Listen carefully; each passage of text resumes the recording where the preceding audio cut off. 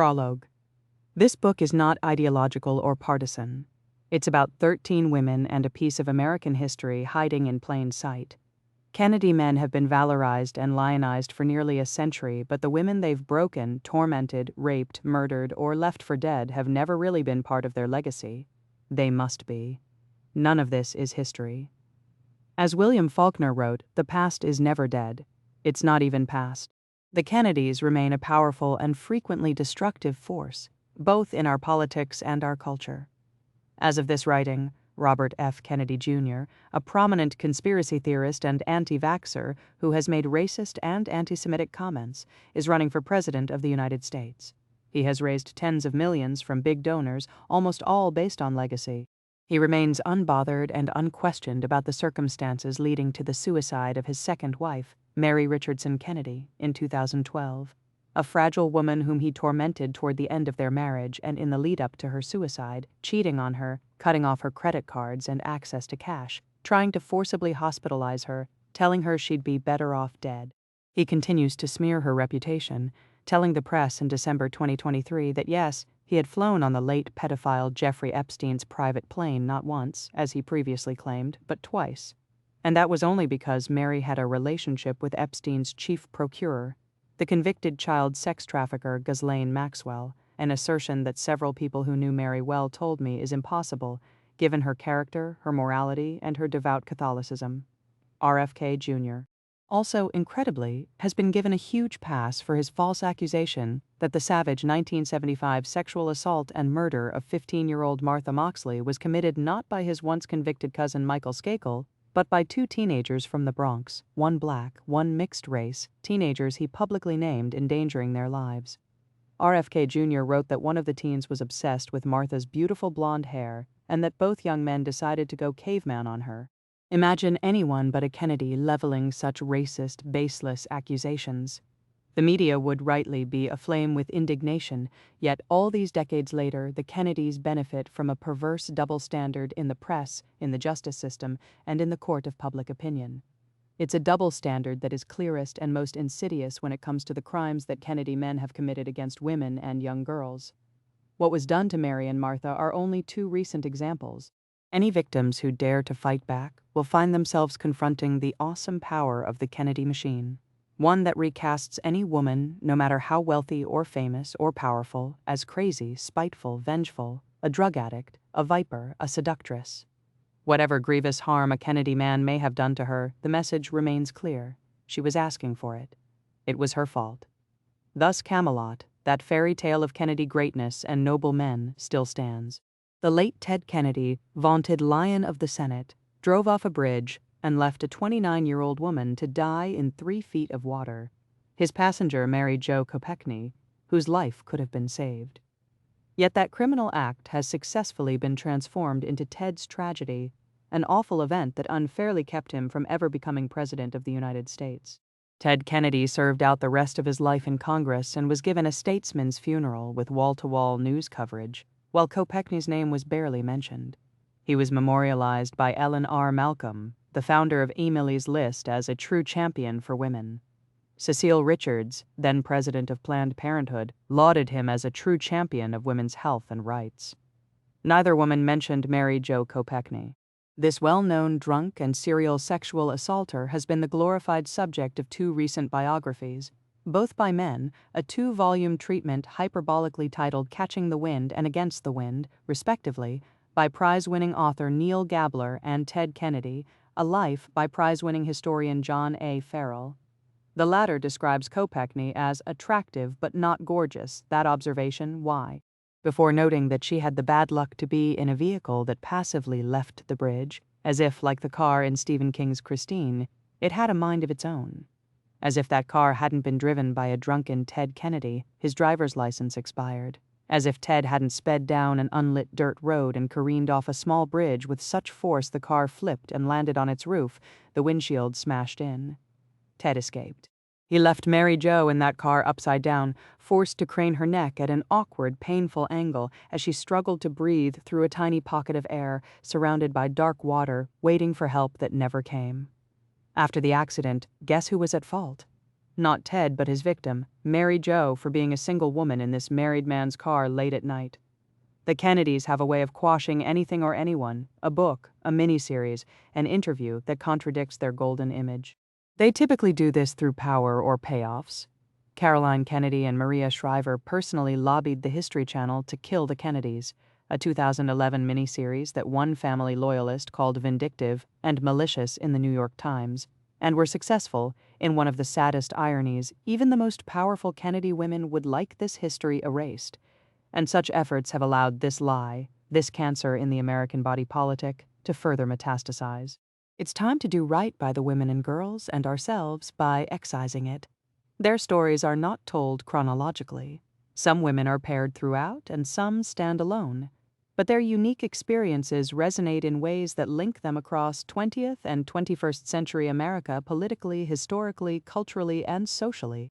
Some such as Jackie Kennedy Onassis, whose life progressed along the path of modern American feminism, going from high society debutante to first lady to trophy wife to sexually liberated New York City career woman, will reappear. Other girls and women have shorter stories, shorter lives. Through deep reporting and interviews with many who have never spoken before, this book seeks to understand what being a woman among Kennedy men felt like over the years. I have taken some creative license here, but each of these stories is anchored by years of research. Many of these women are complicated. They, too, were attracted to money, fame, power, and that's okay. We have made great strides in realizing that few girls and women ever make perfect victims. No one in these pages, despite what the Kennedys might have you think, deserved what happened to them. Not one deserves the stains on their legacies wrought with great deliberation and zero remorse by the Kennedys. This book is intended as a corrective, a new take on some women we think we know and some we've never really met, neither in full nor in fact. Think about this. Jacqueline Kennedy, a 34-year-old widow and mother who held the nation together after narrowly escaping the assassin's bullets that killed her husband, who signaled to the world that America would not only survive this trauma but emerge stronger, was, upon her remarriage 5 years later, castigated as a whore who had sold herself to the highest bidder. That mantle hung over Jackie's fascinating, difficult, creative, controversial life until the day she died. A man would never have been so denigrated. What happened to Jackie would be unthinkable today. The Kennedys remain very much with us. But what is the Kennedy legacy, really? How should we define it? Do the Kennedys deserve to remain a power center in American life and politics? Or should we relegate them to their inglorious past? If not, what should we now demand of any Kennedy who seeks power? We can answer only by fully reckoning with how the Kennedys have brutalized women throughout generations. The pattern originates with the ruthless patriarch, Joseph P. Kennedy Sr., a financially and sexually rapacious man who fathered 9 children. His path to power would be through his sons. His daughters were bred for marriage and babies, worthless as anything else in his eyes. Ever the overachiever, Joe committed 2 original sins. The first was political, and it would keep him from ever becoming president. His open admiration as United States ambassador to the United Kingdom of Adolf Hitler and his bloodless acceptance of the looming death of Western democracy. That was followed by his personal original sin, the unthinkable act he committed against his beautiful young daughter Rosemary, who suffered a fate worse than death. These are the poisonous roots from which all Kennedy misogyny and violence, psychological, physical, political, and personal, has flourished. This book's title comes from the most famous line of John F. Kennedy's 1961 inaugural address, "Ask not what your country can do for you." Ask not has also forever been an admonition to women in the Kennedy sphere. Ask no questions. Don't ask for help or respect, for fairness or justice. This book takes that as a dare. Ask not. Let's. January 2024, Part 1, Icykins, Carolyn Bessette. The minute she said yes, she regretted it. Carolyn could say that about so much of her life recently, but nothing felt quite like this. She was going against her gut, trying to keep her husband happy, really, trying to keep up appearances, their marriage at its most tenuous, by agreeing to fly with him in the small plane he was still learning to pilot to a Kennedy wedding on the Cape. His flying was a point of pride for him and fear for her. I don't trust him. Carolyn said this to family members, friends, the waitress at their favorite restaurant in Martha's Vineyard. She didn't think her husband had the patience, the diligence, the attention span, and, really, the humility to be a good pilot. to know when he shouldn't get in the air. He was still a student, but he had so much hubris. He didn't take his training seriously. He hadn't banked nearly the hours in the air in daylight and at night to pilot alone. He would break the rules, sneak in solo flights when he was supposed to have an instructor fly with him, but not one person admonished him or threatened to take away his training certificate. Nope, it was just John being a Kennedy, a rogue and rebel like his father, risk in his blood. To Flight Safety Academy, the bravest people in aviation, John wrote to his instructors, "Because people will only care where I got my training if I crash." John thought it was funny. Carolyn did not. John, unlike Carolyn, thought there was no way he'd ever have an accident, even though he'd had a cast on his ankle for the past 6 weeks, having broken it in crash landing a contraption called the flying lawnmower. He'd needed surgery on the ankle. John's doctor had just removed the cast the day before, and even though John needed a cane to walk and would need months of physical therapy, he swore the doctor had cleared him to fly. Not likely. But John was so confident. Overconfident, as usual. Carolyn couldn't fully blame him. No one said no to John F. Kennedy, Jr., heir to Camelot, the only living son of the beloved slain president, with movie star looks and charm to match. America's prince, the media called him, and whenever John wanted to do something to become a lawyer, start a magazine, hell, run for president of the United States, everyone knew that was coming. The answer was always yes. Sure, yes, of course, Mr. Kennedy, and you know what? Let's start you at the top of your field. Sometimes Carolyn would say no to John just to say no, to habituate him to real life. It always stunned him.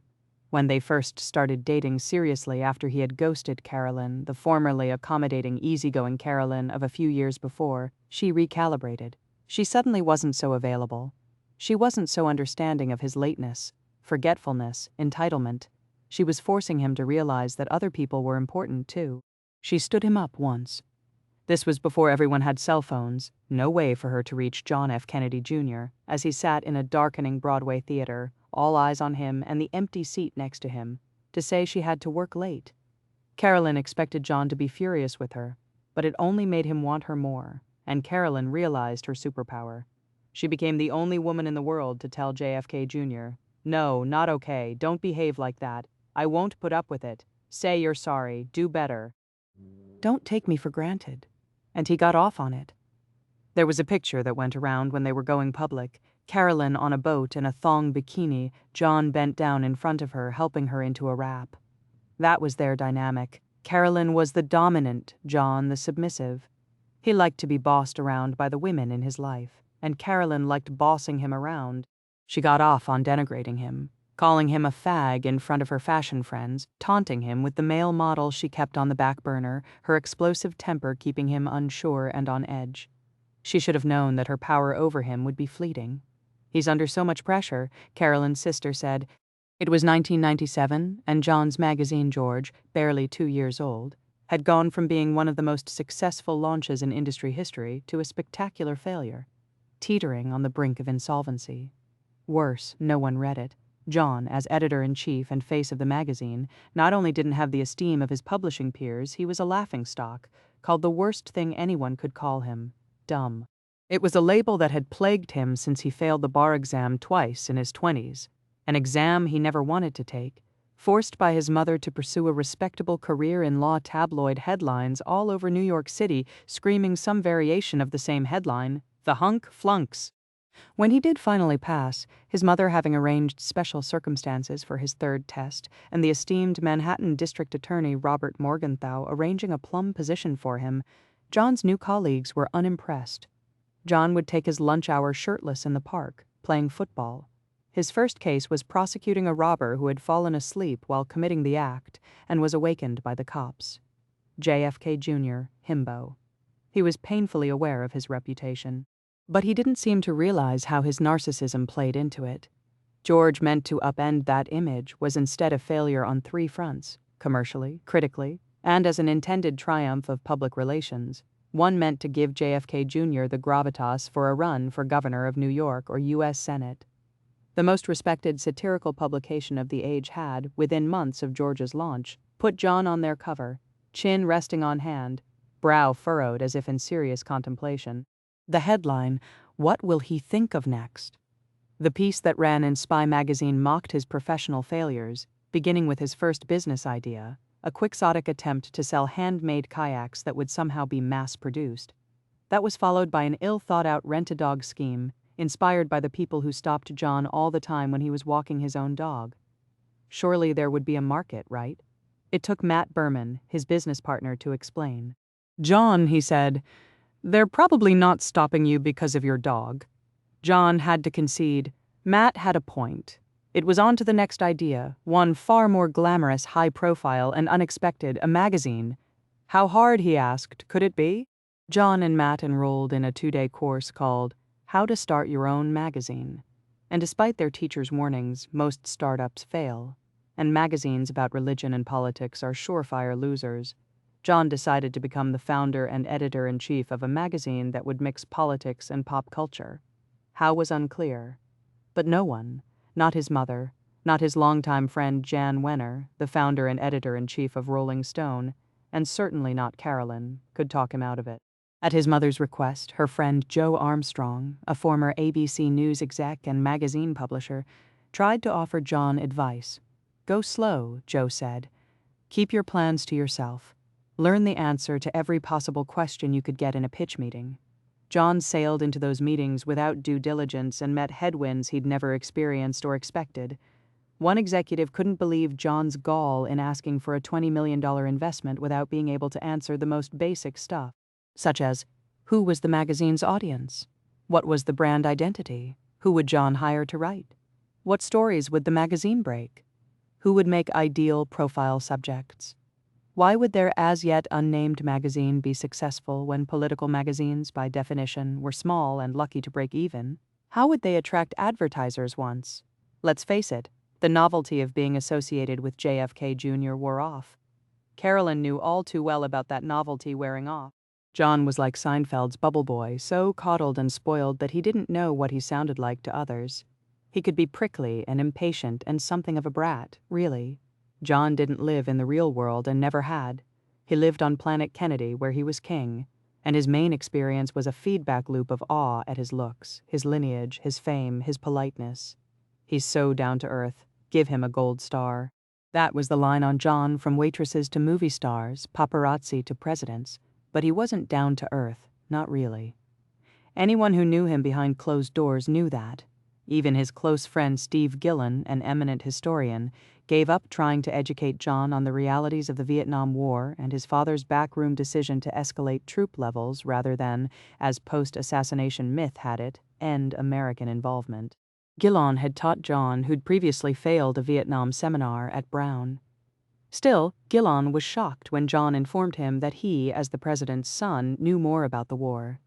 The day after a tepid debate that saw Gillen stand down, John informed his former professor that one of his father's prime Vietnam advisors, his Secretary of Defense, had weighed in. "I talked to Bob McNamara last night," John said, "and he said you are completely wrong." Gillen let it slide. What was the point? John didn't know what he didn't know and was sure, as throughout his life, that others would take care of the details. So what if he was planning a political magazine devoid of a political point of view? That, he thought, would be its strength. His mother herself, now a book editor, was doubtful. "John," Jackie asked, "is it going to be the Mad magazine of politics?" By which she meant, are people going to laugh at it? At you? John has never shown the slightest interest in the magazine business before, Jackie told the journalist Ed Klein. And he has no experience in journalism. But her skepticism was John's fuel. No one doubted Jackie's intellect, or his sister Caroline's, and certainly not his father's. Why couldn't he be taken as seriously? Carolyn had tried to tell him, if that's what you want, treat other people and things with the respect you crave. But John's habit of being careless with his own things and those of others was his defining character trait. Responsibilities were for other people, not him. He rode around the city on his bicycle and never locked it up. He spent thousands of dollars replacing bike after bike. When it came to his public image, however, John was nowhere near as thoughtless. He was always in the tabloids with his shirt off, running out of the surf, or playing touch football in Central Park, displaying his perfectly sculpted body. The truth was that John was a terrible athlete, totally uncoordinated. But he looked the part. At the gym, any gym, he'd strip off his towel after showering and slowly, pointedly examine his genitals. This was well before the era of smartphones and social media. But John's peacocking was innate. He presented himself as just another guy, no at-home gym to avoid the hoi polloi, no request for a private shower or bathroom, yet he was different, special, a rare specimen even among the protected class. No one would ever have guessed he'd taken so many risks, had come close to death so many times in his teens and 20s. No one would have believed that the kind, humble, gorgeous John Kennedy had a habit of putting others in danger too. Most often his closest friends and girlfriends. Speeding, swimming too far out into the ocean, driving recklessly onto sidewalks or while high on pot, skiing in whiteout conditions, acting like an expert in all sports when really he was just an amateur. There was little John wouldn't dare, and he bullied almost everyone in his life to be as wild as he was. He'd nearly killed his first serious girlfriend, Christina, at least 3 times. John had met her in high school. Christina was part of his social set, yet she was mesmerized by John's mother, by the palatial apartment at 1040 Fifth Avenue, by the gravitational pull this awkward yet beautiful boy exerted, and the unbelievable notion that he had chosen her. His emotional lability added an exquisite tension to their romance. John's moods could darken instantaneously without warning. "Don't talk to my mother. Why won't you walk with me in torrential rain? Call her Mrs. Onassis. My ex means nothing to me. Her? She's just some stupid actress. I've been bossed around by too many women. If you won't ski with me, we'll have to break up. When I die, I want it to be sudden, fast, boom, Easter 1986. John's Aunt Lee had invited them to Acapulco, but John had another idea, roughing it in Jamaica and kayaking in the open sea. John knew nothing about kayaking in the open sea. Neither did Christina, and this idea terrified her. She had badly broken her foot in February, and after a 6-hour operation, his cousin Anthony by her bedside all night, John sending flowers but otherwise unable to tear himself away from whatever he was doing, her doctor had warned her, nothing extreme. A shower, a bath, a gentle swim in a pool, nothing more. She was still on crutches. Kayaking was against doctor's orders. John hadn't been able to bring himself to even look at Christina's foot, let alone hear about her pain. Telling other people to suck it up was his way of avoiding what made him uncomfortable. Even Jackie had tried to encourage Christina not to go. She told her about hurting her ankle years back when she was engaged to Jack and playing touch football, trying to fit in with all those rambunctious Kennedys. That was the last time, Jackie said. But as was John's way, he pushed and pushed Christina till he got what he wanted, and off to Jamaica they went. Nothing to be afraid of, he told her. Sure enough, before they knew it, John and Christina were swept out to sea, the strong current pushing them quickly toward a giant boulder. Christina's poor foot would be broken again. Their kayak was about to split apart. John had forgotten to pack life jackets and the spray skirts that would keep water out of the kayak. They were going to die. And then, suddenly, a rogue wave. At the very last second they were lifted up and over the boulder, and when it was over, with both of them pushed to a beachhead and marooned, Christina sat in shock while John paced and muttered aloud to himself, "Don't tell Mummy! Don't tell Mummy!" So much for the fearless John Kennedy. The weird thing was the look in his eyes, like he was turned on.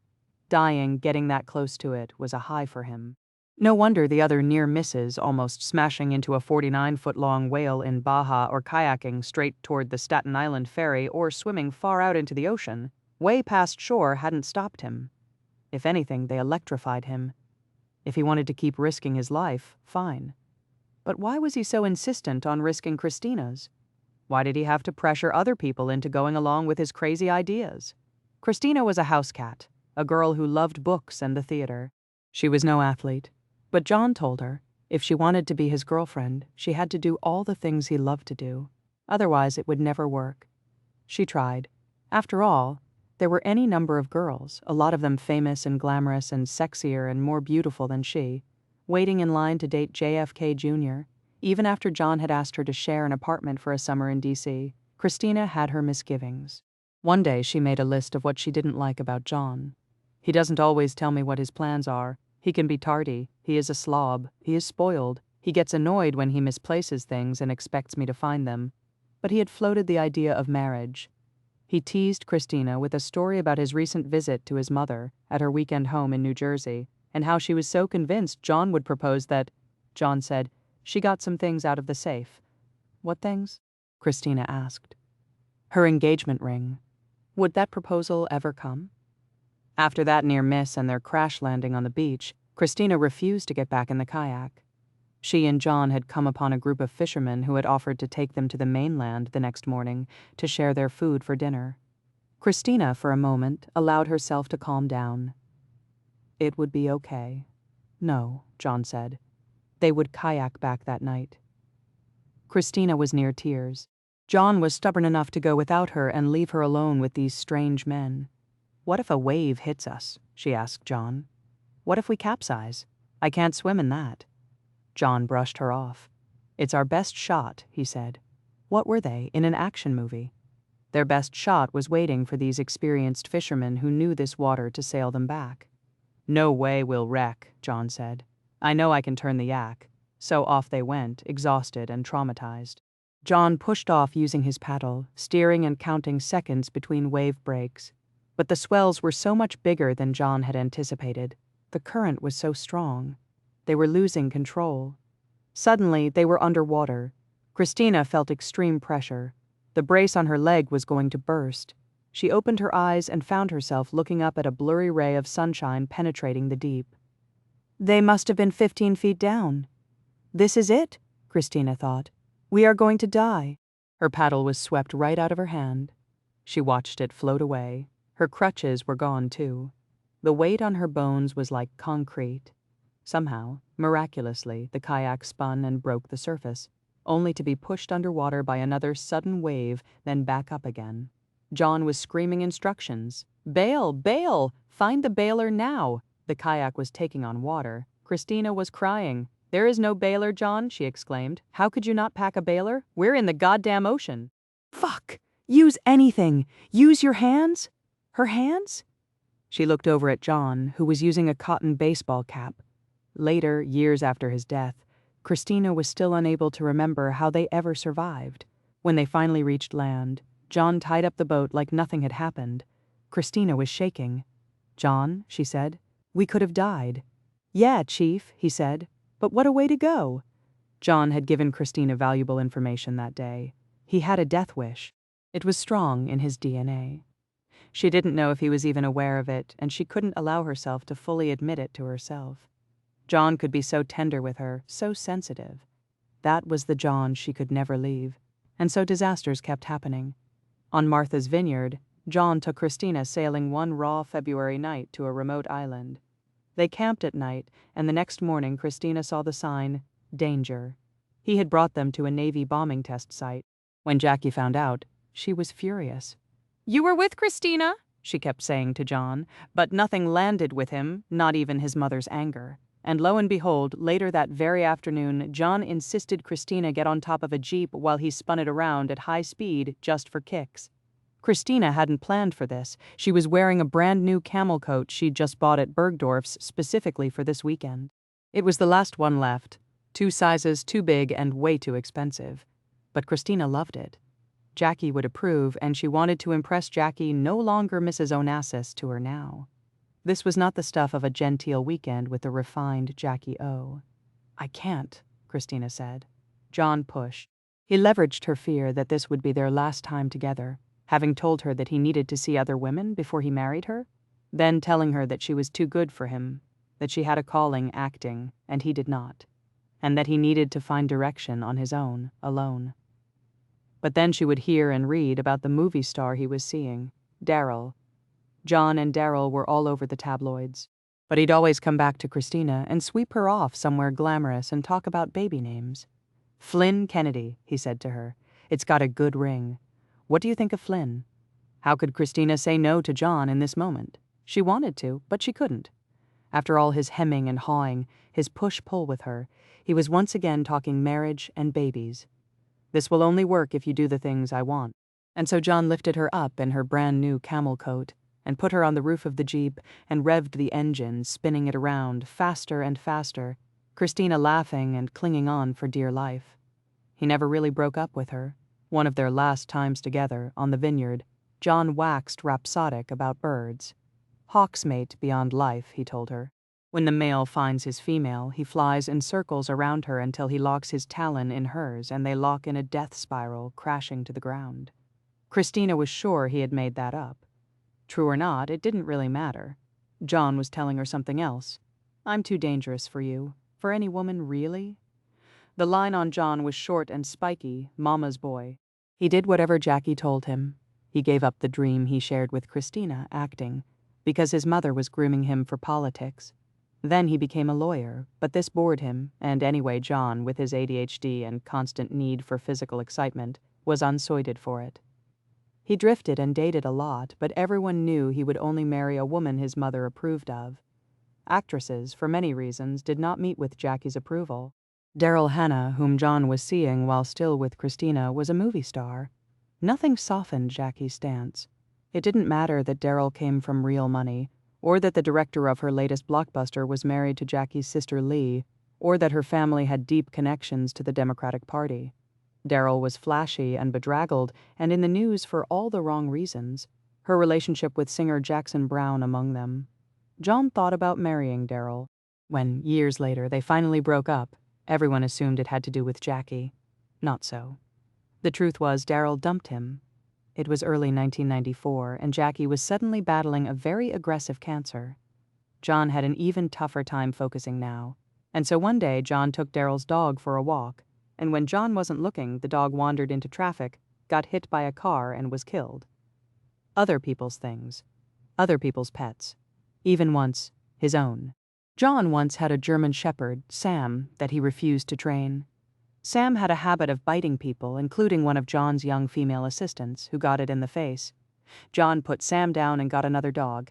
In sum and substance, the message was, he was JFK Jr. and everyone else, well, frankly, everyone else was not. He could board any domestic flight he wanted without showing his ID. He was often without his wallet anyway, or whatever ticket he needed for whatever gala. He was an editor-in-chief who had trouble with spelling and grammar, who had never managed employees or run a company. When George was at its most vulnerable, hemorrhaging ads and money and cultural capital, the publisher getting ready to pull the plug, John took off for 3 weeks. He left his number 2, a magazine veteran named Biz Mitchell, to handle it.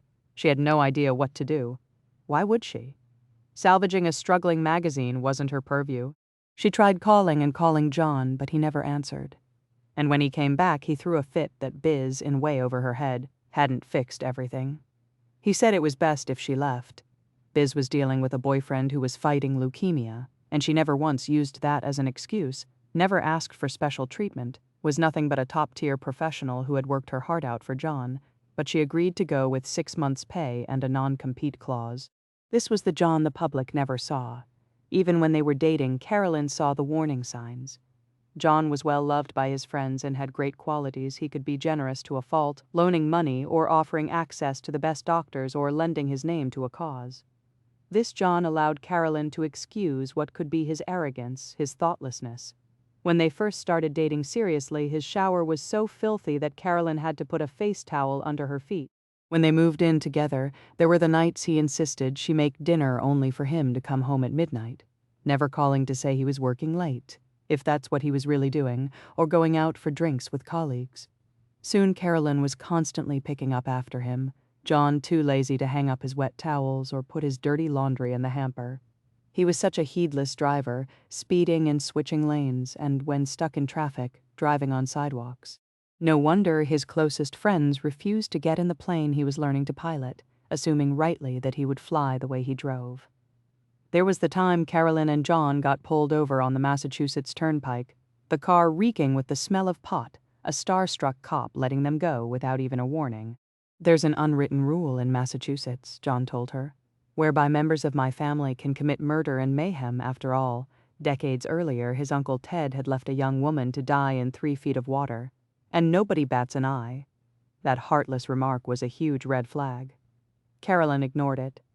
When John was shopping George around town, his name got him meetings with the most powerful people in publishing. Carolyn had experience in this world with these kinds of people, and she knew that if John didn't perfect his pitch for George, word would get around. And it did.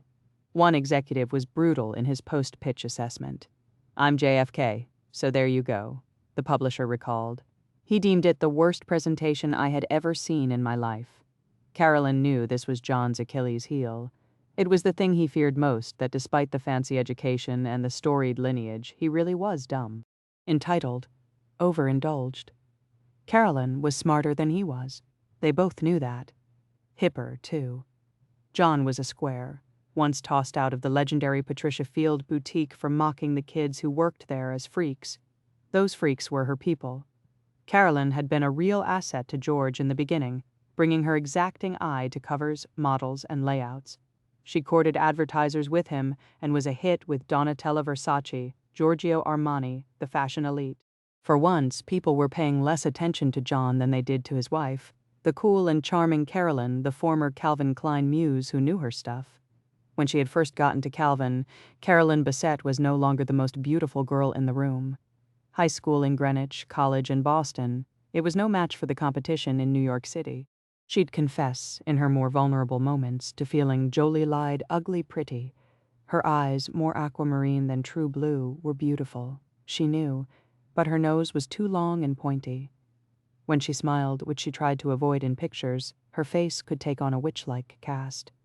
Her smile was too gummy, but Carolyn had something very few women her age had, self-possession.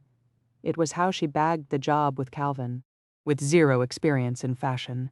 Fresh out of Boston University, with a degree in early childhood education, Carolyn Bessette sat across from the greatest American designer ever and acted as though she could take this job or leave it. Oh, how she wanted to take it, to get it, to be chosen. So there Carolyn sat, wearing a borrowed black crepe Calvin suit, no shirt underneath, hair shiny and face scrubbed, just as a kindly female Calvin executive had suggested. She got the job. Carolyn was preparing for a big life, bigger than dating the C-list actors or club owners or male models or star athletes of her past. She excelled at pretending not to care about famous men but pretty much exclusively dated famous men. Carolyn never really talked much about her biological father. Her mother had divorced him when Carolyn was little, only about 8 years old, and he was around but not really a presence. Was this why she wanted the affections of a big man, an important one? Would it fill that hole, validate her as worth something? Really, there was no one more famous than John F. Kennedy, Jr., and when he walked into the Calvin Klein showroom for the first time, Carolyn knew exactly what to do.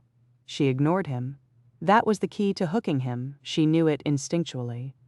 Calvin's wife, Kelly, on the other hand, would practically pant and drool whenever John came in.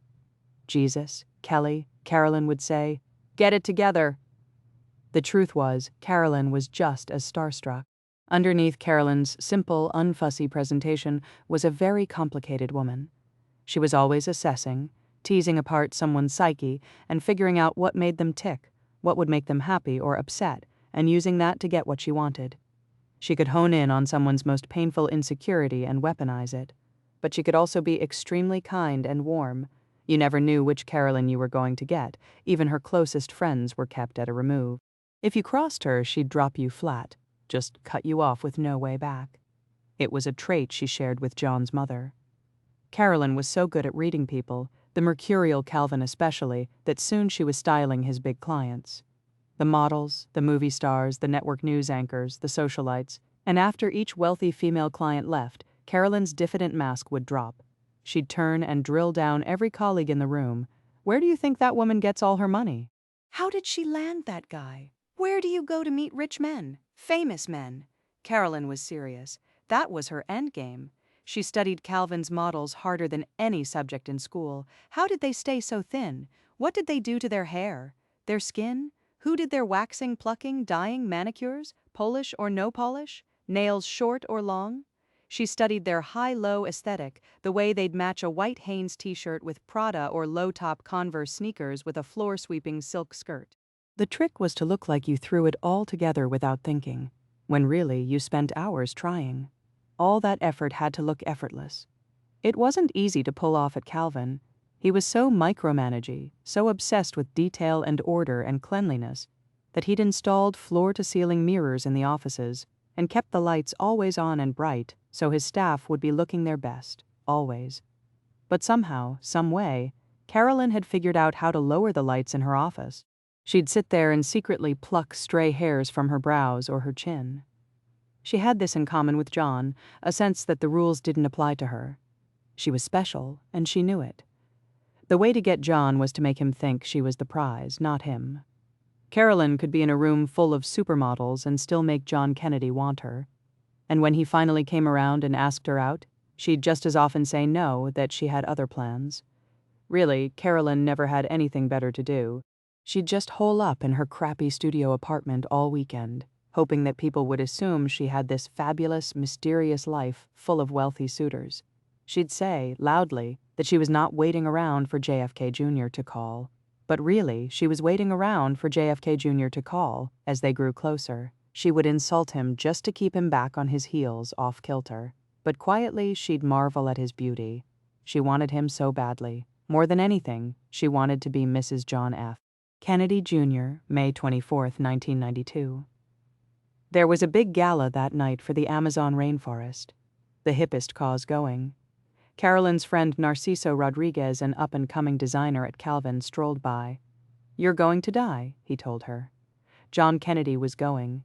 He had the seat of honor at Calvin's table, in fact. This was a shock. Carolyn was again seeing John, but they were off and on. He clearly hadn't invited her. What was happening? Was he bringing someone else as his date?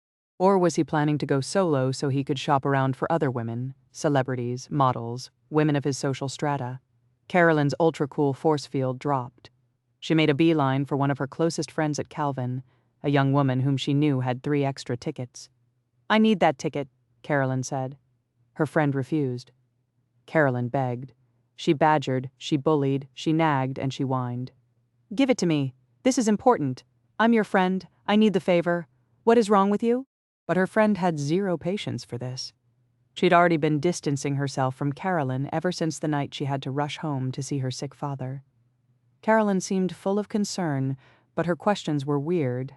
How long was she going for? When was she planning to be back? Was her boyfriend joining her?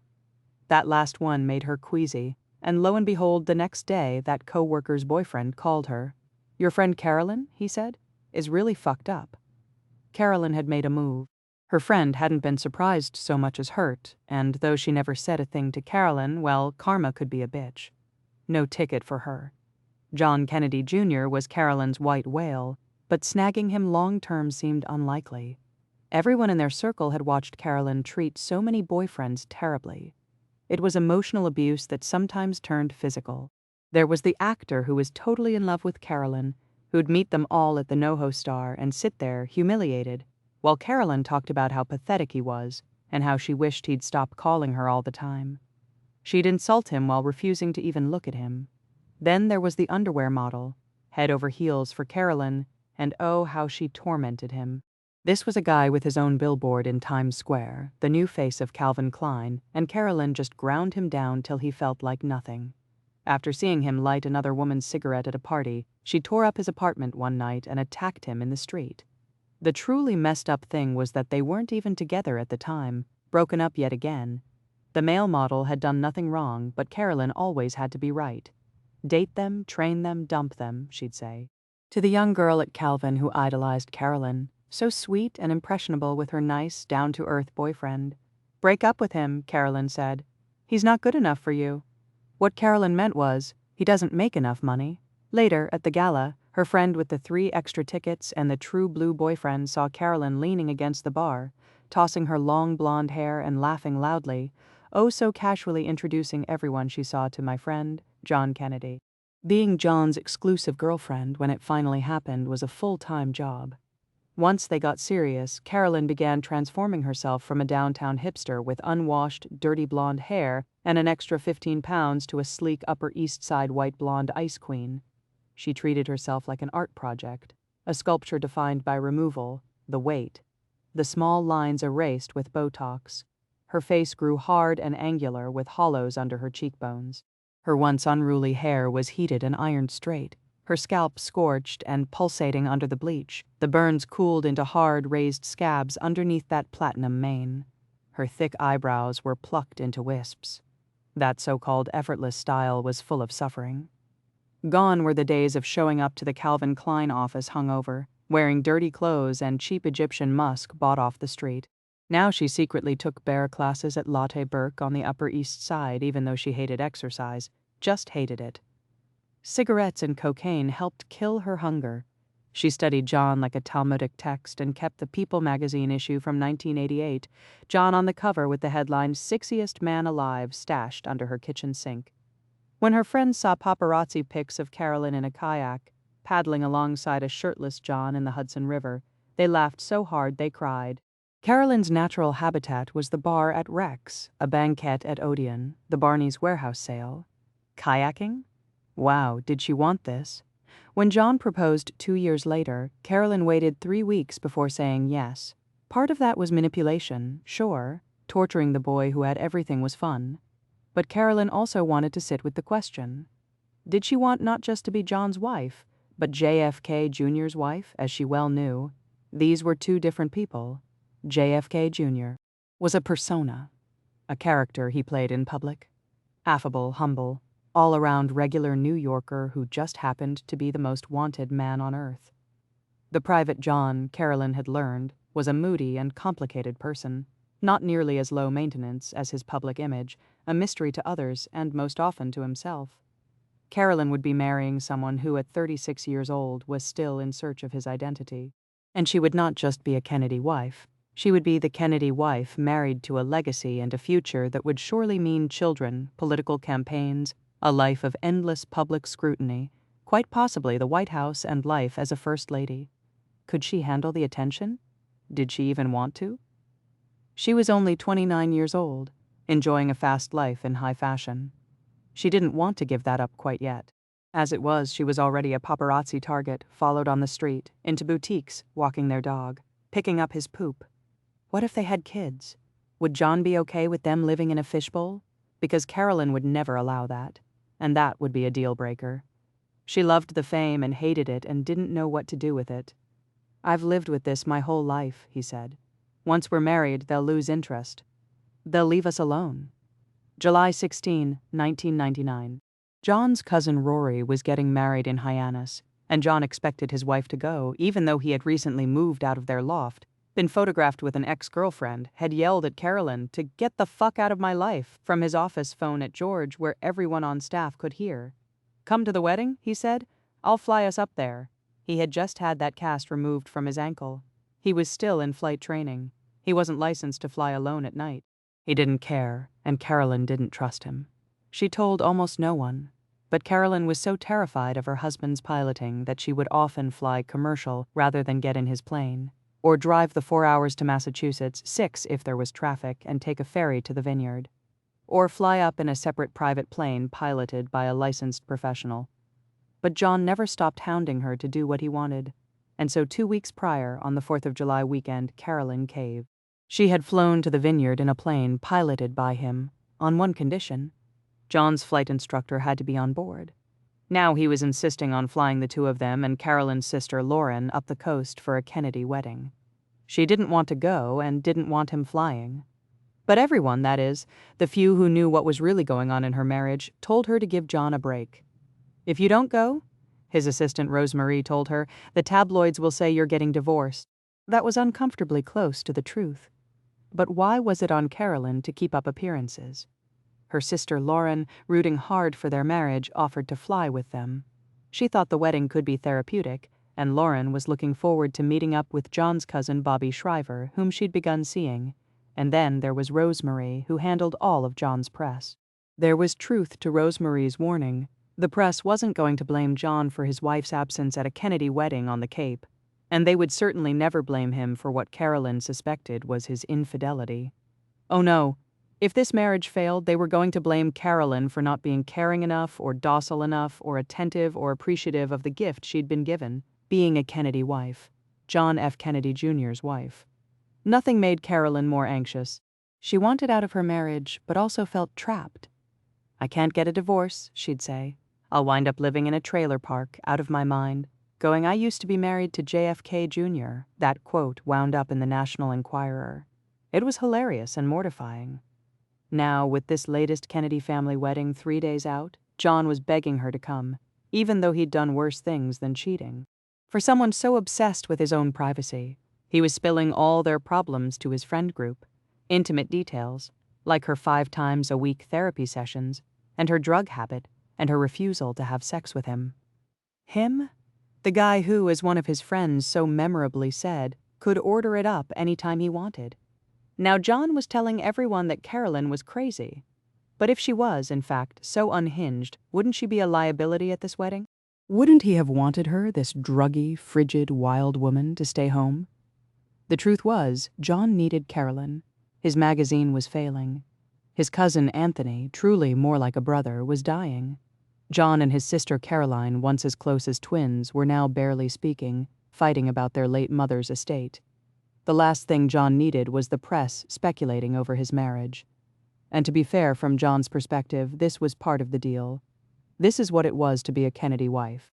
Once again, for Carolyn, 3 years into a marriage that never felt equal, it was all about John. And he was insisting on flying his brand new aircraft, one far more powerful and complex than any he'd regularly flown before. Carolyn really did not want to get on that plane. Jackie Bouvier Kennedy. Later, when the history books were written and the documentaries made and the anniversaries marked, that trip, for her, not him, was never inevitable. It wasn't fated. She hadn't agreed, as with so many things before, out of obligation. She'd gone because she wanted to, because it meant so much to him, and because he needed her. She needed him, too, in a different way, but just as much. Her greatest regret was telling one historian, one she'd trusted, that she and her husband had had sex the night before.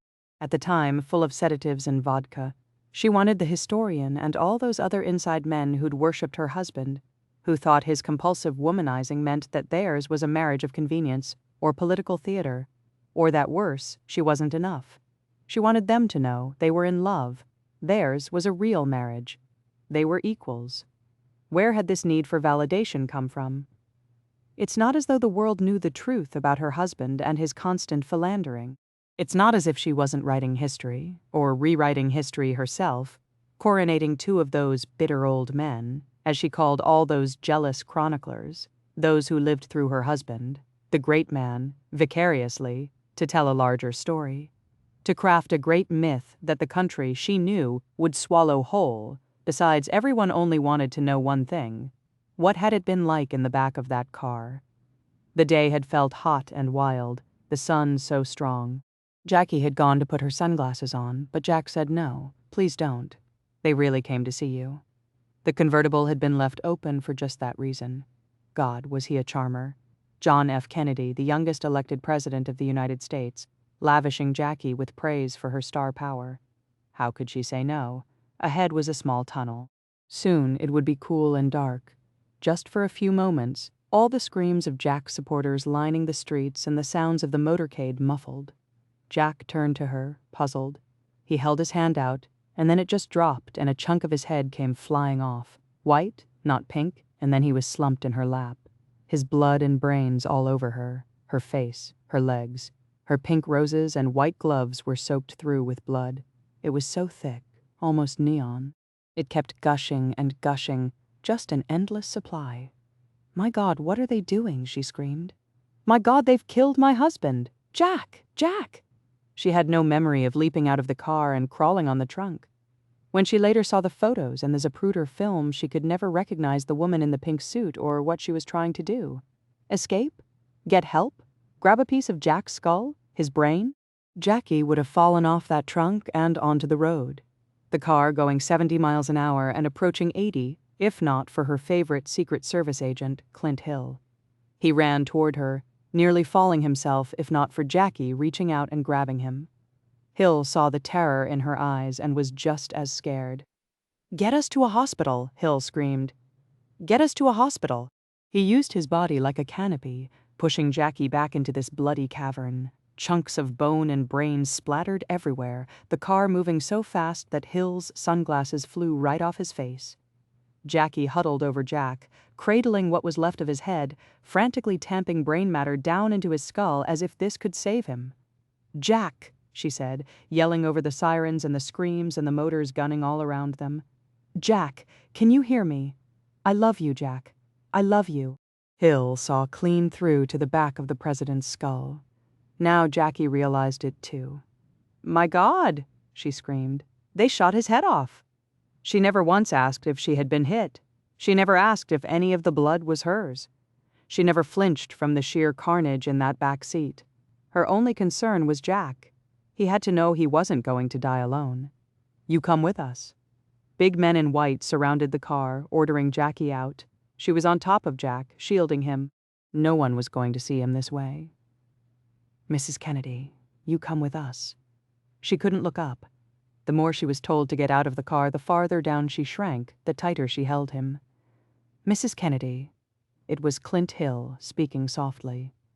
"Please let us help the president." Jackie couldn't understand why was no one accepting reality. "I'm not leaving," Jackie said. "You know he's dead." "Please," Hill said. He was begging, "let us get him into the hospital."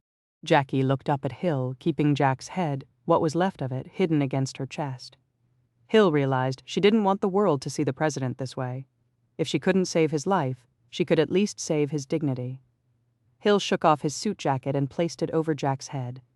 Finally, reluctantly, Jackie let the Secret Service agents pull her out, but she held Hill's coat over Jack's head the whole time as she ran with his stretcher, clutching its side. Then the whoosh of the emergency room curtain. Jack was on one side, Jackie the other. He wasn't alone, but she was. Coming toward her was Dave Powers, one of Jack's closest aides. He was practically part of the family, known jokingly as Jack's other wife. It was Dave who woke the president in the morning, who tied his necktie and smoothed his feathers, and was always able to diffuse the tension in any given room. Jackie really loved Dave, and this was largely because she had no idea what he really did for Jack Kennedy. Dave had been riding in the car right behind theirs when Jack was shot. He burst into tears as Jackie, dry-eyed, oblivious to Jack's blood all over her, sat on a folding chair and smoked. Nurses and doctors rushed behind that curtain. It was pointless. No one comforted Jackie. They stared, though. One nurse had tried to strip Jackie's gloves right off. Others tried to move her to a bed. A doctor rushed by, and Jackie slipped something into his hands. It was a piece of Jack's brain. Nellie Connolly, who had been riding up front in the same car with her husband, John, the governor of Texas, was suddenly next to Jackie. John Connolly had also been shot. He was in trauma room, too. Nellie said nothing. Softly, Jackie asked Nellie how her husband was. Silence.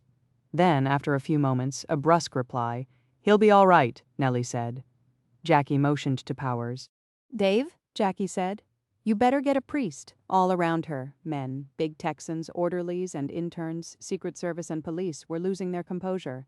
She sat there in her folding chair, quiet yet watchful, shooing away the doctors who kept telling her she needed to be taken off and drugged, like Jack's personal physician, whom she and Jack called Doc Berkeley. "Mrs. Kennedy," Berkeley said, "you need a sedative." Berkeley was heaving with sobs. If anyone needed a sedative. "I want to be in there when he dies," Jackie told him. Jack was still taking shallow breaths. His heart was still beating irregularly, but still beating. "I'm going in there," she declared. Suddenly, the nurse who had tried to take Jackie's gloves was standing in her way. "Doris Nelson, you can't," Doris told Jackie. Doris stood, soldier-like, between Jackie and the curtain. "I'm coming in," Jackie said. Everyone thought she was so demure, but Jackie was tougher than anyone knew. She hated this nurse. Who was she? How dare she keep the First Lady from the dying President of the United States? Move. Jackie shoved Doris. "I'm coming in and I'm staying," Jackie said. There had been a time when Jackie listened to doctors and nurses, all those years ago when Jack, 1 year into their marriage, was in a top hospital in New York City, near death and calling for her desperately. His cries had broken her heart. In his anguish, she heard the little boy who'd been left in one too many hospital beds by his mother and father. But back then, Jackie did what the doctors said and stayed in the hallway, trusting they knew best. She had sworn that she would never leave Jack alone like that again. The night before, the last time they would ever make love, they had been hoping for another baby. Jackie had woken that morning to her period, the first she'd had since losing their newborn son only weeks earlier. She hadn't thought she could survive that loss, but Jack got her through the worst of it. Now she was drenched in blood, his and hers. Chunks of his hair were stuck to her dress. Bloody strands were encrusted on her face. The last thing she wanted to do was clean any of it off. As they came to take Jack away, his body under a white sheet, Jackie noticed his foot sticking out. She cradled it in her hand and kissed it. The closest she came to losing control was in the hallway afterwards, nearly passing out. A nurse rushing to her side with a cold compress, pressing it to Jackie's forehead. "Father Thompson, One of the priests who had just prayed over Jack approached Jackie. If ever a moment called for him to summon grace, compassion, to offer God's assurances that all would be all right, this was it. "Mrs. Kennedy," he said. Then, on the verge of tears, he fled. Jackie watched as her husband's body, naked and seeming so little, was placed into a bronze coffin. Berkeley was at her side, clutching her, shaking her. Was there no man in this hospital who could keep it together?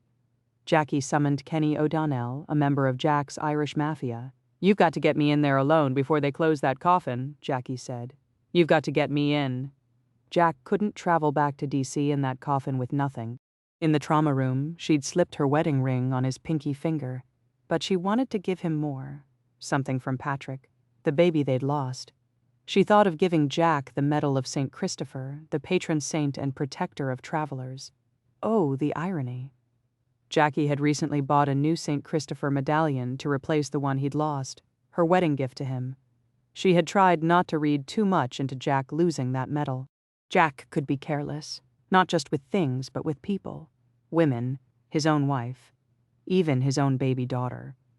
It was August of 1956. Jack was about to make a last-minute run to be the vice presidential candidate, vying for the spot on the Democratic ticket next to Governor Adlai Stevenson of Illinois, and Jackie was expecting.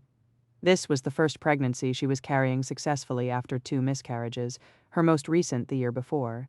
She had grieved those losses alone. No one understood, especially not her in-laws, whose credo had always been just get on with it. None of Jack's sisters had problems getting or staying pregnant or giving birth and then getting pregnant again immediately. Jack's mother Rose had 9 children. Jackie's sister-in-law Ethel was on Rose's track. She and her husband Bobby already had 4, and Ethel was expecting her 5th in 5 years with not a single complaint. Jackie knew the Kennedys were judging her as a woman, and no one judged her more harshly than the Kennedy women. Anything else she might bring to her marriage, her erudition, her looks, her class, her bearing right out of central casting as a future First Lady, none were as important as giving her husband children. And the Kennedys blamed Jackie for losing her pregnancies. Why couldn't she stop smoking? Why did she have such a sensitive disposition? They wouldn't hear of stress, the rigors of campaigning, the pressure to look perfect and never misspeak, to quietly abide a Kennedy man's wandering eye. Jackie wasn't naive. She knew Jack wouldn't be faithful, but she hadn't known just how promiscuous he was or how little he'd do to protect her. Later she'd learn, along with the whole world in news reports too numerous to bear, that Jack had likely infected her with his own constant sexually transmitted diseases, the asymptomatic chlamydia among them, and this was quite likely why she'd had so much trouble carrying her first 2 pregnancies to term. So when Jackie got pregnant a 3rd time, she was rightfully nervous, waiting until she was safely into her 7th month to create a nursery at their new home in Virginia. She felt so confident, in fact, that she would defy her doctor's orders and campaign for Jack at the Democratic Convention in Chicago. Jackie hated politicking, but she worked her heart out for him that mid-August week, rising early to attend ladies' breakfasts, standing shoulder to shoulder with her sisters-in-law under hot spotlights, her feet aching in heels, worried that her mascara was running or her hair was frizzing, shaking sweaty hands and saying all the right things, fighting nausea. She had wanted to do all of that for Jack. It wasn't enough. Jackie was inconsolable when Jack fell short of the VP nomination. She knew how anxious he was to reach the White House. He was sure he wasn't going to live a long life. Losing 3 siblings, 2 to violent deaths and 1 simply gone missing, could convince someone of that. So she sat beside Jack at a post-mortem family dinner, dressed in a fine black dress and pearls, and openly wept. It was that rarest of things for Jackie, an unguarded display of emotion. But she wasn't just sad about his loss. She wanted him to stay with her until the baby was born. She was nervous and afraid, and she wanted her husband.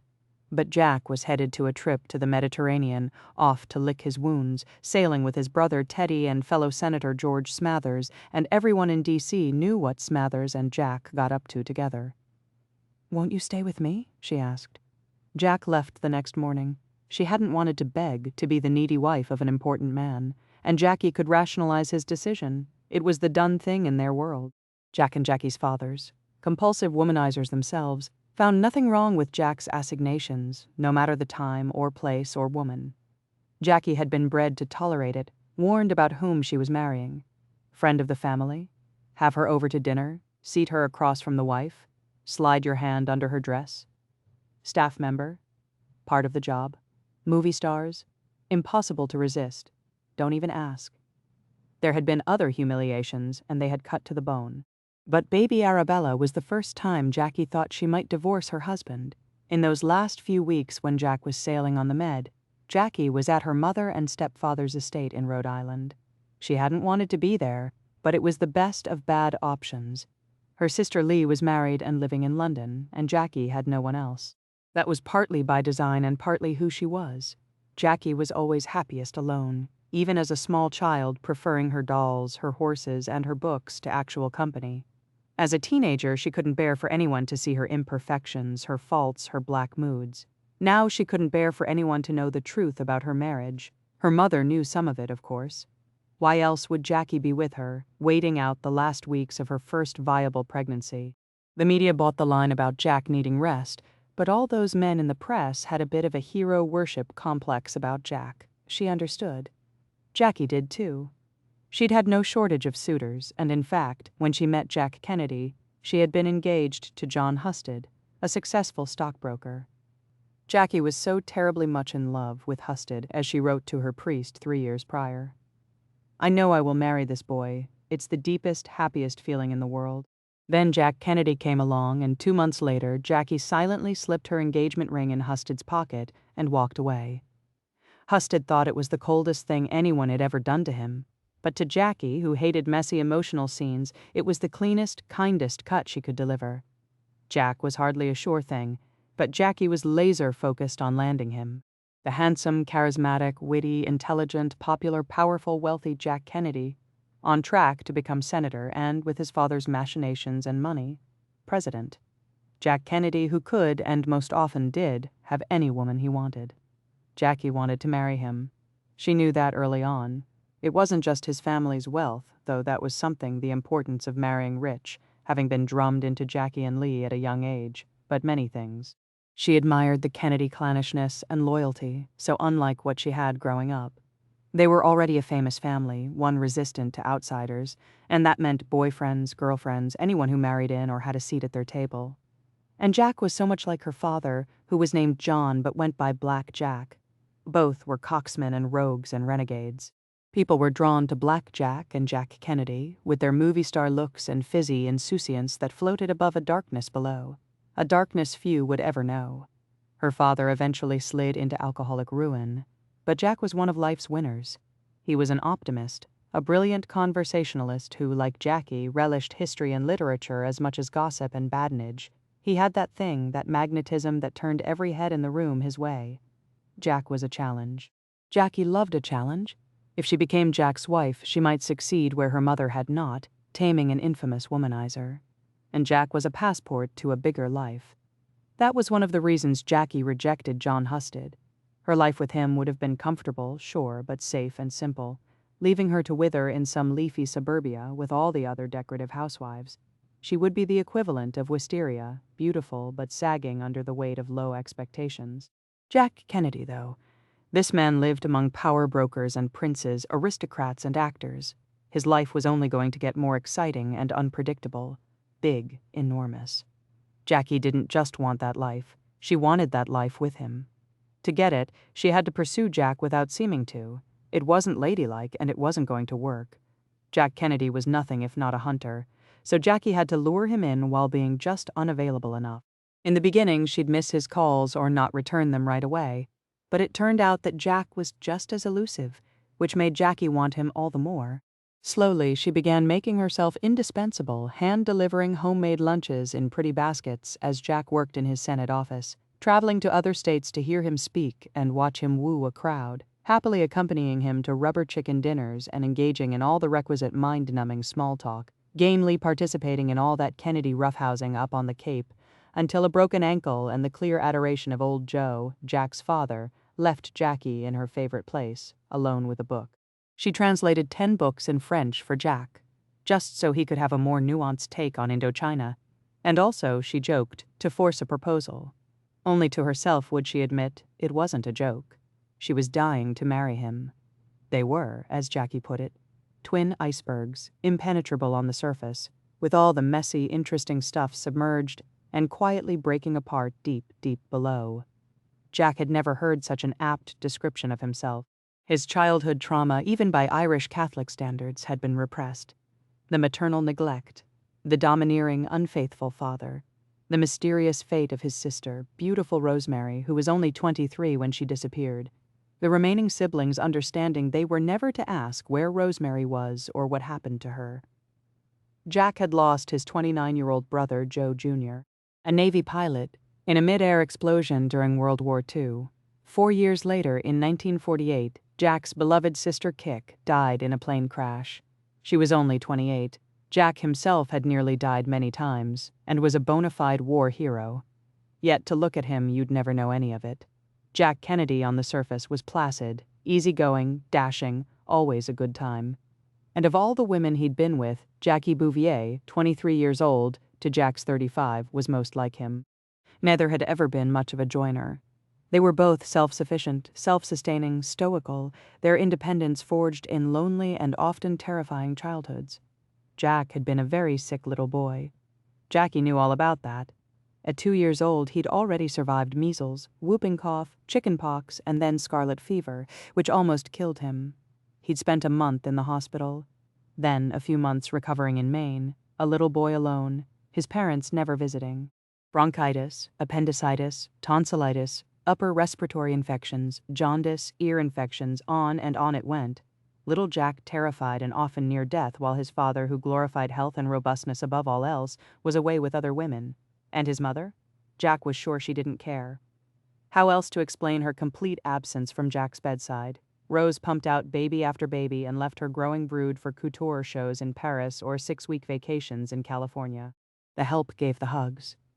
"You're a great mother to go away and leave your children all alone," Jack told his mother once. He was 5 years old. Jackie understood. Black Jack, for all his devotion to Jackie, his namesake, was a drunk, a gambler, and a playboy. He was never home. The party, the real fun, was all outside the house with other people. No wonder her mother was so prone to rages. Black Jack, like Joe Kennedy, had a habit of cheating with his wife's friends, holding their hands or groping them right in front of Janet Lee Bouvier, American socialite and daughter of a wealthy Manhattan real estate developer. Janet, of course, was expected to maintain her ladylike decorum. Smile, ignore Black Jack's humiliations, swallow each one like a cold cocktail. Jackie was 5 when Janet first smacked her across the face. Jackie learned to take it. She knew her mother didn't like her very much.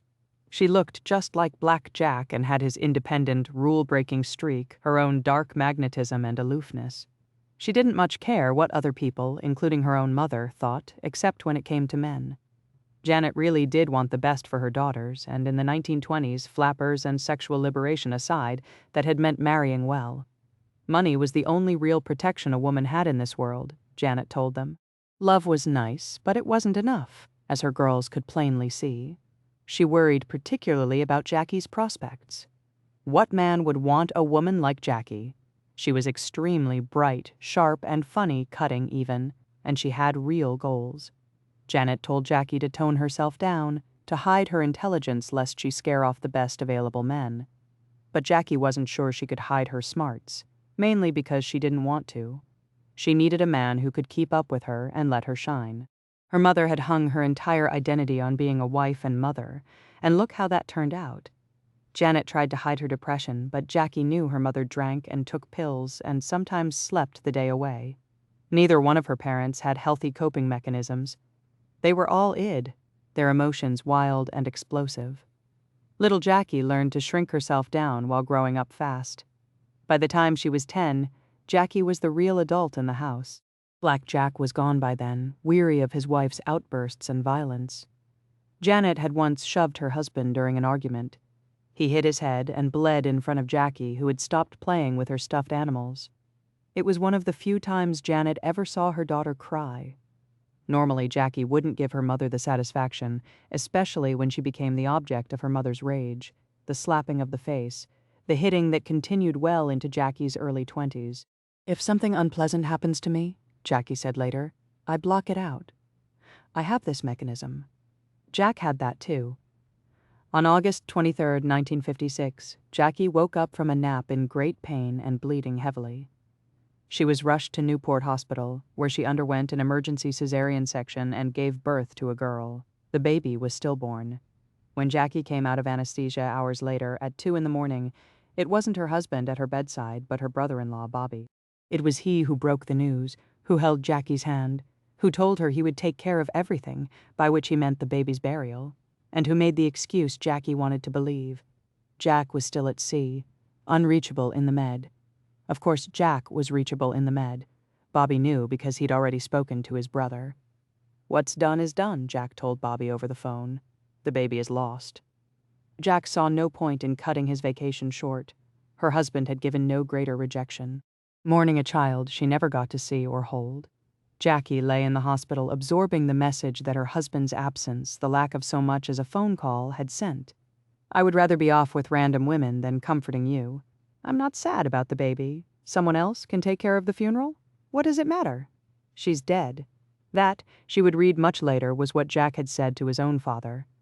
"I don't care how much pain you're in. I don't care about you." Really? What else was there to understand? Meanwhile, anyone who had ever seen Jackie nurse Jack back to health in those early days of their marriage, Jack nearly dying after one of 4 risky back surgeries, would never have doubted her love for him. And had Jackie ever complained that she'd been sold a false bill of goods, that she'd been led to believe she was marrying a healthy, vibrant young man, that she had been lied to? "It's best if you don't go into my medical problems with Jackie," Jack had told his private physician, Dr. Janet Travell, before their wedding in September 1953. "I don't want her to think she married an old man or a cripple." And indeed, Jack's illnesses, when Jackie finally learned of them, were overwhelming. He suffered from colitis, ulcers, prostatitis, urinary tract infections, frequent headaches, stomach aches, upper respiratory infections. One leg was shorter than the other, a congenital defect. He had Addison's disease, a rare endocrine disorder that left him dependent on cortisol injections and hormones secreted through an implant in his thigh. The Addison's was so serious that Joe kept Jack's meds locked in safety deposit boxes all over Europe in case Jack had an attack abroad. Jackie never even had a honeymoon period with her husband. In fact, days into their actual honeymoon, Jack suggested she fly home alone so he could travel with friends. Jackie declined. She later felt ashamed that she'd even considered his request. He was hardly in a position to be so callous now that Jackie needed him. It was as if his own body waited for him to have a partner before it broke down. Jack's back was such a mess that he couldn't bend over to tie his shoes or climb stairs without help or tolerate riding in a car. He walked with crutches, an obscenity to him. They both knew a wheelchair was next. There was a surgery that might help, but it could very well kill him. Joe begged him not to have it. He had already lost 3 children, and he couldn't bear the idea of losing Jack, his favorite. But Jack was never cowed by risk. In fact, he craved it. And to Jackie, this was one of his sexiest qualities. After all, his family was selling him to America, deservedly, as a war hero who had swum 4 miles with a badly injured soldier on his back, a strap clenched between his teeth to tug him through the choppy ocean. If Jack could survive that, why couldn't he survive this? And if he didn't, well, Jack told Jackie he would rather die on the table than be disabled for life. She understood. So in October 1954, when Jack was wheeled into New York City's hospital for special surgery on a stretcher, the press gathered out front. She was by his side, holding his hand. Throughout his 4-hour operation, Jackie waited and prayed. Afterwards, she sat with him in the hospital, hours each day, mopping his brow, spoon-feeding him, helping him go to the bathroom, putting on his socks and slippers. She canceled a promised appearance for a Boston charity fashion show at the last minute, even though it was just a 90-minute flight, and she could have done the trip in a day and been back at Jack's bedside that evening. "I just wouldn't want to leave Jack for the day or so," Jackie wrote the chairman. "As he's not allowed any other visitors, that would mean he'd spend a whole day alone, which in that morbid hospital might really lower his morale. Even if I did come, it wouldn't make any sense, because I'd just be worrying about Jack." When he slipped into a coma days later, Jackie was there. When the priest was summoned to administer last rites, she was there all 3 times.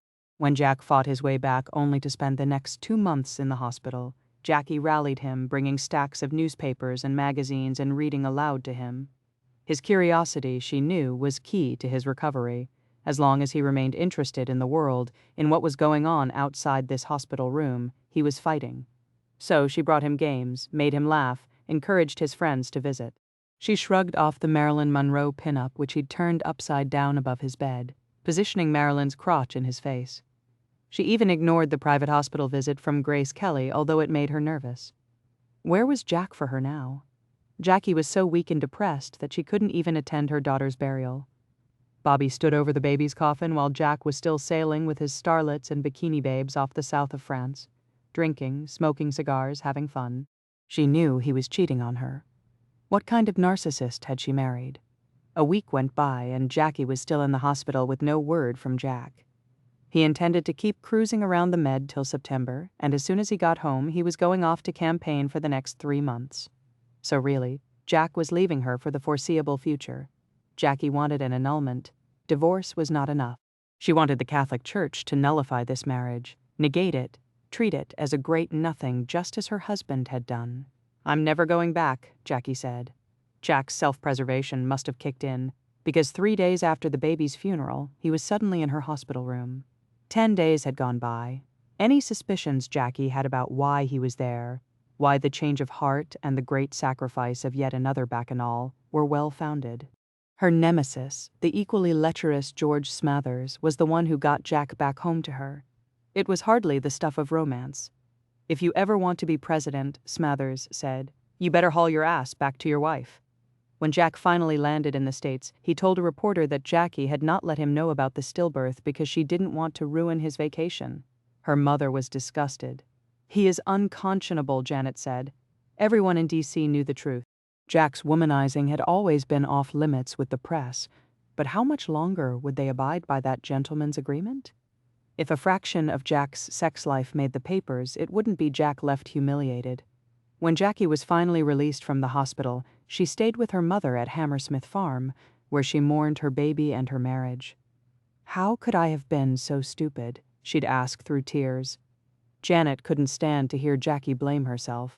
None of this was her fault, but it was obvious why Jackie felt this way. Rose and Joe Kennedy were already making snide remarks about Jackie's smoking having caused the stillbirth.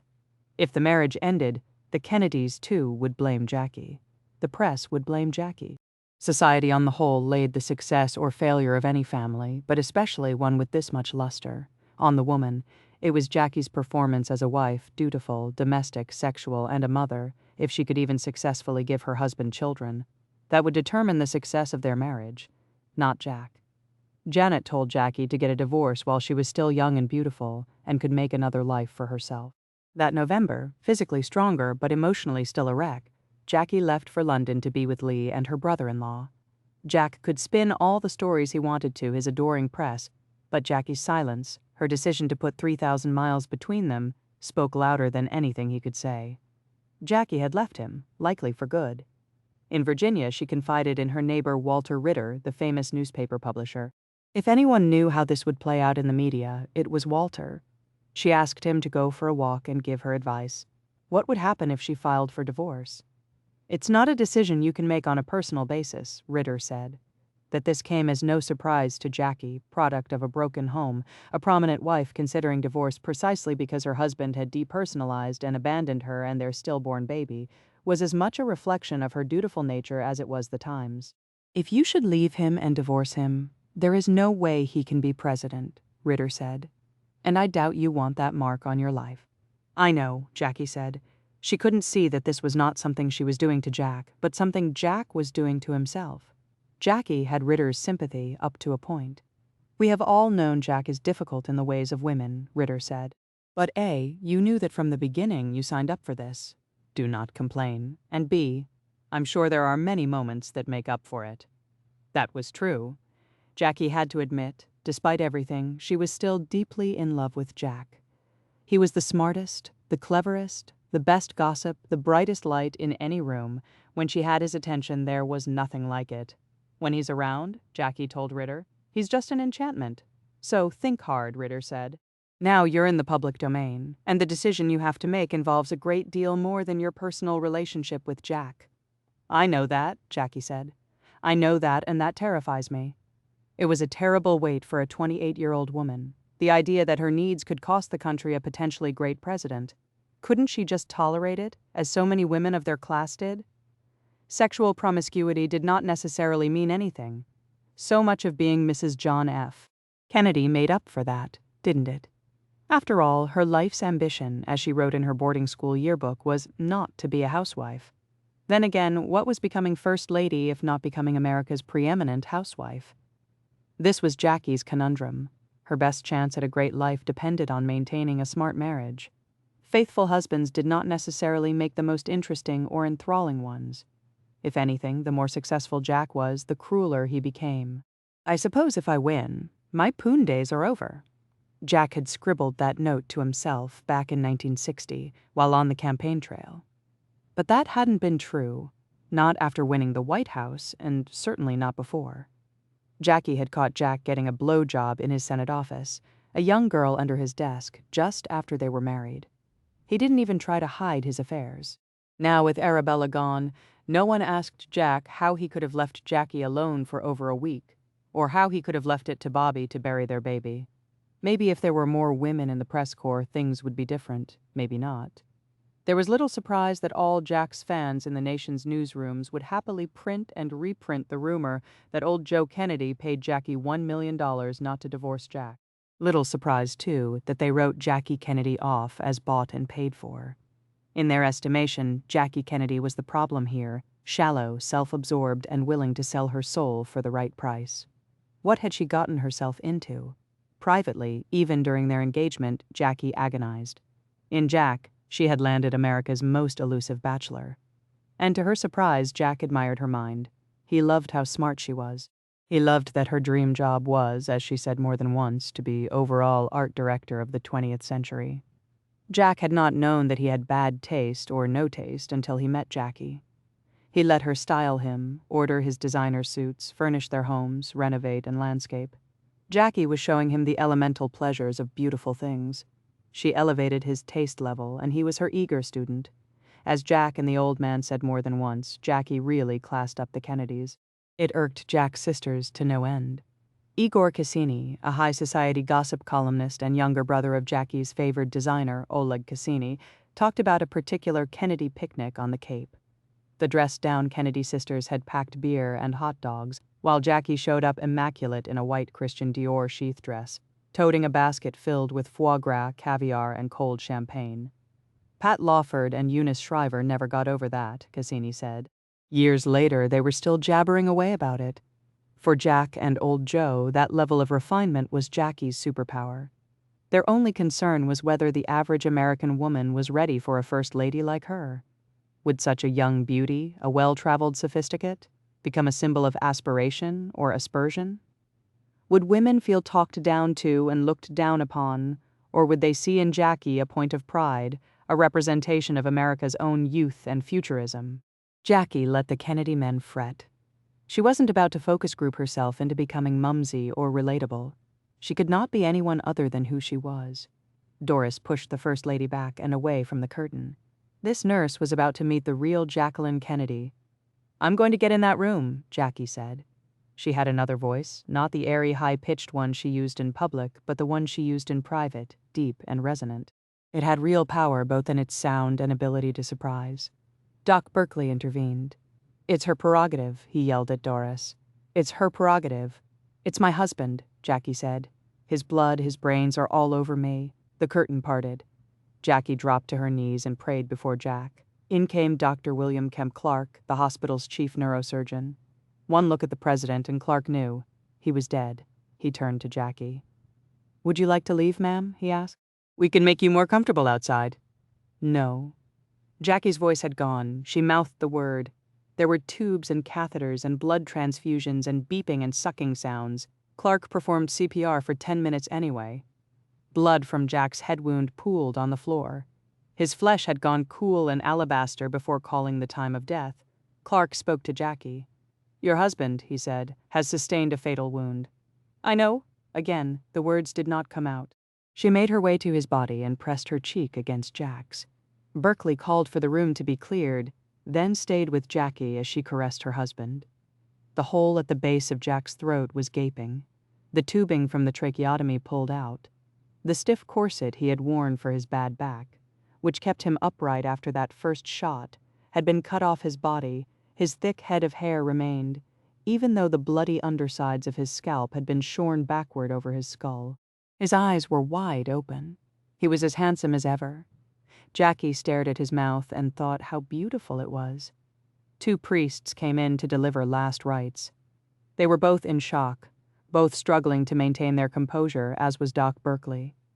Jackie prayed with them, her voice stronger now. "Let perpetual light shine upon him," she said. The priests left. Alone with her husband, or so she thought, Jackie kissed his naked body everywhere. His mouth, his chest, his leg, his penis. For all of Jack's women, she was the last to possess him. Part 2. The girls. Mimi Beardsley and Deanna DeVay. On her 4th day at the White House, Mimi Beardsley got a call at her desk, inviting her to drinks with the president. Sort of a welcome party for new staffers. "Where do I go?" she asked. Dave Powers, JFK's unofficial first friend, had proffered the invite. He said he'd be back later to bring her upstairs. Mimi looked around at the other women in the secretarial pool. None appeared to have been invited. No one was checking their makeup or dashing to the ladies' room. Mimi's hair was still damp from her afternoon swim, another wild, unexpected treat, asked to join the president for his regular midday dip in the pool, and she felt awkward and underdressed. But what could she do? She couldn't say no. It was spring 1962, and Mimi was fresh off the train from Farmington, Connecticut, where she had just graduated from Miss Porter's school, Jackie Kennedy's alma mater. Mimi felt every bit of her 19 years. Unsophisticated, unglamorous, inexperienced with grown-ups, with men. Powers swung by at 5:30 that afternoon to escort Mimi to the White House's private residence. She felt the eyes on her back as she followed him. Mimi could barely type. The doors opened on the 2nd floor, and instantly Mimi felt relieved. There, seated on sofas and surrounded by bookshelves, were Jill Cowan and Priscilla Ware, 2 girls around Mimi's age. They had also joined President Kennedy in the pool that afternoon. This was an unusual White House, but then again, this was an unusual president. He was young, good-looking, cool. Of course, things would be looser. Maybe this was how the president kept in touch with the youth of America. Maybe this was how he liked to unwind, light chatter with pretty girls. Why not? "Have a daiquiri." Powers was filling a large glass from a pitcher. Mimi wasn't a drinker. "Thanks," she said. The daiquiri went down sweet and easy. Powers refilled her glass. Mimi had a nice little buzz on.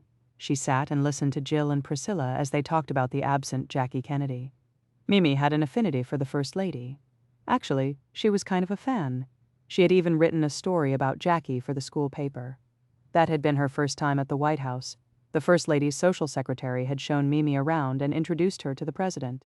Apparently, Mimi made an impression, because 1 year later she got a cold call from the White House asking if she would like to work there. But what was Mimi doing here, in the First Family's private residence with the president's inner circle? She couldn't even make small talk. "Would you like a tour of the residence, Mimi?" It was President Kennedy standing over her. Wow, yes, of course she would. It wasn't so much the president who interested Mimi, it was Jackie. No one was chicer. No one had better taste. Her mother idolized Jackie, too, and Mimi could be forgiven for seeing a bit of herself in the First Lady, or vice versa.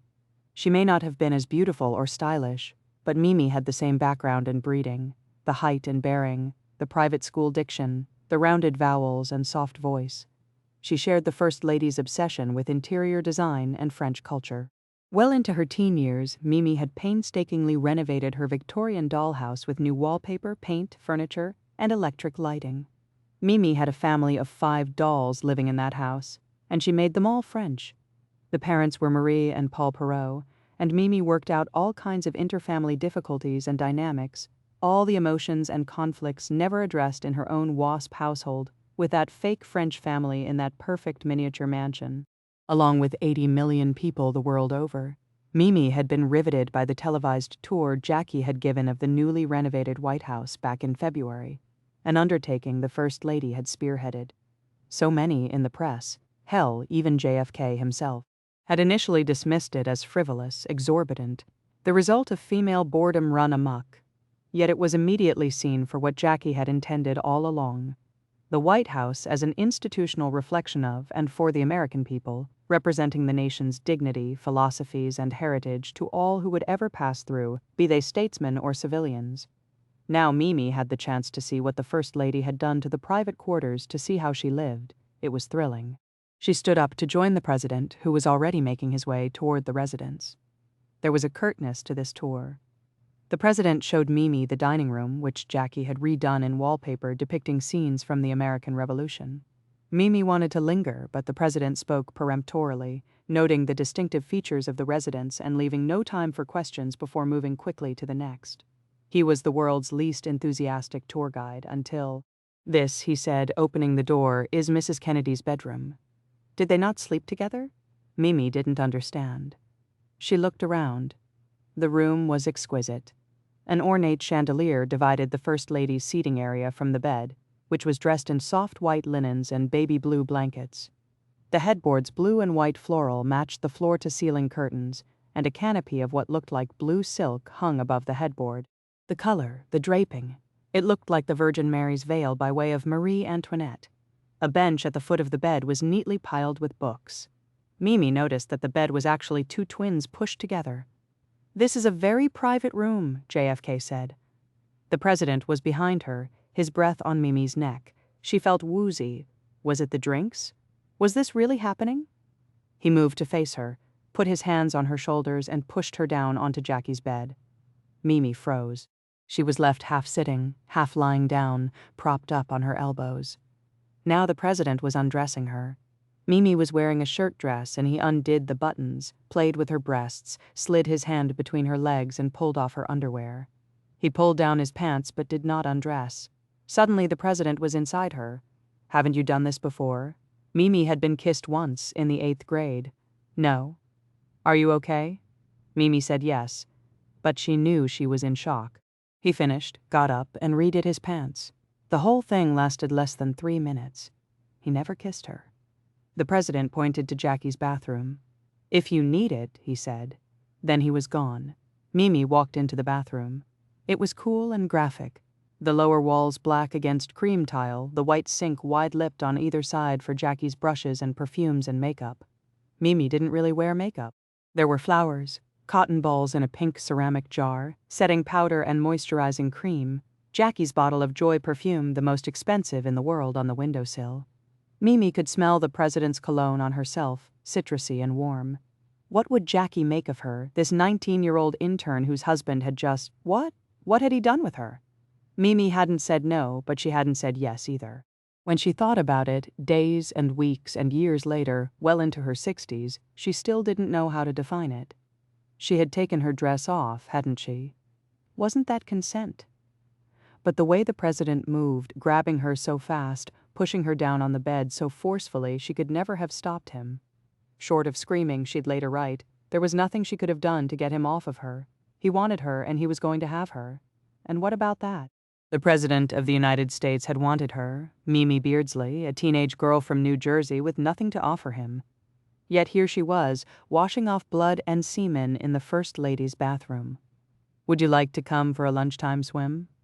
It was Monday at the White House, the Monday after a long weekend Mimi had spent alone, so anxious that she saw no one, obsessing over what, if anything, was going to happen next. Dave Powers was on the phone again, inviting Mimi to join the president. Word around the West Wing was that President Kennedy had just returned from spending the weekend with his wife and children at Glen Ora, their country house in Virginia.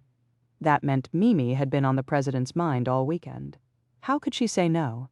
Besides, it was clear that Dave Powers wasn't asking. The president was, and an intern could not refuse the president. So Mimi rose from her desk at lunchtime and made her way to the locker room, slipping on one of the many bathing suits, all different styles and sizes, ever at the ready. Why were there so many women's bathing suits? His cabinet was all men. The only women in the White House, well, girls and women, were secretaries. But this was treated as totally normal, the president needing company for the afternoon swims that soothed his bad back. Still, Mimi felt so self-conscious. Who else would be in the pool? Would they be able to tell she was no longer a virgin? Would they see her reaction to the president and know that they had been intimate? Would they laugh? When she arrived, the president was floating on his back, barely acknowledging Mimi. Two female White House staffers were splashing away. Apparently they were regulars. Dave Powers was there, too. Mimi stepped into the pool and made her way toward the group. She hoped her face betrayed nothing. After a few moments, the president turned toward her. "Did you have a nice weekend, Mimi?" he asked. Was he kidding? How are you enjoying your job? Mimi didn't understand. Was he being distant to throw off suspicion? Or was Friday night a fluke, a one-off, something the president regretted? Or worse, had Mimi been so bad, so frigid and immature, that the president had no desire to have sex with her again? She wanted him, but she also felt relief. She hoped it would happen again, but wasn't sure that was true either. She didn't know what she thought or how she felt. Was sex this confusing for every woman? She wished she had someone to talk to, but whom could she trust with a secret like this? Who would even believe her later? Around 5:30, the phone rang. Once again, Dave came to get Mimi and took her upstairs. This time it was just the two of them waiting for the president. A pitcher of cold daiquiri was set out, along with some cheese puffs. Clearly, the First Lady wasn't home. Jackie Kennedy would never abide cheese puffs. A few minutes later, the president entered. Idle chit-chat with Dave, blah, blah, blah, laugh, laugh, laugh. Then Dave got up to leave. "Stay for supper, Mimi," the president said. "And have another daiquiri?" This second encounter would set the tone for their relationship. Mimi would be welcomed upstairs only when the First Lady was away, and it was her job to remind him of simple pleasures. Small talk, shared bubble baths, and sex, hasty though it always was. They never discussed the big stuff, the pressures of the presidency or the state of his marriage. He didn't seem to care whether she slept over or not, but when he offered, she always did. Wearing the same dress to work 2 days in a row never embarrassed her. It was Mimi's non-verbal way of letting all those other women in her department know. She had special privileges. She was the president's favorite. The White House was her dominion. "Well, my dear, you have the advantage here. You know that I'm Jack Kennedy, but I don't know who you are." It was 1958, and 20-year-old Diana de Vege was a junior at Radcliffe. Until that moment, she had been bored to tears at a fundraising dinner in Boston. James, her date, was the one interested in politics. He had been volunteering for then-Senator Jack Kennedy's re-election campaign in Massachusetts. Diana was merely his plus one. "Give me your seat," Kennedy said to James, "so a tired old man can sit next to a pretty girl." The self-deprecation. Jack Kennedy was far from old. He was young, vital, charismatic. He understood the value of youth. "This is the table I need to be at," Kennedy said. "You young people will set me straight. The rest of these guys just tell me what I want to hear." He swiveled toward Diana. "Who are you?" he asked. "What's your name?" "Say something smart," she thought to herself. "Do not be an embarrassment." "I've read your book," she told him. She hadn't, but flattery would probably be enough. And it's wonderful." Jack Kennedy liked what he heard, liked what he saw. He waved to summon an aide-de-camp and ordered him to make sure Diana was at his next event. "I'm going to count on seeing you," Jack Kennedy said. "Dave here will give you the details." 1 week later, Dave Powers stood at the front door of Diana's off-campus house, ready to ferry her to the senator. James, Dave said, would not be making it to tonight's appearance. Instead, he would be working for Senator Kennedy elsewhere. Besides, Diana was precious cargo. "The senator doesn't want you driving around the back roads with some kid who might get lost or drink too much," Dave said. "He'll feel safer having me drive you, okay?" As cultivated as Diana looked, she was of Jackie's world and wore her hair and makeup in similar fashion. She was a nervous wreck.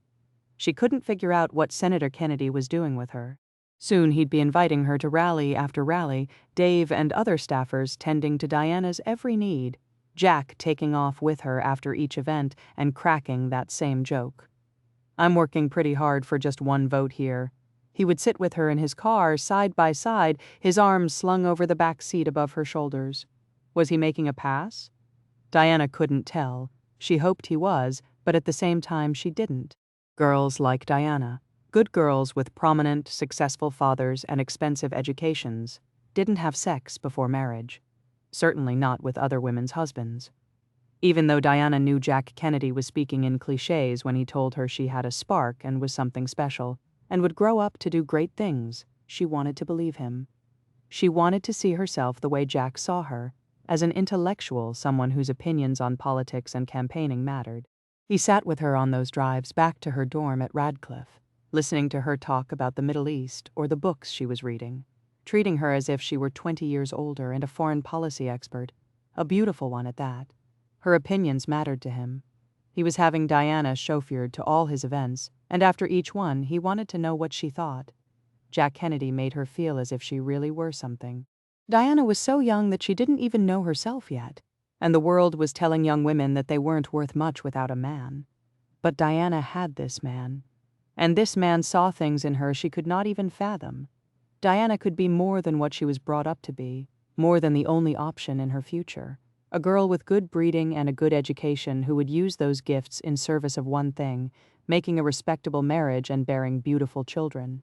Couldn't she? And so she continued, rally after rally, cheering him on in that back seat, his hype woman cupping her mouth with her hands and yelling, "By overwhelming majority, John Kennedy sails to victory." He was her romantic hero. But after months of this, Diana still had no idea what was going on. They had never discussed his wife. Did Jack and Jackie have an arrangement? Or was Jack's interest in her platonic? After all, he had yet to make a move. Was she little more than a convenience? A pretty girl who was always available, who glowed in his presence, who reflected what he wanted to see, who he wanted to be? Or was that enough? Was that not, in a sense, power? One night Jack asked Diana back to his apartment. He was hungry and tired. "We'll find something to eat," he said. His place was hardly the setting Diana anticipated, so dismal that it felt, on some level, like a joke. It was dim and cramped, with hardly any good furniture, just a crappy TV and a cheap plastic football from the Five and Dime. Only the bed was nice. The single clue that JFK lived here was his small personal library, books on economics and history mixed with Lolita and Call the Lady Indiscreet. Eclectic taste, to be sure. Jack stood in front of Diana now in his sad little kitchen, the look on his face different, serious. He put his hand on top of hers. She froze, even though this was what she had wanted from the beginning. Why was this so confusing? She was sure she was in love with him, and now she was sure he was in love with her. That neither had ever said it didn't matter. As for her reputation, who would ever know? Their relationship was all about secrecy. Diana was safe. Jack gestured toward the bedroom. "Let's go," he said. She went. There were no kisses, no professions of love. If he hadn't known she was a virgin before, he knew now. Mimi didn't know about Diana, but she quickly realized that Jill Cowan and Priscilla Ware, his frequent playmates in the White House pool, were also among his favorite young female staffers. Nor was Mimi the only young woman to administer one of his daily scalp massages, rubbing ointments and conditioner into his thick brown hair before his press conferences, senior male staff often walking in on them and trying to act as though this was all perfectly normal, a teenage would-be typist performing such intimate caregiving. Mimi never set foot in Mrs. Kennedy's bedroom or bathroom again. She tried to put Mrs. Kennedy out of her mind entirely. She was hardly ever at the White House anyway. Maybe they had an understanding, she told herself. After all, the Secret Service agents never blanched. Maybe everyone saw how good Mimi was for the president, how she helped him relax at the end of a hard day, how she only ever sought to please him, how she demanded nothing in return. When Dave called, Mimi answered. She never made plans after work, never made any friends, really, because this was too big a secret. She only cared about being available to the president. It didn't seem like a sacrifice. If anything, she felt special. Of all the women he could be with, the President of the United States had chosen 19-year-old Mimi Beardsley, so on those workdays when Dave called, Mimi would wait to be taken upstairs. Sometimes Dave would stay for a bit, and at these times Mimi would feel superfluous, invisible, silly. She had no idea what Dave and President Kennedy were talking about, and she had nothing to add. It made her feel self-conscious, as though her silence underscored her only real use: sex. Other times, Dave would leave Mimi upstairs alone. Dave really trusted her, it seemed, and Mimi would wait for the president for however long it took. Sometimes she would go into his ensuite, draw a bath, take a soak, and wrap herself in one of his bathrobes, then sit and wait some more. Sometimes they would bathe together, and he would charm Mimi with his boyishness. Playing with the rubber duckies, he said, belonged to his children. Mimi tried not to think about his children either. The president, it turned out, was compulsive about showering sometimes up to 5 times a day, He changed his dress shirts as frequently, if not more. It never occurred to Mimi that this was something other than hygiene. Obsessive-compulsive disorder never crossed her mind. Nor was she aware of his hyper-promiscuity, that he was often washing away the smell of sex. She was too young and inexperienced to wonder even further, to ask herself if the president, despite his compulsivity, even liked sex all that much, or liked women that much. He only ever really came alive, in a sustained way, in the company of men. She was too much in the throes of hero worship to ever wonder if he found sex dirty. If he found women dirty. After bath time, they would go into the kitchen and dine on whatever his staff had stocked in the fridge. Leftover roast beef sandwiches, shrimp, chicken. The staff never cooked dinner when Mrs. Kennedy was away. In these moments, Mimi wondered what an actual sit-down dinner with the president would be like. Hot meals elegantly plated on the gleaming dining room table, multi-course servings amid candlelight and conversation. She wondered what the rest of the residence looked like. Her access was limited to the sitting room, the president's bed and bathrooms, and the kitchen. As if she were a concubine or a house pet. Mimi convinced herself that none of this mattered, just as it didn't matter that the president never kissed her, just as it didn't matter that she only ever called him Mr. President, even though they were regularly having sex, just as it didn't matter that he never told her to call him anything else, that he never told her he loved her or cared about her. It was okay, really. Mimi was 19 and a college student. He was 45 and the married leader of the free world. Who was she to complain? Diana would find herself in the White House too, in due time. But in 1960, as Jack Kennedy ran for president, he became remote to her. It was surreal to see this man who had seduced her in his tiny apartment on TV and magazine covers, photos of him at campaign events with gorgeous actresses. What if he forgot about her? But then he would call, and it was like Diana had been plugged back into a wall socket, her adrenaline soaring and warming her up. "Come see me at the Carlisle," he said one night. It was all so furtive and elegant. This was the stuff of secret romance. Manhattan's Upper East Side, cold martinis, a famous man waiting on the other side of a door for her, the future president of the United States. Could it get any more glamorous? So on that night, dressed up and made up, Diana took the elevator to the 34th floor and knocked on Jack Kennedy's door. He swung it open and hugged her. "Great timing," he said. "There's good news. We've—" That was it. The phone rang and Jack was off to grab it, his mind already elsewhere, on the next vote count, the next endorsement, the next fundraiser. It went on like this all night, and it was the first time Diana had ever seen how distractible Jack was. He was all over the place, 1 minute paying attention to Diana and the next deep in another phone conversation, mouthing, sorry, but not being sorry enough to hold all calls. Why had she come here? "Don't make that face at me," Jack said. He had just ended his 4th or 5th phone call since she'd arrived. "You of all people can understand what a campaign is," he said. "Diana, of all people?" She was a college girl. It seemed like his wife, of all people, would understand what a campaign is. Maybe that was the problem. Jack kept trying to placate her. "We've been together in this from the beginning," he said, and for all Diana's starry-eyed infatuation, this struck her as glib. Jack was just trying to get her into bed. There would be no whining, no dining, no romance. His attention was on other things, more important things. There would only be fast, technical sex with Jack Kennedy, man on the move. For all their growing knowledge of Jack's faults, neither Mimi nor Diana knew that he could be a real sadist. Humiliation and sex went hand in hand for him. He was at his best during the chase, but once he seduced you, he seemed to think less of you. These humiliations were never sudden. They were subtle at first, and easy to explain away. Like the way he would joke with Mimi about what she got up to with the other students in her all-girls boarding school. She knew he wanted to hear about furtive couplings and whether she had ever experimented. But no matter how many times she said nothing, he kept bringing it up. Mimi could always brush that stuff off as the president joking with her. Besides, what was she going to do? Pick an argument with him? Who was under more stress than he was? What kind of woman would demand more of him, especially with his bad back, his multiple ailments, his clearly unhappy marriage? These girls would serve more than they knew at the pleasure of the president.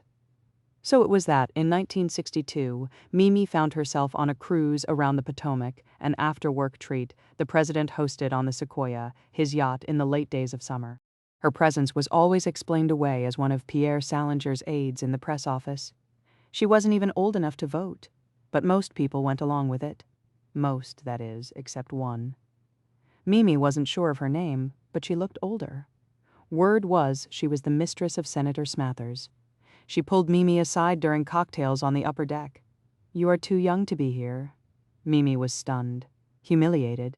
She thought she had become so sophisticated, keeping such a dangerous secret with Elan, but this woman had seen right through her. Who else knew? She had to recover quickly.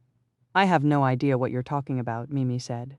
"You're going to regret it," the woman said. "All of a sudden you'll turn around and you'll be 25 and you won't have a life." "Really?" Mimi took offense. John F. Kennedy had chosen her. Name one other 19-year-old, she thought, who was sleeping with the President of the United States. Jack Kennedy had decided. He could not live without Diana DeVesh. Would she come to Washington, please? He would get her a job, a high-status one on the National Security Council staff. He was the president now. He could make anything happen for her. Maybe she should go. It wasn't as if Jack Kennedy had a complete hold on Diana. She wasn't in danger of becoming subsumed by him, hadn't paused her life or given up her studies or even stopped dating other men. In fact, the only other person who knew about their relationship was Diana's current boyfriend, a journalist at time named Billy Brammer. Billy asked her why she was involved with Jack. Diana was beautiful, young, educated, wealthy. Her father was a famous economist. Didn't she want more for herself than to be the president's plaything? Jack Kennedy did, after all, have quite the reputation among the press and politicos in D.C. "Nothing will come of it," Diana told him. "But he has a hold on me." She was hardly the only woman he had a hold on. There was Pamela Turnier, Jackie's newly appointed press secretary, Judith Campbell Exner, who had been involved with Frank Sinatra and mob boss Sam Giancana, and Helen Chavchavadze, first cousin to Jackie's spurned fiancé, John Husted. And then, of course, there was Marilyn Monroe, whose ongoing affair with Jack dated back to 1955. That was supposed to be a secret, too. Part 3, The Bombshell. Marilyn Monroe. Marilyn Monroe was the world's biggest sex goddess when she met Jack Kennedy, the rising star of the United States Senate. It was the summer of 1954 in Los Angeles, Jack's favorite place for what he called his hunting expeditions, and Marilyn was his latest prey. He had been angling to meet her, and finally got his chance at a Hollywood party with Jackie on his arm. Marilyn was with Joe DiMaggio, her husband of 6 months, who also happened to be one of America's greatest ball players, more famous than Jack Kennedy. "I think I've met you someplace before," Kennedy said to Marilyn. It was hardly the most original line, but Marilyn played along. "Certainly possible," she said. They had friends in common, especially Kennedy's brother-in-law, Peter Lawford, a film actor of some renown. Marilyn was wary of Peter. She thought he was secretly gay, and not just envious of her, but very much wanted to be her. Clearly, Peter also wanted to be Jack. Marrying his sister, Patricia Kennedy, hadn't been enough for Peter. He quickly became Jack's shadow, his pimp, his fixer, drug supplier. Anything or anyone Jack wanted, Peter made it happen. This was a new psychosexual dynamic for Marilyn. She found it compelling. Marilyn slipped Jack her phone number. A few months later, Jack was in the hospital recovering from back surgery at death's door, Jackie tending to him 24/7 underneath that upside-down poster of Marilyn Monroe. To Jack, who had always felt rejected by his mother, who had repelled her with his tears as much as his sickly body, the orphaned Marilyn vibrated on a different frequency than his other women. They were both self-inventions, damaged people who had willed themselves into superhuman stratospheres. He, the physical embodiment of post-war America, vibrant and youthful and much too cocksure. She, pure carnality, softened by kittenish innocence, a symbol of the culture tiptoeing its way to the sexual revolution, women on the verge of second-wave feminism, Jack Kennedy and Marilyn Monroe, two personas built on damaged foundations, casting their dark magic. People wanted to have sex with them, be them, or bask in their orbit for however long, at whatever cost. But Marilyn had a neediness that Jack did not. She wanted two things: to be loved, a deep, full love that she believed could heal all her wounds, and to be smart. She wanted powerful and famous men to see past the sex symbol and realize that Marilyn Monroe had substance. She always carried a book with her, a serious one, a big one. Ulysses. She didn't understand it, but didn't realize that almost no one did. By the spring of 1955, Marilyn thought she was happier than she'd been in a long time. Her brief marriage to Joe DiMaggio had ended in divorce after just 9 months. Once DiMaggio had won Marilyn, he, like so many men before him, wanted her to snuff out her light, to exist only in relation to him. Her testimony in a Santa Monica courthouse, 15 minutes in total, gave America another look at its most worshipped athlete. My husband would get into moods where he wouldn't speak to me for periods of sometimes 10 days, Marilyn testified. She was 29 years old. If I would try to reproach him, usually he wouldn't answer at all. When he would say, "Leave me alone." Marilyn said that DiMaggio isolated her and wouldn't allow friends to their home. "I hoped to have out of my marriage love, warmth, affection, and understanding," she said, but the relationship was one of coldness and indifference. "I voluntarily offered to give up my work in hopes that it would solve our problems, but it didn't change his attitude." That testimony won Marilyn her immediate freedom. She did not testify to the physical abuse she'd suffered, did not reveal that DiMaggio had left her right arm black and blue after he watched, in a rage, Marilyn film her most famous scene for the 7-year itch, standing above a New York City subway grate, her white dress billowing up, and exuberant Marilyn covering her groin and laughingly preserving her modesty. After that, they were done. The announcement that they'd broken up left America siding at first with Joe. She emerged a wicked woman who had pained a wholesome sports hero. Days later, back in California, someone passed her an envelope containing a piece of toilet paper. Human feces spelled out the word whore. Marilyn didn't need any of it. Getting away from DiMaggio, with the judge believing her testimony and granting her the divorce immediately, had left her feeling euphoric. Her subconscious, though, told her something different. In one of her most upsetting nightmares, so terrifying in its literalism that she wrote about it in her diary, her acting teacher, the famous Lee Strasberg, was colluding with the psychiatrist she was seeing 5 days a week, Dr. Margaret Hohenberg. Both Strasberg and Hohenberg, whom Marilyn called Dr. H, were pushing her to investigate her early life, insisting that it was the only path to becoming both a good actress and a fully realized human being. She didn't want to. Marilyn had so much trauma in her past. She'd been abandoned her whole life, passed from adult to adult, used and abused, sent from foster home to foster home, violated and molested and raped, and made to feel worthless. But hadn't she vanquished that? By shedding Norma Jean Baker, the shy, stuttering, unwanted child, and creating Marilyn Monroe, hadn't she won? Why couldn't she keep forging ahead? In this dream, Strasberg and Dr. H were in agreement. They were leaders in their fields, the greatest minds applying themselves to the impossible case of Marilyn Monroe. And so, like the obedient girl she was, she followed their prescriptions. As Marilyn wrote of her nightmare, "Best, finest surgeon. Strasberg to cut me open, which I don't mind since Dr. H has prepared me, given me anesthetic, and has also diagnosed the case and agrees with what has to be done, an operation to bring myself back to life and to cure me of this terrible dis-ease, whatever the hell it is." Strasberg makes his incision, and it leads to the actor's worst fear realized, that the thing that sets them apart, that makes them so able to become other people and mimic emotions, is due to what they lack, a sense of self. "There is absolutely nothing there," Marilyn wrote. He thought there was going to be so much more than he had ever dreamed possible. Instead, there was absolutely nothing devoid of every human living feeling thing. The only thing that came out was so finely cut sawdust, like out of a Raggedy Ann doll, and the sawdust spills all over the floor and table, and Dr. H is puzzled because suddenly she realizes that this is a new type case, the patient existing of complete emptiness. Strasberg's dreams and hopes for theater are fallen. E's dreams and hopes for a permanent psychiatric cure is given up. Arthur is disappointed, let down. The Arthur in her dream was the playwright Arthur Miller. They had first met in 1951 on a movie set, and he had made a strong impression. "Met a man tonight," she wrote in her journal. "It was bam! It was like running into a tree. You know, like a cool drink when you've had a fever?" He had captivated her by suggesting she act on the stage, that she clearly had the chops for it. When Arthur said that to her, on set in front of everyone, people laughed. But he hadn't. He meant it. Was this the man to finally see the real Marilyn? To appreciate her gifts? They reconnected, and as soon as her divorce from DiMaggio was final, they threw themselves headlong into a serious relationship, marrying on June 29, 1956. She hadn't heeded the warnings about writers, how everyone in their world was material fair game for their work. And why would she ever doubt Arthur? He was so kind, so adoring, worshipful. He was also a genius, the most celebrated and revered living American playwright. She wanted him to be proud of her. That he'd pursued her, even left his first wife to marry her, should have been enough, but it wasn't.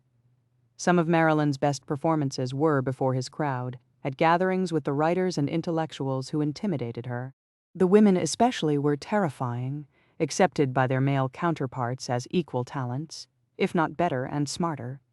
Carson McCullers, Isak Dinesen, the photographer Eve Arnold, who always captured Marilyn as she saw herself, an avid reader, a seeker, a student.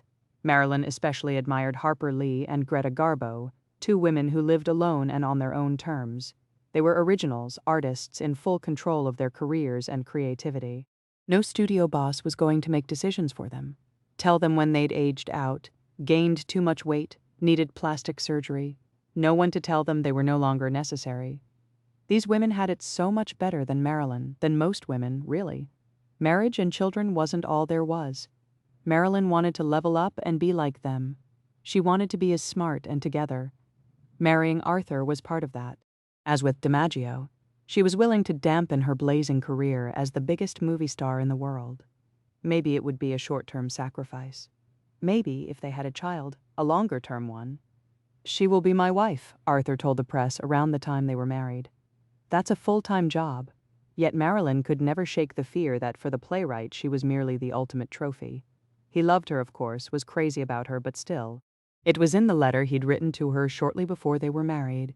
5 pages of rambling about his guilt, his children, his divorce, his parents, and how gratifying it was for them that their son had landed Marilyn Monroe. Their hope that her fame would uplift him, making him the most envied man in America.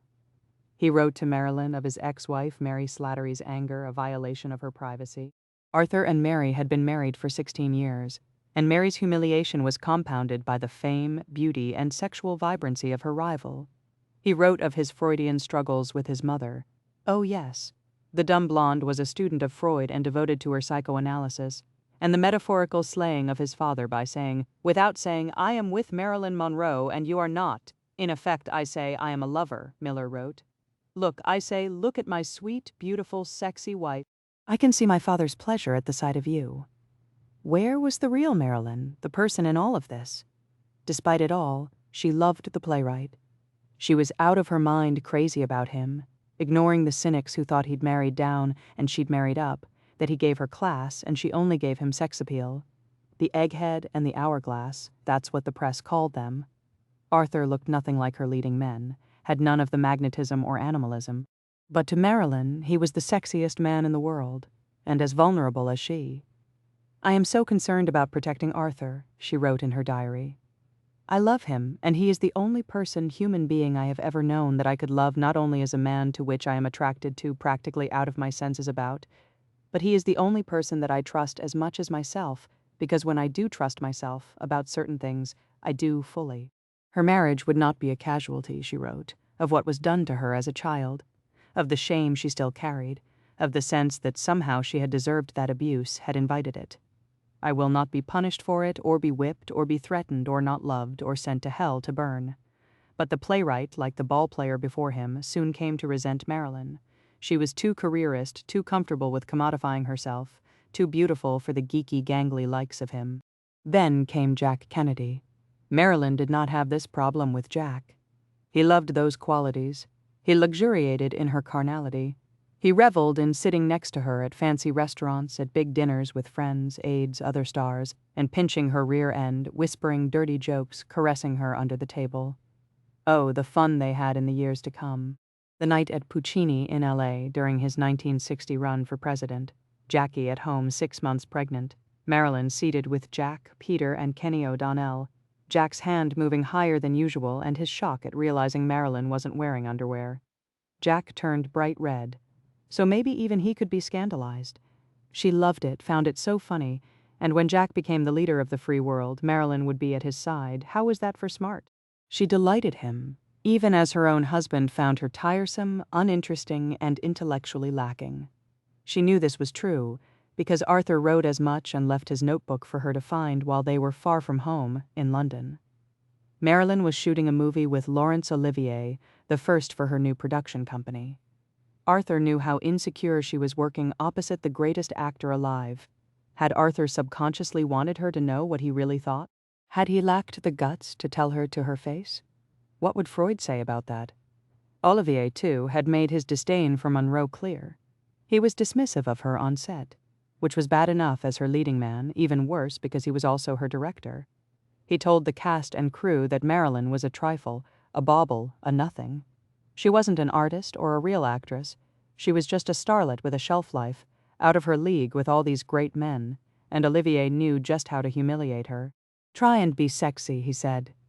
It was almost 2 years since she'd first met Jack Kennedy. Marilyn and Arthur were living in a rented manor in the English countryside, Parkside House, and it was a sanctuary, her haven from the cruelty on set. They spent her time off bicycling through town, stopping at pubs, lazzing away gorgeous summer afternoons. People left them alone. She had been so content with Arthur until she read what he had written. One word in particular jumped out: embarrassed. She embarrassed him. His notebook was full of ugly feelings. He worried that his own work would be compromised by this pitiable, dependent, unpredictable waif. He was ashamed to be her husband, especially when they were around his friends, the intellectuals. Had he done the right thing leaving Mary, the mother of his children, for Marilyn Monroe? What would it do to his career? Would the august Arthur Miller become a laughingstock? The only one he would ever truly love, he wrote, was his daughter. Marilyn had been his wife for 2 weeks. Jack Kennedy hadn't made her feel this way. Here was a man known for surrounding himself with the best and the brightest. His was a first-rate mind that loved Hollywood gossip. He never assumed that Marilyn's affectations, her compliance with men, the baby doll whisper she shared with Jackie, meant that she was dumb. Jackie certainly wasn't dumb. Only Marilyn's shrinks had any inkling why she spoke that way, why some women who were abused as children sometimes adopt a child's voice. It was a way of saying, "I'm smaller than you. Please don't hurt me." She never thought Jack Kennedy would hurt her. Part 4. The Lonely Graves. Mary Richardson Kennedy. All her life, she had wanted only one thing: to be a Kennedy. Mary Richardson had been starstruck by the whole family, but no one more so than Robert F. Kennedy, Jr., son of the martyred Bobby Kennedy and nephew of the late JFK. Bobby was an alpha Kennedy, and she had won him. For a time, anyway. The gorgeous, smart, talented Mary Richardson Kennedy, mother of 4, married to the most famous Kennedy man aside from JFK Jr., living in a $1 million house she'd redesigned in the wealthy suburb of Bedford, New York. A woman everyone wanted at their charity galas and dinner parties was now on the verge of losing everything. With her thick, dark hair, large brown eyes, and perfect pale skin, Mary was the Kennedy wife who, more than any other, evoked Jackie Kennedy. She worked hard at it. Her husband, after all, had been counseled by the family to find a wife like Jackie, a wife who could get him to the White House. She never really knew Jackie, who died 1 month after she and Bobby were married, but Mary, like Jackie, a highly visual person, emulated the former First Lady's style and effect. She wore preppy tennis sweaters during the day and minimal black shift dresses at night. She spoke in a similar manner, using a synthetic accent that sounded Long Island by way of London. She was as comfortable talking to presidents as she was to PTA members. She was more charismatic, more coherent than her husband, especially when speaking in public. She was even good on television, as she had proven in 2008 when PBS star Bob Vila brought a camera crew to tour the family home in Westchester. Mary, an architectural designer, had gutted and redone the entire house after discovering mold on all 3 floors. Her work was masterful. She had turned a basic old Georgian colonial into a cutting-edge green home, honoring its original bones while buffing her husband's environmental bona fides. As they were being interviewed, Mary displayed her original renderings while Bobby sat back in his chair, arms crossed, frowning. It didn't matter. Vila was more interested in talking to her. "Mary," Vila said, "you have had a huge job here because part of that job was breaking the news to your family that the house had become a sick house." A sick house. It was still, even though the mold was long gone. Only the people who lived there knew it. Now, 3 years after that triumph, she could barely get out of bed. On the days when she summoned enough energy to take the kids to school, Mary was often in ratty pajama bottoms, her hair unkempt.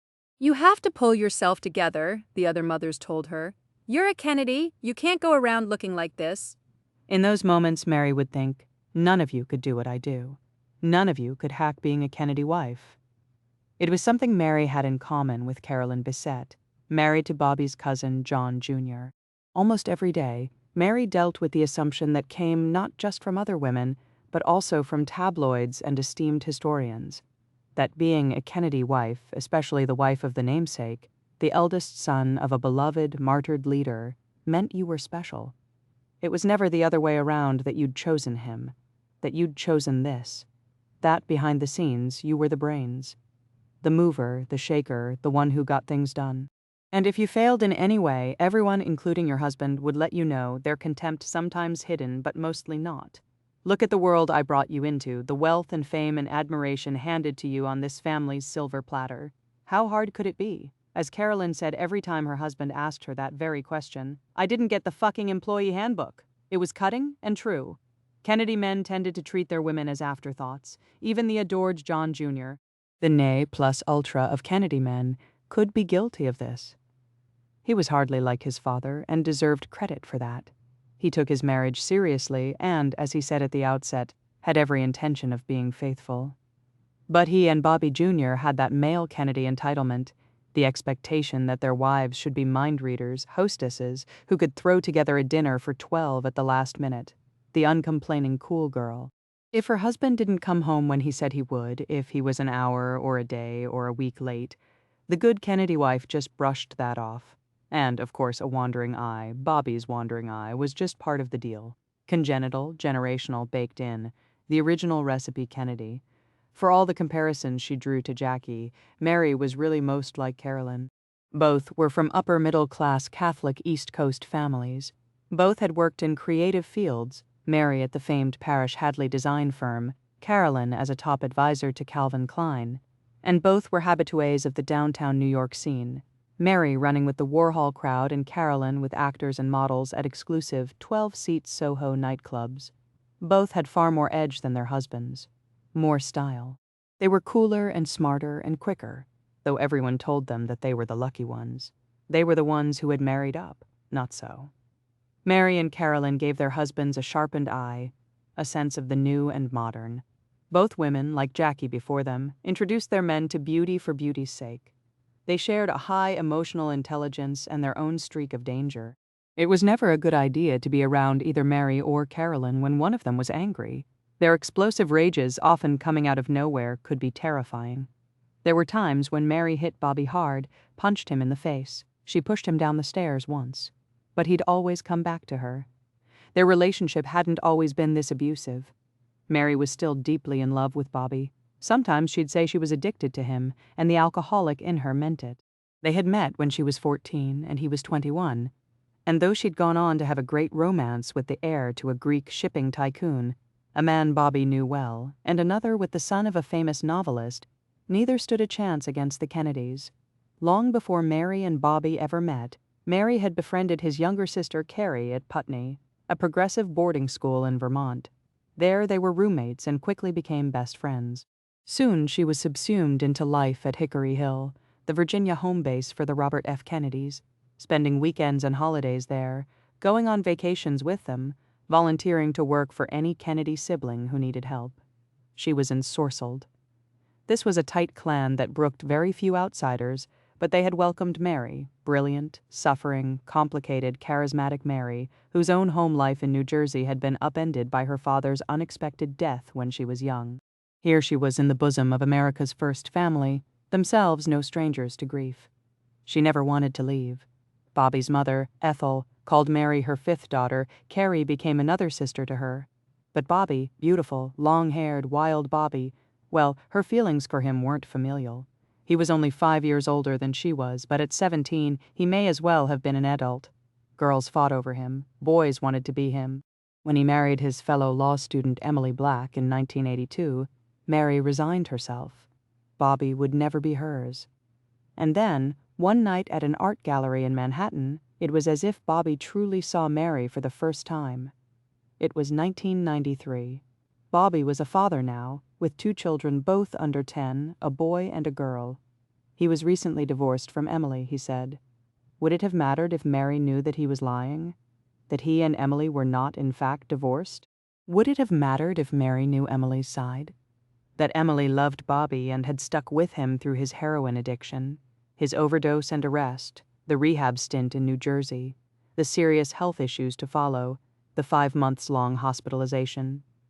That in 1992, after 10 years of marriage and 2 children, Emily and Bobby had separated over none of those issues but over his constant infidelities. Probably not. Mary had always been in love with the Kennedys. Now she had the chance to be one. She had liked JFK Jr., but there had been no real interest on his side. Besides, JFK Jr. was kind of a square in her opinion. Dull. There was nothing dull about Bobby, and there was nothing cynical about their romance. They found solace in each other. These fatherless children who had struggled so, Bobby with drugs, and, as Mary would learn, with an absentee, often rageful mother. Soon Mary would realize all too well that the family she so idealized had its own secrets, and that Bobby wasn't exactly the favored son. He had been kicked out of famous boarding schools and fobbed off to Lem Billings, his Uncle Jack's best friend, himself so desperate for proximity that he used drugs with Bobby Jr. This namesake son spent his formative years fairly crying out for maternal attention. But nothing could rally Ethel. Not his alcoholism, not his heroin use, not his expulsion from boarding school because his friends feared he was one overdose away from dying. Not even the incident where he'd spat ice cream in the face of a cop on Cape Cod, ground zero for the Kennedys, could compel Ethel to pay attention to her very troubled son. On the other hand, all Mary wanted to do was pay attention to Bobby. In her way, she understood him. Bobby Jr. was 9 when his father died. She was 12 when her father went into the hospital with colon cancer. His death after surgery was a shock. He was only 57. Like Bobby Jr., she'd never had the chance to say goodbye. Mary's mother vanished into her own grief, and Mary developed an eating disorder. She was haunted by feelings of abandonment and low self-esteem. She drank and used drugs, too. And when she was 22, her anorexia became so severe that she wound up in Boston's famed McLean Hospital for 3 months. She'd tried to commit suicide twice, once at 25 and again at 26. In Mary, Bobby had found that most elusive partner, someone who needed help and someone whom he could possibly save, or maybe they could save each other. Their courtship was heady and fast, not the advisable thing for 2 people newly sober and working their steps in AA. Within months, Bobby had whisked Mary off to Ireland, and she got pregnant. He proposed right away, and that was when Mary learned the truth, that Bobby and Emily were still married. She didn't care. She was that much in love. Like Carolyn Bessette, her future cousin-in-law, Mary chose to ignore these blazing warning signs. Like Carolyn? She imbued her Kennedy man with all the qualities he lacked: self-awareness, humility, and intelligence. Mary was brilliant, always top of her class, a voracious reader and generator of ideas. Bobby, not so much, years before his cousin John Jr.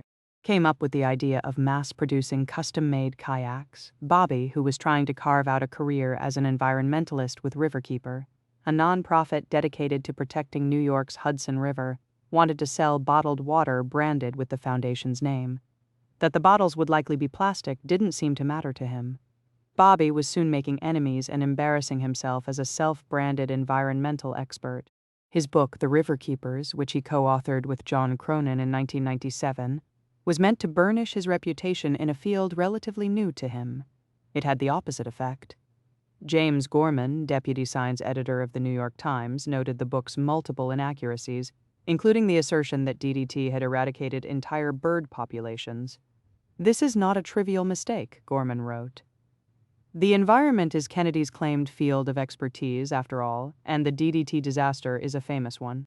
Nor was Gorman impressed with Bobby's accounts of his addictions and recovery, or his tone-deaf hosanna to his Costa Rican nanny, whose heavily accented versions of fairy tales and folk tales, Bobby wrote, inspired his environmentalism. But nothing could stop his ambition, his unerring belief that he was always in the right. Not even that bad review, in a newspaper that usually covered the Kennedys favorably, no less, gave Bobby Jr. pause. And Mary was always proud of Bobby. His divorce was a quickie obtained in the Dominican Republic, granted days before his and Emily's 12th wedding anniversary. Uncle Ted, the only other Kennedy man to divorce, suggested Bobby ask a close family friend down there, a priest named Father Jerry Creedon, to make it happen. Creedon had married Bobby and Emily. What Mary knew of this didn't ruffle her. Emily was as unhappy as Bobby and wanted out just as much. Mary never truly sat with the big question, why? What had made marriage to Bobby so unbearable? It was far easier to accept what other family members said. Emily didn't care for the responsibilities of being a Kennedy wife. Mary could. She was born for it. So 3 weeks later, in April 1994, Mary and Bobby were married on a simple boat in the Hudson River, with no frills and no celebrities. A big life awaited her as a senator's wife, a governor's wife, and maybe, someday, First Lady. She gave up her job, would have 3 more children, and 6 years after the wedding, Mary Kennedy found herself in a $1 million house alone. Bobby was never around, ever. He didn't have a job that required travel, yet he traveled all the time.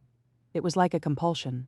Some days he'd be in 3 different states, giving speeches or taking meetings, or really, she didn't know what he was doing. His packed schedule signaled status, but it was all a facade. Bobby gave paid speeches and appeared on television and hobnobbed with the elite. But he was prone to outlandish beliefs. He could be a snob, even within the family itself. It mattered so much to him whether Ted, more than any other aunt or uncle, liked their children and made time for them. It mattered whether John and Carolyn liked him. It mattered that he mattered to the A-list Kennedys. Mary understood. It mattered to her, too. But the more her looks and smarts and elegance redounded to Bobby's benefit, the more he seemed to resent her. Now her husband would rather be anywhere but with her, and when he did swoop in, he'd take one or all of the children off on some adventure and leave Mary behind. She was never invited. Mary had somehow become persona non grata, despite hosting all the dinner parties, the 4th of July barbecues, the fundraisers, the celebrity-studded games of Capture the Flag. Uninvited, despite writing all the thank you notes and RSVPs, despite doing the day-to-day work of raising their children, despite pretending not to notice when she'd see the look on another woman's face, that look that said, "Oh my God, Mary, your husband is touching me under the table, or I've slept with him, but it's in the past, it meant nothing, or it's still going on, but let's all be adults about this." Mary didn't handle it well. You could say to yourself, who would? But of course there had been the dignified Jackie. There was Ethel, there was Rose. The question was never, why can't Bobby be faithful? The question was always, what's wrong with Mary, gaslit? That's how Mary felt. The more pain she was in, the worse Bobby treated her. Some days he wanted a divorce. Others he wanted to bring another woman into their bed, an idea that left her humiliated. She rejected him outright. One day Mary had a female friend over and Bobby sauntered in, right out of the shower, and dropped the towel around his waist, exposing himself. Mary had long suspected he was cheating on her, but he would always deny it. He'd tell her she was crazy, that she was the one destroying their marriage and driving him away. Was it any wonder he never wanted to be home? Then she found the diaries. Oh, the diaries. It was as if he was writing for posterity, for some future biographer. In Bobby's writings, Mary was either the perfect wife or an unhinged monster. There was no in-between in these pages, no nuanced portrait of his complicated, funny, observant wife, one who saw and understood far more than her husband knew. He accepted zero accountability for her anger. In fact, Bobby used it against her. "Mary is being impossible," he wrote in one entry. "She refuses to do anything fun with me like snorkeling, and is deeply resentful when I do it myself." She had been pregnant with their 4th child. "Mary is out of control. She is angry now every day. She is not even remorseful, but is filled with venom and retribution. Mary is continuing in her resolve to deal with anger and control. I am discovering the well of resentments I have against her. Mary on a rampage, she is really possessed by some terrible demon." Not once did Bobby link her rage to his constant cheating, which was all over these pages. Had he left these diaries somewhere she was bound to find them? In the back pages of each book, under the heading Cash Accounts, were lists of women, delineated by month, that Bobby had been with. He ranked them from 1 to 10, as if he were a teenager. 10, Mary knew, was for full-on intercourse. "My lust demons," he wrote, were his greatest failing.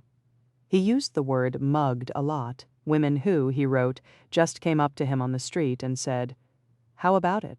If they had sex, he considered himself mugged, a passive victim of aggressive women. There were so many, astronomical numbers, Mary said, and she knew a lot of them, the celebrated actress who came to their house and went on vacations with her family, the older model who was always around, the socialite whose husband was one of Bobby's good friends, a gorgeous royal, the wife of a very famous man, a lawyer, a doctor, an environmental activist, all these beautiful, accomplished women. How could Mary compete? It wasn't just the womanizing. It was the way Bobby described being away from Mary as both respite and a constant battle to control his sex drive. The 30 days he spent in a maximum security Puerto Rican prison for protesting Navy exercises, he wrote, were among the happiest of his life. It was the summer of 2001, and Mary had just given birth to their fourth child, Aiden Cowaman Vieques. The VX was for the Puerto Rican island where Bobby had been arrested for trespassing. "I'm so content here," Bobby wrote of prison. "I have to say it. There's no women. I'm happy. Everybody here seems happy. It's not misogyny. It's the opposite. I love them too much." Not misogyny? Could have fooled Mary. To stay married to Bobby would be self-abnegation. To stay would be to grind herself down into a woman with no needs or wants, without dignity, without equality in the relationship. And even then, Bobby wouldn't be happy. He'd probably just have more contempt for her. But if they were to divorce, Mary would lose her entire identity, not just as a Kennedy, but as person of importance. She had left the workforce when she married Bobby, and as their children grew older, she found herself with entire school days to fill.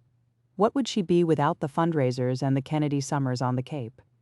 And so she clung to him, and the harder she clung, the more he pulled away.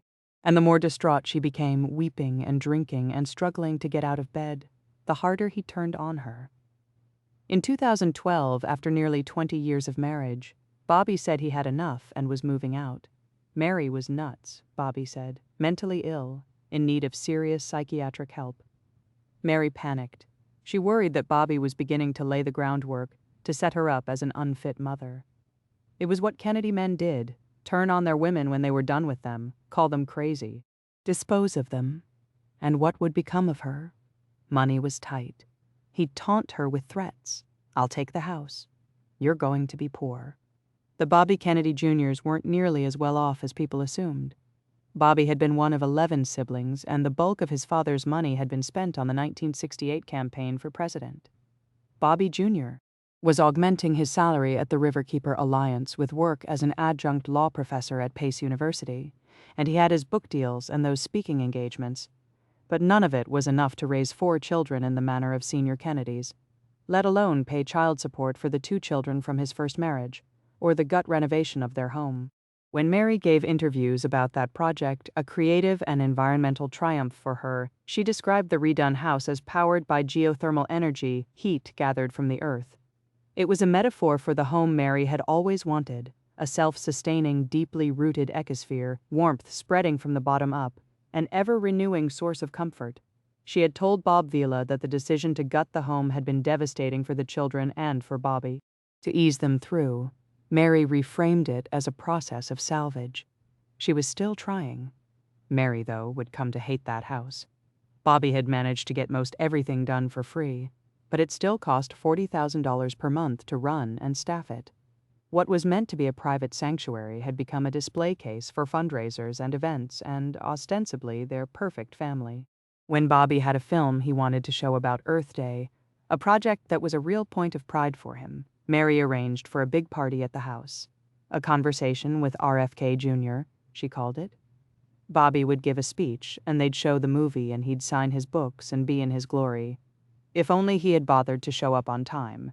If only he hadn't all but forgotten about it, all the work she'd done, all the luminaries and Kennedy admirers in their home.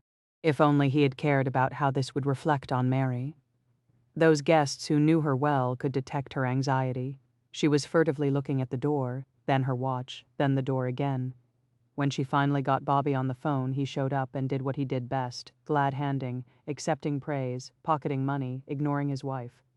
It wasn't as if he were the only one to blame here. Even those close to Mary, much like those close to Carolyn Bessette, would admit she could be difficult. Very, very difficult. Bobby was trying to rein in Mary's spending, her compulsive shopping, but she was trying to fill an emotional black hole with clothes, trips, private yoga sessions with a local teacher who was becoming one of her closest friends. That should have been a warning sign to Mary that she was becoming so alienated from her actual friend group, from the social circles she usually moved in, that she'd come to rely on someone who provided paid services to her, with all the inequality that entailed. But Mary couldn't stand the idea of the Bedford moms or Bobby's other women, some of whom lived quite close by, knowing how undone she was. So it was the yoga instructor who, one spring day in March 2012, came by the house to find Mary alone in the dark, curled up on her window seat, inconsolable. She seemed to have been crying for hours, just ugly crying, and in her anguish Mary divulged Bobby's cheating. Her friend wasn't shocked. Everyone in Westchester knew about Bobby.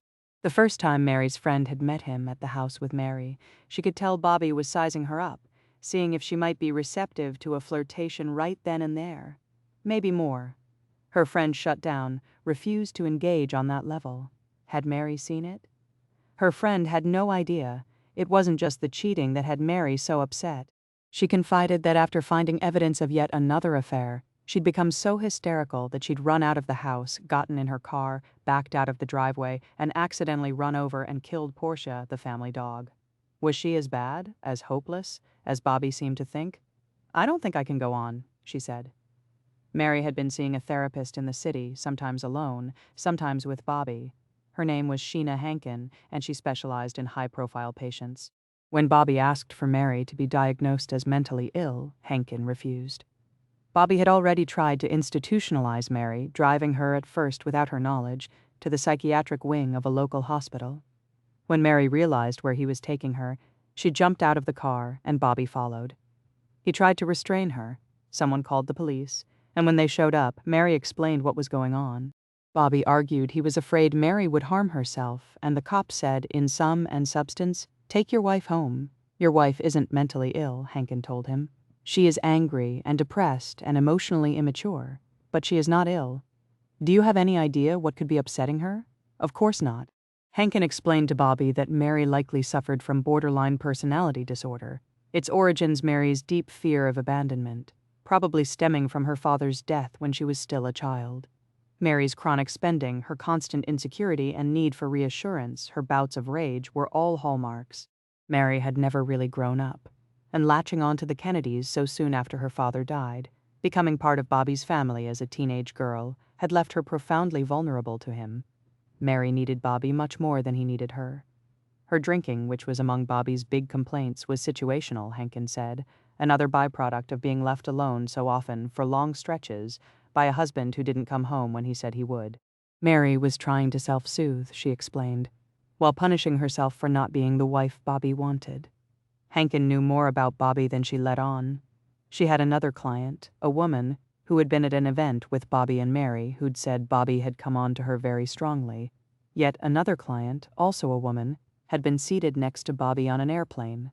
They were strangers, but he came on to her too, and fast. This client had embarked on a brief affair with him, so Hankin knew well Mary's torment. When it was only Mary in session, Hankin tried to advise Mary. Gently but firmly, she would say, "You know, Mary, I don't think this is ever going to be the marriage you want. I don't think Bobby is ever going to be the husband you want." "Really?" Hankin was saying. "Get out." It was the affair with an actress that tore Mary apart. Bobby had filed for divorce in May of 2010 and had moved into a nearby house in Mount Kisco, New York. Mary couldn't bring herself to accept that Bobby was really leaving. He was the son, the person she talked about all the time. Bobby this and Bobby that. Sometimes she wanted him back, and others she reviled him. She told one friend that Bobby said the ugliest things to her, that she'd be better off dead, and that things would be so much easier if she committed suicide. Now she was seeing pictures of Bobby with Cheryl Hines, the star of Curb Your Enthusiasm and an age-appropriate match. When Hines was in New York, she was staying with Bobby and building relationships with their kids. No more parties at the Kennedy compound in Hyannis for Mary. No longer was she the fifth Kennedy daughter, as Ethel had called her all those years. And how could she consider Carrie her best friend, now that Carrie was happily socializing with Bobby and Cheryl? "They could destroy me," Mary said this about the Kennedys more than once. She had found what she thought was even more proof of his womanizing. The names of over 40 women, some from Canada and Europe, stored in his cell phone, not that it mattered. Cheryl, it became clear, wasn't going anywhere. And so Mary drank, so much that she got arrested twice for driving under the influence. Her mugshots made the news. The once refined Mary Richardson Kennedy, glassy-eyed with wild hair, in police custody. She was withdrawing from her everyday life, canceling her regular yoga classes. All but 2 of her friends had abandoned her. One accused Mary of being status-conscious of her own children, using their first and last names in conversation so that people would know she was a Kennedy. It took Mary aback. People wouldn't have dared speak to her like that if she and Bobby were still together. Everyone knew what a mess she was.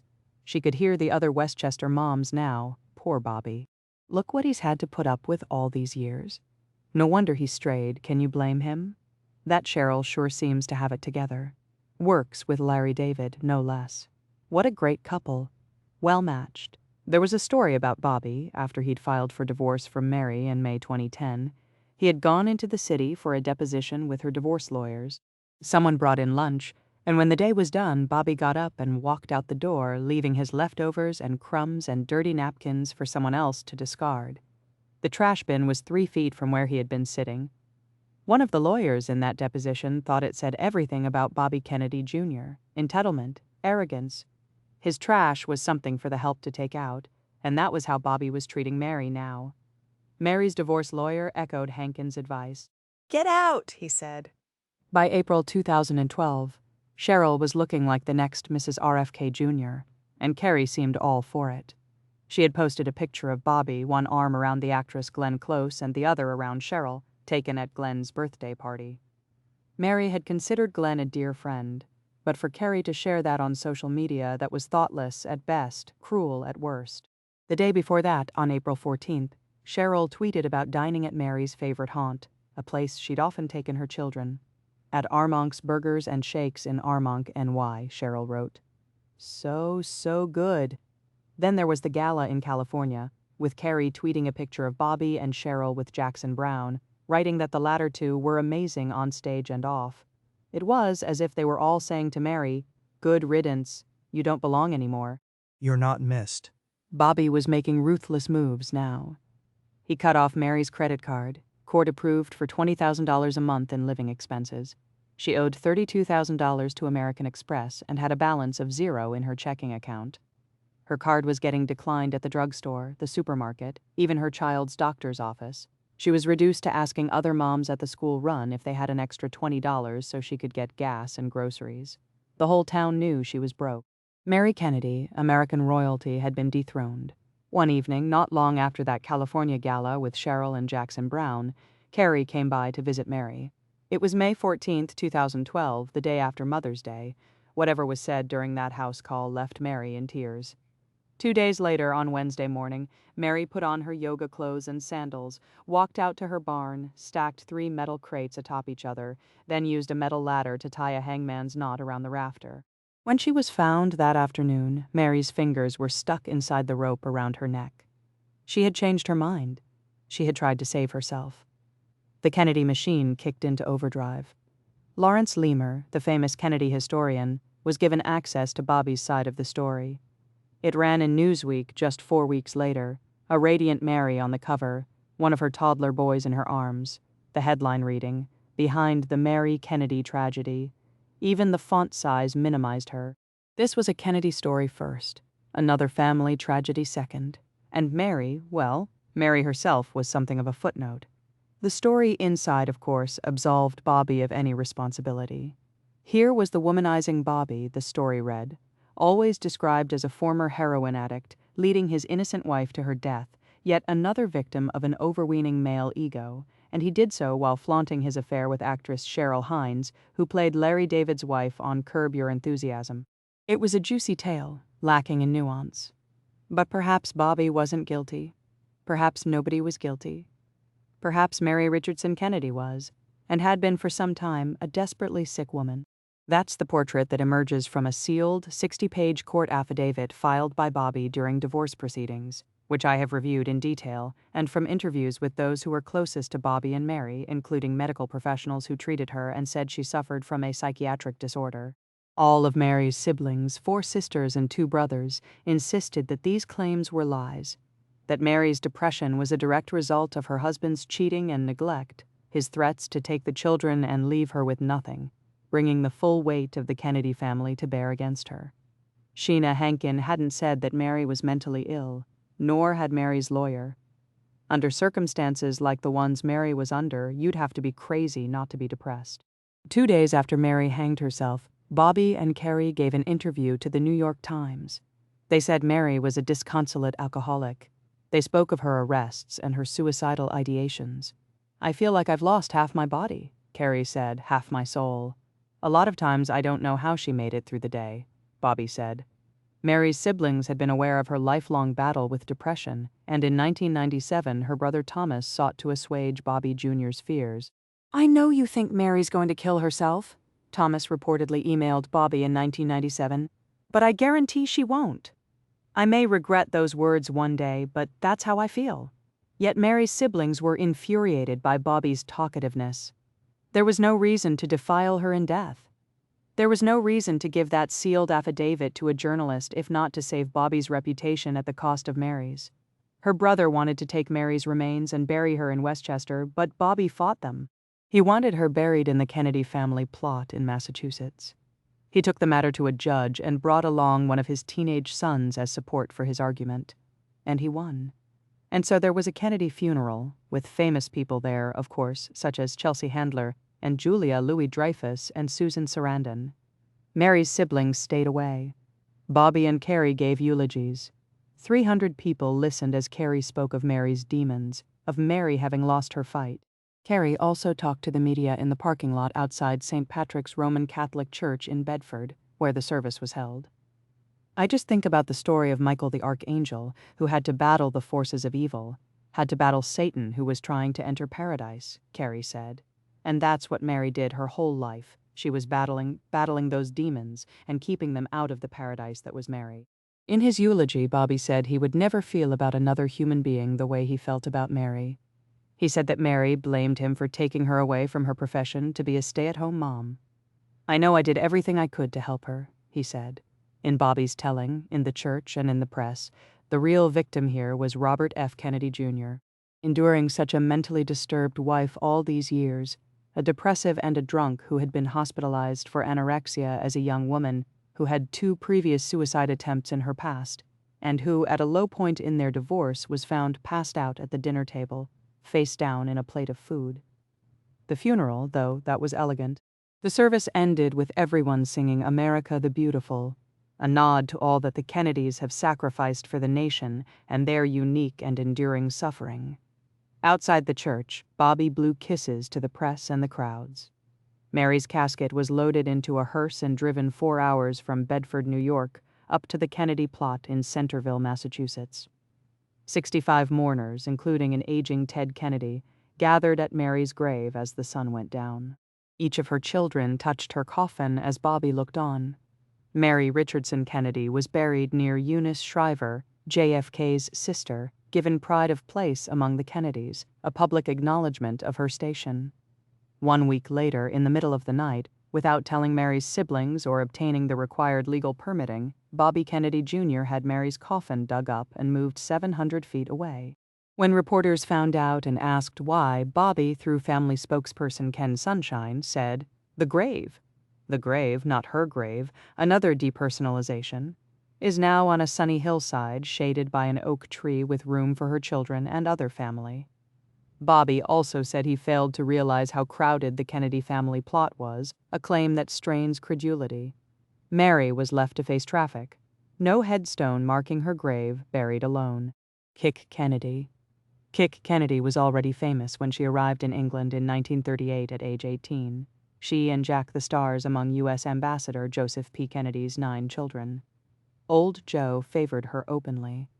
"All my ducks are swans," he said, "but Kick is especially special." When Jack met Jacqueline Bouvier some 20 years later, he was astounded at the similarities she had with Kick, the youthful stubbornness, the determination, the snobbery, the love of fashion and horseback riding and swimming.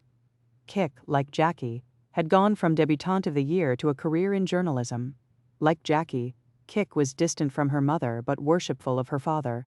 Her easy wit, her vivaciousness, made her the star of high society wherever she went, from Paris to London to America. Kik was Jack's equal in every way, except when it came to sex. Her father left porn magazines on Jack's bed, open to particular pages, but her mother had a fit when Kik, still a virgin at age 23, fell in love. Kik and Billy were opposites in every way.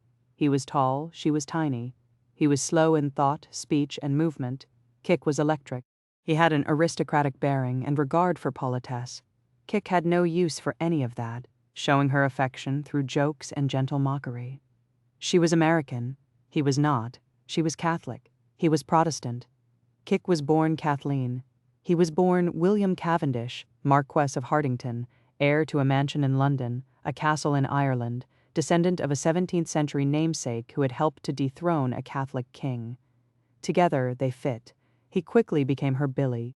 Kik was the American empress of the jazz age, a screwball heroine out of the Hollywood movies she adored, fond of throwing parties in her father's new residence, a crumbling old pile with 52 rooms and a basement where Joe stashed 2,000 bottles of champagne. Her days were spent shooting grouse, cheering at the races, playing tennis, and attending garden parties at Buckingham Palace or luncheons at St. James's Palace. Her nights were spent in London's poshest clubs, theaters, restaurants, at cocktail parties in castles, with maids attending to tasks grand and small, squeezing toothpaste onto waiting toothbrushes that were angled just so. Kik was among the beautiful and privileged youth of England partying at the edge of the world, losing themselves in midnight strolls through grand topiary mazes on even grander estates, young women in gowns of the finest silk or gossamer chiffon strolling through damp, verdant grass, swinging champagne bottles in one hand and lit cigarettes in the other, the shimmering stars strewn against a velvet night sky in a quiet that would not last. Each night they were drinking away the looming specter of Hitler and the approaching horrors. All you can hear or talk about at this point is the future war which is bound to come. Kik wrote in September 1938, "Am so darn sick of it. War would mean going back to the States. It would mean losing Billy." Before Billy, Kik had a singular kinship with her mother, Rose. No other Kennedy child defended Rose from Joe's constant womanizing. Now that loyalty seemed to mean nothing. Kik knew her mother might not approve of Billy's religion, but she never anticipated her mother's cruelty. She never anticipated her mother disowning her. After all, Rose's own parents hadn't approved of Joe Kennedy, but she'd married him anyway. Was this some particular grievance that Rose had against Kik? Was Kik too much like the boys, Jack especially? How could Rose believe in a God that would judge another based on mere denomination? And Billy's father was as aghast at the romance as Rose Kennedy. The Devonshires were anti-Catholic. Billy and Kik were, in essence, a Montague and a Capulet. How could their parents care about such things now, with their young lives at stake, the world as they knew it careening toward the abyss? For there was no question that when war came, Billy would serve in combat. There was also no question that Ambassador Kennedy would order his children back to the States, adults or not, once war broke out. In fall 1939, 18 months after docking in England, Kik was back in America. Her first salvo was a thank you letter to her father, for giving me one of the greatest experiences anyone could have had. She did not reference the terror she'd experienced. In anticipation of the Blitz, London began going dark in September 1939, a zombie city at night. Aerial bombings imminent. There was still nowhere she'd rather be, her London still a place where, as she wrote, the moon shines through. The moon was Billy. Kik bided her time in New York, returning to her former life as just a Kennedy girl, no longer the brash American whose worldview had been broadened and deepened by her British friends, all of whom were won over by her joie de vivre, her unpretentiousness, her willingness to learn and change her mind. Kik's greatest conflict with her father had nothing to do with Billy at all, but with Hitler and America's role in the war. Joe, as U.S. ambassador to the United Kingdom, had sought to meet with Hitler and had encouraged appeasement with the Nazis. He thought democracy in Western Europe and America would soon be dead, and that Germany would establish a new world order, one that he in fact agreed with. Joe Sr. blamed the Jew media in the United States as he wrote to Viscountess Nancy Astor, condemning their coverage of Hitler and his atrocities for setting a match to the fuse of the world. Kick's oldest brother, Joe Jr., admired the Führer as well, writing that Hitler was smart to seize upon a common enemy, someone of whom to make the goat too bad it had to be done to the Jews. The dislike of the Jews, however, he continued, was well-founded. They were at the heads of all the big business, on law, etc. It is all to their credit for them to get so far, but their methods had become quite unscrupulous. The lawyers and prominent judges were Jews, and if you had a case against a Jew, you were nearly always sure to lose it. As far as the brutality is concerned, it must have been necessary to use some. Kick's father was grooming Joe Jr. to run for president of the United States, but he would barely stand up for her and for Billy against Rose. Should she have been surprised? Catholicism wasn't their one true religion. Power was. Kick returned to America believing, unlike her father and brother, that Hitler must be defeated. She was proud of Billy for enlisting and frantic to see him. At the moment, it looks as if the Germans will be in England before you receive this letter, she wrote to old Joe in May 1940. She reiterated her belief in Britain's moral and military supremacy. In fact, from reports here they are just about taking over Claridge's now, she continued.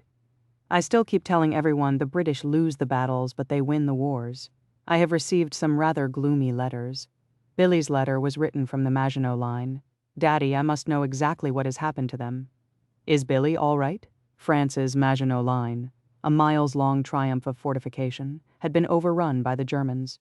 Jack, equally convinced that democracy would not survive World War II, wrote to their father on Kick's behalf. Kick is very keen to go over, he said, and I wouldn't think the anti-American feeling might hurt her like it might do us, due to her being a girl, especially as it would show that we hadn't merely left England when it got unpleasant. Kick was no girl. She was a woman, braver than her brothers, but she took what she could get.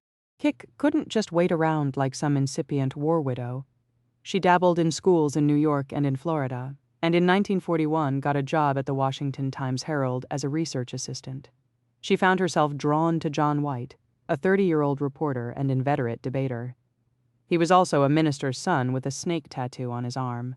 This guy was Kick's speed, another rebel, another apostate. White liked Kick a lot, but her dogmatic opinions surprised him. Birth control is murder, she'd say. Premarital sex, that was out too. How could such a firebrand be so dogmatic? Everyone knew what the Kennedy boys got up to. Birth control was the least of it. White was even more surprised at how deferential Kick could be toward old Joe, that she wasn't outraged when he ran background checks on her friends and suitors, something White knew about firsthand, because old Joe had hired someone to investigate him. Kick's brother Jack was allowed to date whomever he wanted, including their friend and colleague Inga Arvad. Rumor had it Inga Binga to Jack, might be a spy for Germany, but did old Joe care about that? No. He cared that Kick remained a virgin till marriage. And oh, how that frustrated John White. After they went out for dinner or a movie, Kick would sometimes allow John back to her place. She'd let him sit on her bed, rub her back, but nothing else. When White would press for more, Kick would only say, "That's the way it is." White tried to kiss her once. Kick shied away. "I don't want any of this, John," she said. "You must understand. Please don't try. I don't want the thing the priest says not to do." Whether because of her childlike effect or despite it, John fell in love with Kick. They shared newsroom banter right out of the front page. He called her an ignorant, thick-headed Mick, and she'd call him a shrinking, bald-headed, irritable old man. White often said that Kick was the most fun to argue with because she was always wrong. Kick kept circling back to that birth control argument, and that led her to thoughts of her friends back in England, who told Kick in cables and letters that sex was now the most defiant, life-affirming thing one could do. It led her to thoughts of Billy and what sex might be like for them, what it would be like to see him again. "I am nearly going mad," she told her father. Jack, now as pessimistic as his father, tried to talk Kick out of it. "I would advise strongly against any voyages to England to marry any Englishman," Jack wrote Kick, "for I have come to the reluctant conclusion that it has come time to write the obituary of the British Empire." Yet by March of 1942, Jack was off to war. It took Kick another 15 months, but her stubbornness paid off. On June 23, 1943, she boarded the Queen Mary as a new member of the Red Cross headed to London. To Billy. They married on May 6, 1944, in a 7-minute-long civil ceremony. Kik wore a knee-length pink crepe dress with tea-length sleeves and a high neck, a copy of one of her own black dresses. Everyone she knew in England, even her milkman, had given Kik their clothing ration coupons for her modest wedding dress. A testament to how much they loved her, this young woman whose wealthy family was so withholding. On her wedding ring, Billy had inscribed, "I love you more than anything in the world." Only one member of her family was present, her brother Joe Jr., who was serving in London. He had to defend himself for smiling in Kik's wedding pictures. "I saw no point in looking extremely grim throughout," Joe Jr. wrote the family, "so I looked as if I enjoyed it. As far as America was concerned, Joe thought Kik was now royalty, on her way to dizzying heights of glory and power as the next First Lady of the realm." None of it impressed her mother. Rose had taken the advice of one of New York's top newspaper publishers and, as a means of boycotting Kik's wedding without seeming vengeful, had herself hospitalized for 2 weeks. And just in case anyone failed to get the message, Rose issued a statement that she was too physically unfit to discuss the wedding with anyone. When the news reached Kik, it devastated her. She didn't recognize this as histrionics, a temper tantrum meant to shame her. The day after the wedding, Joe Jr. sent his parents a one-line telegram meant to convey Kik's sorrow. "The power of silence," he wrote, "is great, a sort of evil influence." So it was that Billy's father, the Duke of Cavendish, described Kik, even as she promised to raise her future children Protestant. But her beloved brother Jack was thrilled for her. Shortly after the wedding, he wrote to his best friend Lem Billings. As Sister Eunice from the depth of her Catholic wrath so truly said, "It's a horrible thing, but it will be nice visiting her after the war, so we might as well face it." Kik had married the love of her life and, as Jack noted, Britain's most eligible bachelor. She was profiled in Vogue and approached by Life magazine for a story hailing the nuptials as the greatest gesture for Anglo-American relations since the Atlantic Charter. It still wasn't good enough for Rose, status-conscious Rose, straining to be taken as more than mere lace-curtain Irish. Kik and Billy had just a few weeks before he would be called back to duty. Their wedding night was spent at Compton Place, the Devonshire mansion adorned with Titian's Venus and Adonis, the armed warrior escaping Venus's embrace, Cupid asleep under the trees. A suite was ready and waiting for them, and Kik watched as Billy looked at the twin beds that had been pushed together and hastily pulled them apart. Kik later confided to 2 friends that her wedding night had been a disappointment, that Billy was terribly inexperienced. Oh, Billy. The soldier who ran in fear, the dashing bachelor who was probably a virgin. They moved into a hotel while awaiting Billy's orders. Kik was going to make this marriage work, and she wasn't going to give Rose an inch of satisfaction. She wrote home of the peace that had come over her. "I am feeling better now than I have since I left America," she said. "This is the first really good rest I have had for a year. Have put on some weight," a dig at her parents who vocally detested the slightest weight gain, "and am getting plenty of sleep. Married life agrees with me." They had a brief honeymoon at the legendary Swan Inn, where they were given the best room, running water, a fireplace, dinner set out every night. They luxuriated in picnics and bike rides through the country, and fantasized about their lives after a war that was escalating beyond their summer fields, beyond comprehension. Billy would die just 4 months after the wedding, killed in action by a German sniper.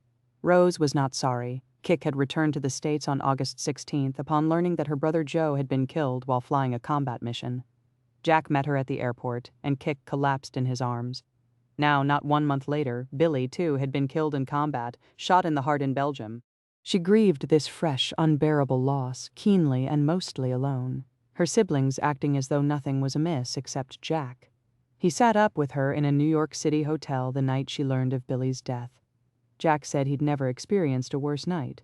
"So ends the story of Billy and Kik," she wrote in her diary. "Life is so cruel." She treasured a letter Billy had written to her and reread it often.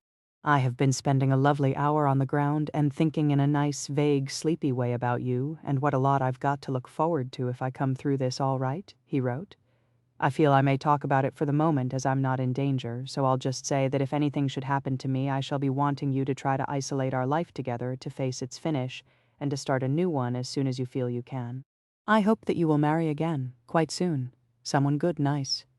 President Roosevelt and Prime Minister Churchill sent personal condolences, but these were small comfort. Even as a grieving young wartime widow, she was still, in her mother's eyes, a sinner. Rose's rejection stung all the more after Kik received a beautiful letter from Billy's mother, somehow strong enough to console this shattered young woman. "I want you never, never to forget what complete happiness you gave him," she wrote.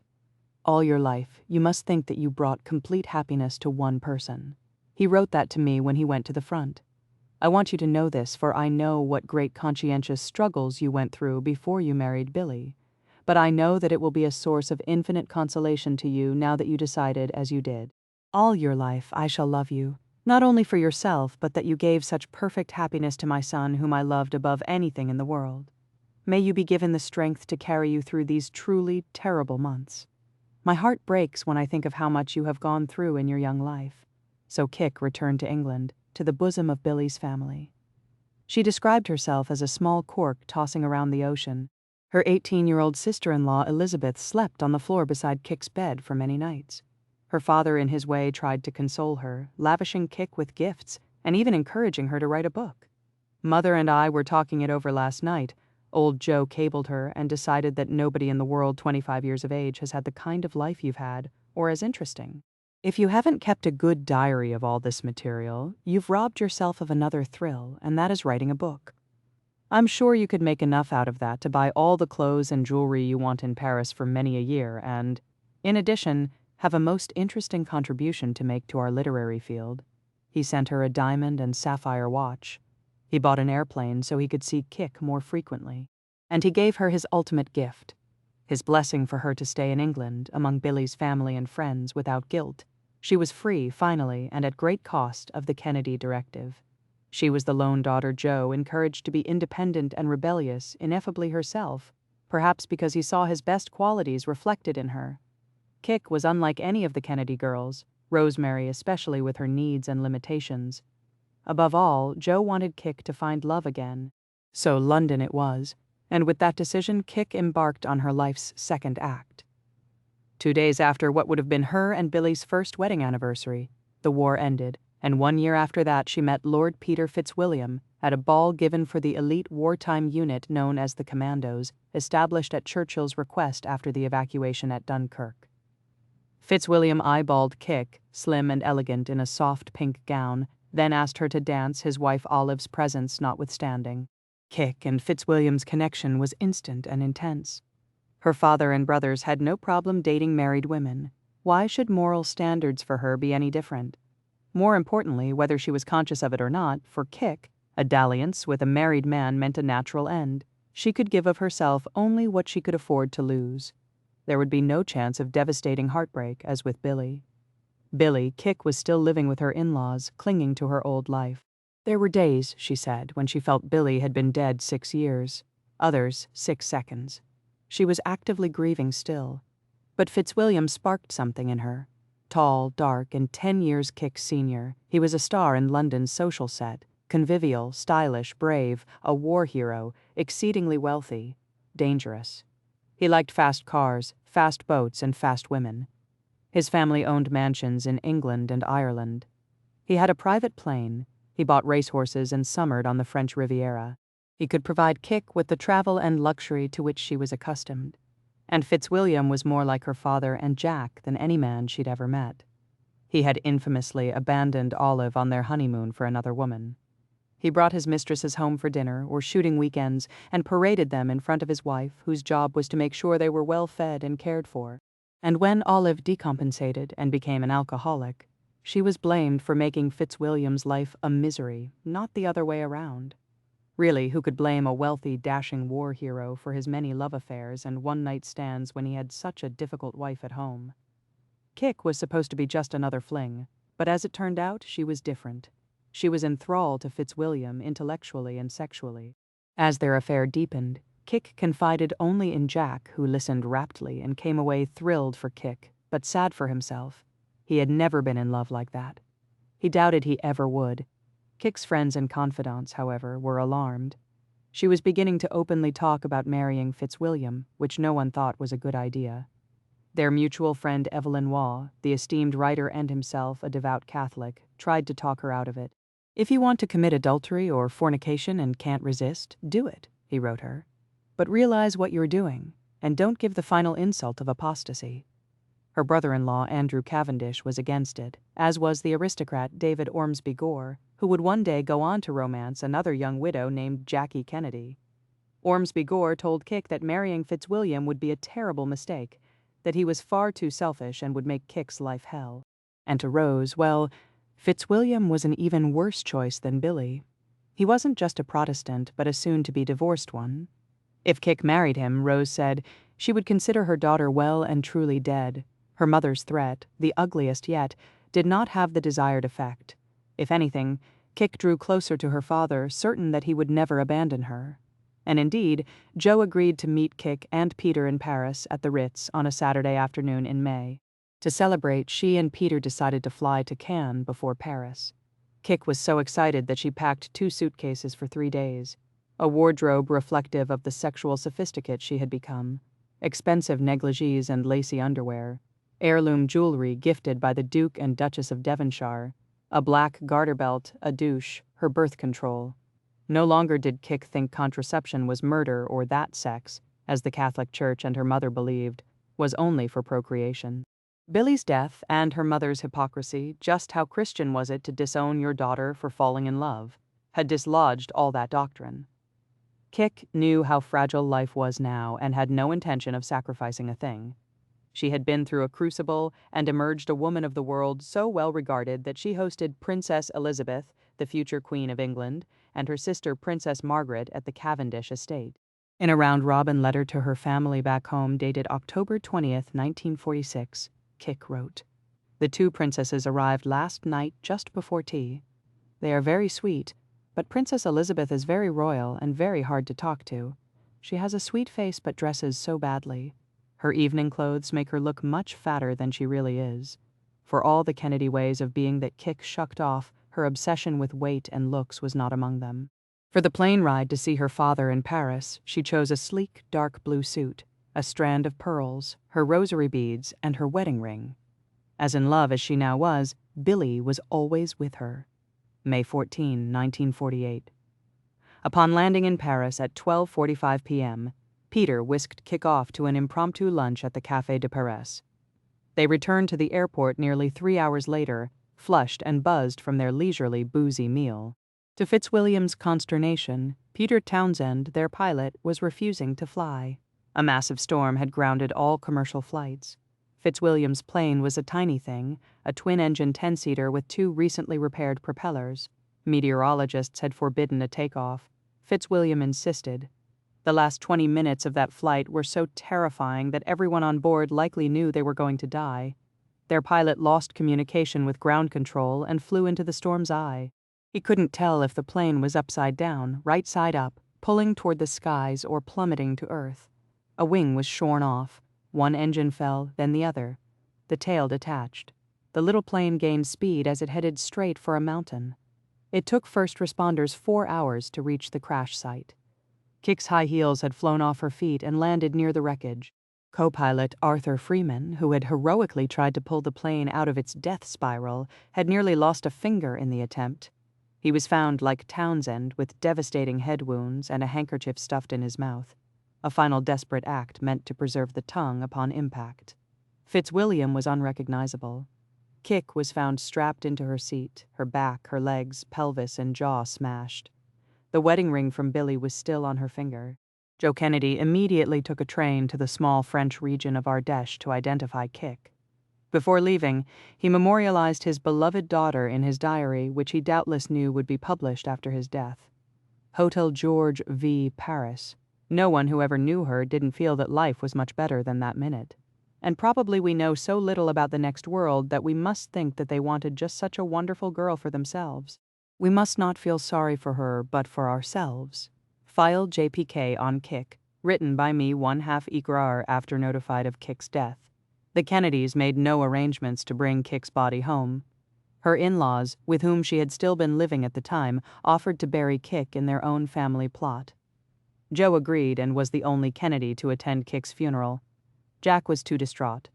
Rose took Kick's death as proof that she had been right. God had struck down her daughter, the sinner, the sexual savage. Rose flat out refused to attend Kick's funeral and said Kick would be denied heaven and stuck in purgatory. Lem Billings was perhaps the only non-Kennedy to know Rose's true feelings.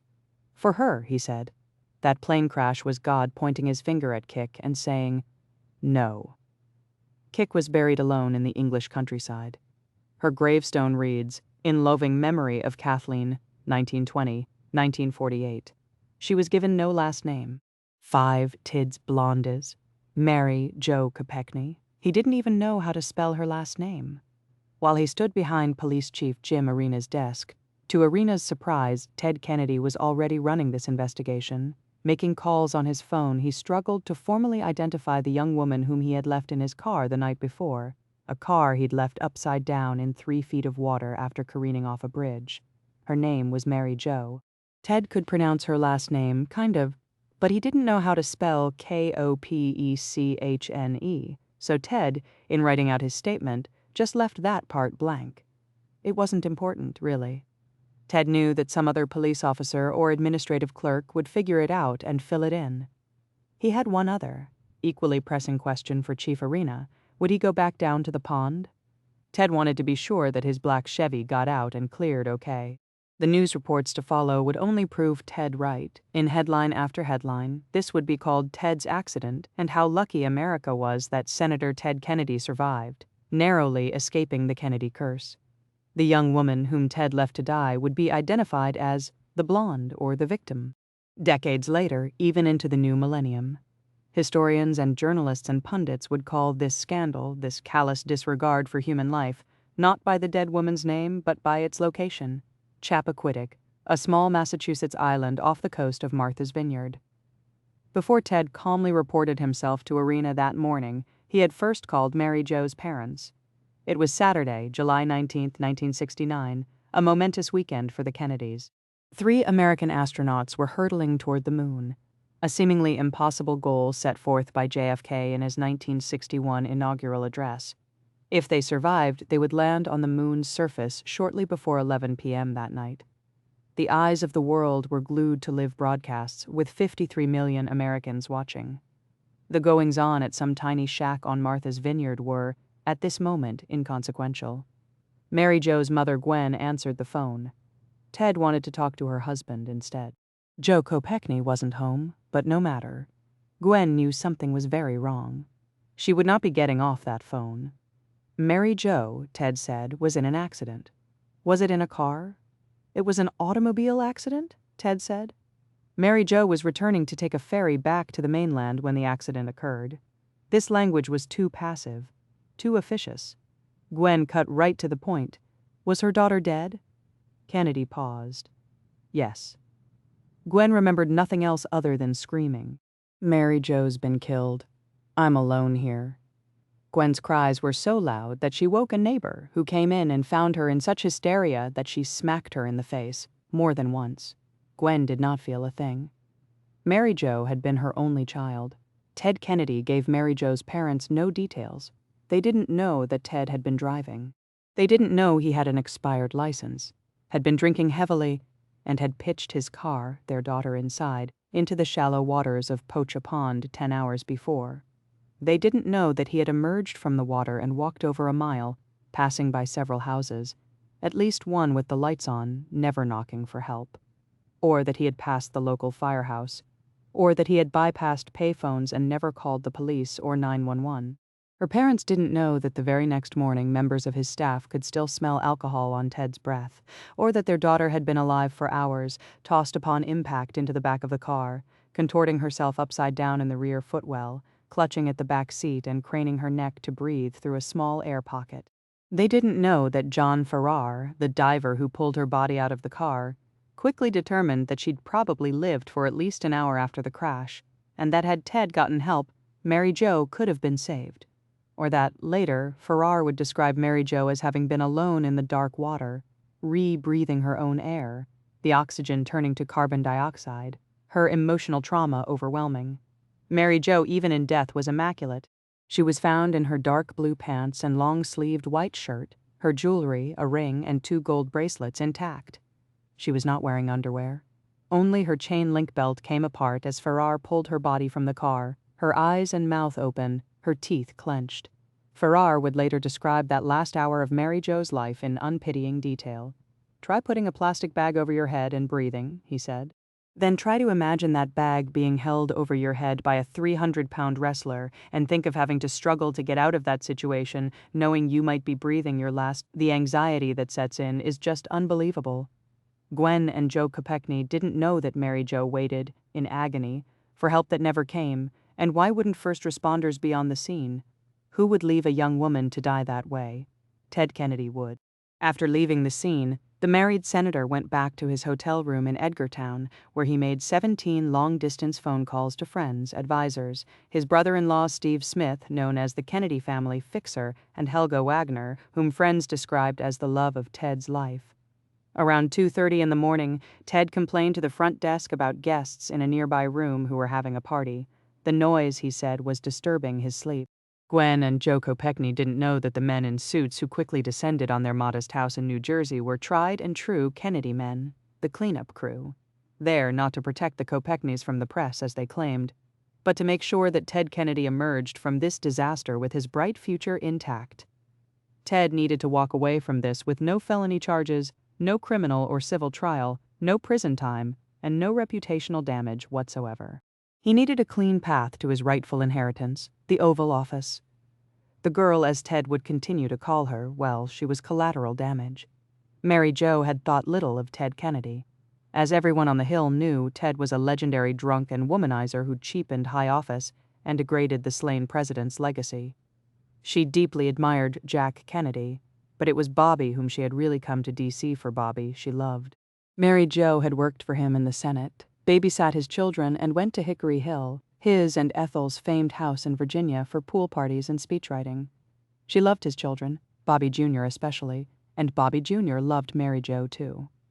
She was so good with the children and so conscientious that Ethel asked her about taking on a nanny role. But Ethel had miscalculated. Yes, there was a part of Mary Jo that was deeply old-fashioned. She was a devout Roman Catholic who comported herself with modesty. She barely drank. She didn't smoke. She didn't appreciate bawdy humor. But she was also ambitious and independent, determined to carve a path that felt right for her. She had been the first in her family to graduate college.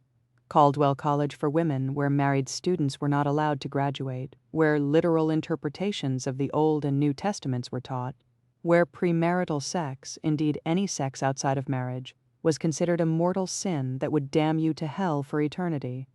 Sex was a mystery to Mary Jo. Her church made it something to fear. She didn't have siblings, there was no one older to guide her, no one younger to rebel with. She didn't talk about sex with any of her friends. There was one boy in high school she was crazy about, probably her first real boyfriend, but when her friends tried to warn her that his preppy good looks masked a devious nature, she refused to believe it. And when she did finally break up with him, her friends never knew why. They could guess, but they would never dare ask. There were lines you didn't cross with Mary Jo. For all her enthusiasm and good nature, she held herself at a distance. No one she worked with knew her well. Neither did her friends or her boyfriends. To look at her, a sunny blonde pixie in the trendiest clothes, you would never guess at her stubbornness, her seriousness. Mary Jo knew that she was pretty. She liked to party and loved to dance, and that was the only time anyone saw her out of control and unself-aware. Her dancing had a ferocity to it, as if everything she suppressed, her anger, her fears, her desires, and sexual energy used that single socially acceptable expression to escape. It was a burden at times being an only child, especially a girl. Her parents worried over her as if she would break. When she told them she wanted to teach on an Indian reservation, they begged her not to go. When she changed her mind and got a job teaching at a Catholic high school in Montgomery, Alabama, a flashpoint of the civil rights movement, her parents again begged her not to go. Every time they came to visit, they harped on every reason she should come back to New Jersey with them. It could feel infantilizing. Mary Jo was 22 years old, and like so many young American women of her generation, she was a study in contrasts. She seemed meek, but was driven. She was humble and grounded, yet drawn to the glamour of the Kennedys, a family and a world to which she wanted to belong. She had a sharp mind and a lacerating wit, but knew to hold back in polite company.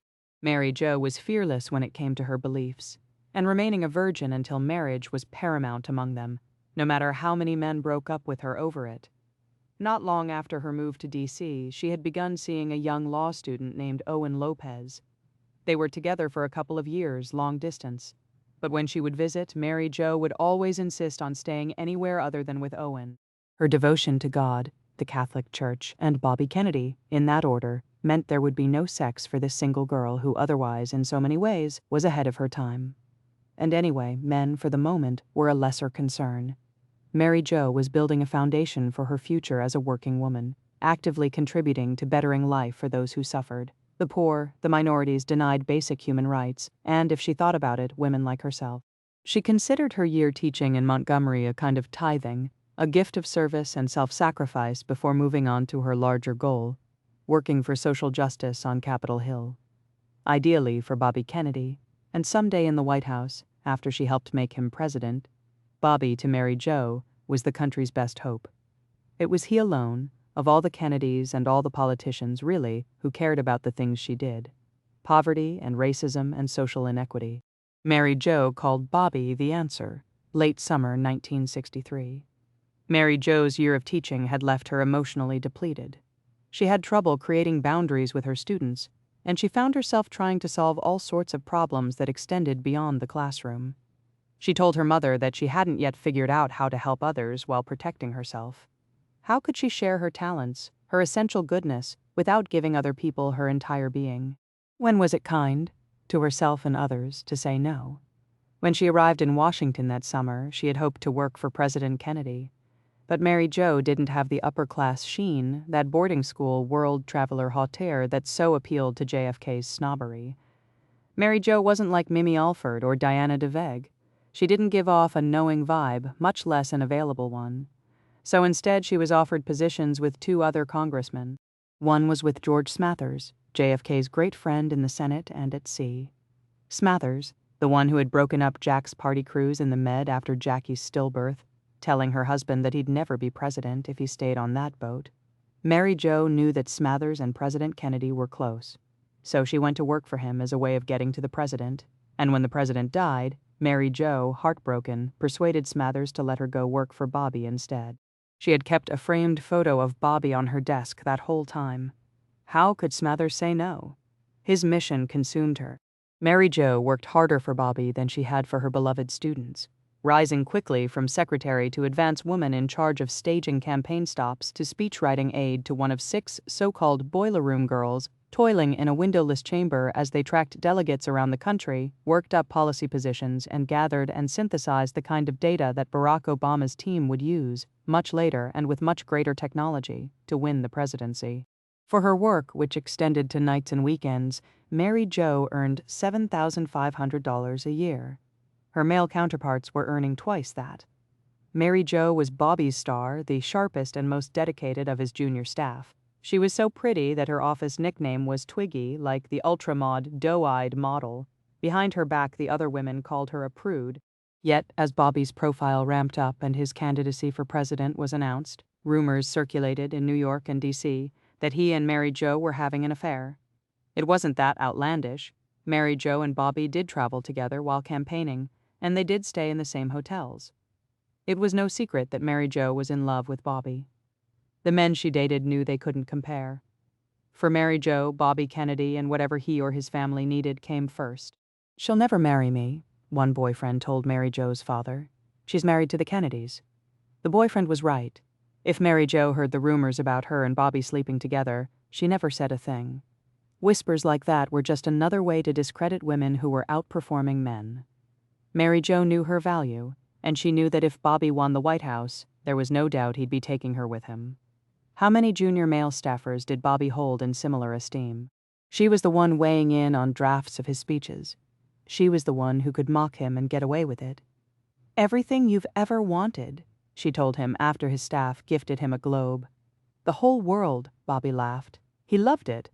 Mary Jo's irreverence and self-deprecation delighted him. She knew she wasn't one of the cool kids and didn't try to compensate. Instead, she would joke about how square she was. This endeared her to Bobby, who by turns could be shy, mean-spirited, compassionate, vengeful, empathetic, religious, unfaithful, ruthless, a marvel with little children, and the most attentive listener one could hope for. He gifted Mary Jo a framed photo of herself at her desk, the back of her head to the camera. "You work so hard," he inscribed. "This is the only way I ever see you." Mary Jo had a guileless view of the world. There was right and wrong, good and evil, heaven and hell. She still kept dolls and stuffed animals in her childhood bedroom, right under more photos of JFK and Bobby. Bobby, to her, was all good. In turn, he spared Mary Jo the worst of himself. Yet she was also born for politics and understood all that came with it, compromise, moral and otherwise, the massaging of inconvenient truths, the power of images and how to manipulate them. She was drawn to the counterculture and obsessed with the musical hair. On an advance trip to Wilkes-Barre, Pennsylvania, in the fall of 1966, it was Mary Jo who figured out that Bobby's designated speaking location needed to be moved so that television cameras would capture even a small crowd looking like 10,000 fans. Bobby was the Beatles. Mary Jo understood how to make him so, how to cut through his earnestness, his tragic legacy, and self-seriousness. When he announced his run for President of the United States on March 16, 1968, it became her mission to get the American electorate to see Bobby as she did, the answer. June 5, 1968, Los Angeles, 12:02 a.m. Mary Jo was at the Ambassador Hotel when Bobby finished addressing his supporters in the embassy ballroom. The California primary results were in, and Bobby was the leading Democratic candidate, ahead of his nearest rival by 7%. Lyndon Johnson, who had succeeded Jack after the assassination, had announced he would not be seeking a second term. The nation had been further traumatized by the escalating war in Vietnam and the assassination of Martin Luther King Jr. on a Memphis hotel balcony on April 4. Bobby was poised to be a bookend of healing, the younger Kennedy brother who was preaching unity and grace.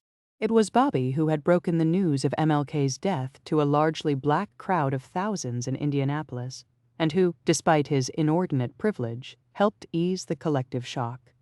Wearing a black overcoat that had belonged to Jack, Bobby quoted a passage from Aeschylus that meant a great deal to him. He once wrote, "Even in our sleep, pain which cannot forget falls drop by drop upon the heart, until, in our own despair, against our will, comes wisdom through the awful grace of God." What we need in the United States is not division. What we need in the United States is not hatred. What we need in the United States is not violence or lawlessness, but love and wisdom and compassion toward one another, and a feeling of justice toward those who still suffer within our country, whether they be white or they be black. Let us dedicate ourselves to what the Greeks wrote so many years ago, to tame the savageness of man and to make gentle the life of this world. Let us dedicate ourselves to that and say a prayer for our country and for our people. It was a speech Bobby himself had cobbled together on the fly, yet it was the most heartfelt and impactful of his political career. It was that kind of humanity that was going to make him the next president of the United States. "So my thanks to all of you," Bobby said in his LA victory speech, "and on to Chicago and let's win there." It was his last line of the night, the crowd at the Ambassador going crazy for him, chanting, "We want Bobby," over and over. He was meant to be safe among his people, yet two of America's most prominent black athletes, friends of Bobby's, had volunteered to bodyguard him that night. Rayford Johnson, the two-time Olympic decathlete, and former NFL lineman Rosie Greer. Despite what had happened to Jack, presidential candidates were still not afforded Secret Service protection. Bobby had mentioned both men in his speech. "To my old friend, if I may, Rayford Johnson is here," Bobby said, and to Rosie Greer, who said that he'd take care of anyone who didn't vote for me. Bobby began making his way to the ambassador's back exit through the kitchen. Ethel, who had been by his side as he spoke, was trailing just behind. Reporters, busboys, and kitchen staff surrounded him, as did photographers and television cameras. The dispersing crowd outside could hear what sounded like a thump, but no one blanched. "RFK," they chanted. "RFK." That thump had been the first of 3 gunshots. Now Bobby Kennedy lay on the kitchen floor, bleeding, as Johnson and Greer subdued the gunman. A 17-year-old immigrant busboy from Mexico named Juan Romero cradled Bobby's head as he struggled to speak. His lips were moving, but no words came out. Romero lowered his ear to Bobby's mouth. "Is everybody okay?" Bobby asked. His blood was pouring through Romero's fingers. "Yes?" Romero said. "Everybody's okay?" He took his rosary from his shirt pocket and wrapped it around Bobby's right hand while holding Bobby's head off the cold concrete floor. Bobby turned his head slightly. "Everything's going to be okay," he said. On June 6 at 1:44 a.m., after one day in intensive care at LA's Good Samaritan Hospital, Robert F. Kennedy was pronounced dead. He had been shot 3 times, the fatal bullet through his head. His assassin, Sirhan, later said that he killed Bobby for his pro-Israel views and for contributing to the persecution of Palestinians. Bobby's death was yet another national trauma. His campaign itself, which prioritized civil rights and the eradication of poverty, had been a bomb after the assassinations of JFK and MLK. Bobby Kennedy had allowed and encouraged, really, America once again to look to the future with hope, to reject the carnage of the 1960s. Now Bobby was another victim of that carnage. His body was flown back to New York City. Thousands lined up to view his casket at St. Patrick's Cathedral before it was taken by train to Washington, where thousands more stood along the route and saluted. Ted Kennedy, the last surviving Kennedy brother, eulogized him, a eulogy written not by Ted himself but Kennedy speechwriters. This eulogy came to define Bobby's legacy. "My brother need not be idealized or enlarged in death beyond what he was in life, to be remembered simply as a good and decent man who saw wrong and tried to right it, saw suffering and tried to heal it, saw war and tried to stop it, as he said many times in many parts of this nation to those he touched and who sought to touch him. Some men see things as they are and say, 'Why?' I dream things that never were and say, 'Why not?'" Mary Jo's grief in the wake of RFK's death was even more paralyzing than when JFK had been killed in 1963. She traveled on Bobby's funeral train. She helped pack up his office, a task that in its enormity and finality took months. One day she sat at her desk for hours, staring straight ahead and not moving, not saying a word, leaving her colleagues to ask if she needed help getting home. When all that work was done, Mary Jo Kopechne, rising star, moved away from D.C. She didn't want to be there without Bobby Kennedy. "I just feel Bobby's presence everywhere," she said. "I can't go back because it will never be the same again." She still loved politics, but there was no longer a future for her on the Hill. Whom would she work for? Certainly not Ted. He was unserious, the runt of the Kennedy litter, kicked out of Harvard for cheating. He was a Sybarite whose sweet, beautiful wife, Joan, served 2 purposes for him, as a stay-at-home mother to their 3 young children and as a campaign prop. Mary Jo knew Joan and liked her and thought she was so kind and pretty. Poor Joan. Surely she had heard the stories about Ted's other women. Then again, even Kennedy wives were a bit starstruck by their husbands. Why would Joan be an exception? As it was, everyone thought Mary Jo, too, was worshipful around the Kennedys. Even the family thought so, and this wasn't specific to Mary Jo. They had a phrase they used for their most devoted staffers, honorary Kennedys. Like it was special dispensation to be in their orbit, even more so to be considered one of them. But anyone who wasn't blood would never truly be one of them, no matter how many sacrifices they made, no matter how many injuries to their own egos, their own dignity. It was a lesson their most ardent loyalists would learn for themselves, often in unique and brutish ways. The truth was that most of the Kennedys weren't that special. After Bobby died, their true stars, save Eunice, who had a political mind to rival her brothers, but who, alas, was a woman, were gone. As for the wives, Jackie was the most famous, but she'd shed her widow's weeds, and with Bobby dead, oh, how Jackie loved Bobby, she seemed hell-bent on getting out of the family and out of America. No, power was for the Kennedy men exclusively, and now only Ted was left. The youngest of all Rose and Old Joe's children, the son with the least potential. Mary Jo didn't want to work for him or advise him. She certainly didn't want to date him. Martha's Vineyard, June 19, 1969. The Boiler Room girls, along with some older male Kennedy loyalists, were gathering to mourn Bobby and commemorate all they had done for him. Mary Jo had been working for another politician and was due in South Carolina, but at the last minute found someone to take her place. She called her mom before heading to the vineyard. She had big news to share. She said 3 major life decisions she'd just made. First, she had been offered a job at Matt Reeves Associates, the top political consulting firm in the country. They were doubling her salary to $15,000 a year, and she was taking it. Her career was heading exactly where she wanted it to go. Then Joe picked up the phone in another room, and suddenly the dynamic was off. Whatever else Mary Jo had to confide. Her other pieces of news: was she marrying the man she'd been seeing, the Foreign Service officer they'd yet to meet? Mary Jo and Owen had broken up before Bobby was assassinated. For Owen, the distance was a hindrance, as was Mary Jo's refusal to have sex. Whatever else Mary Jo had to share, she kept it to herself once her father joined the call.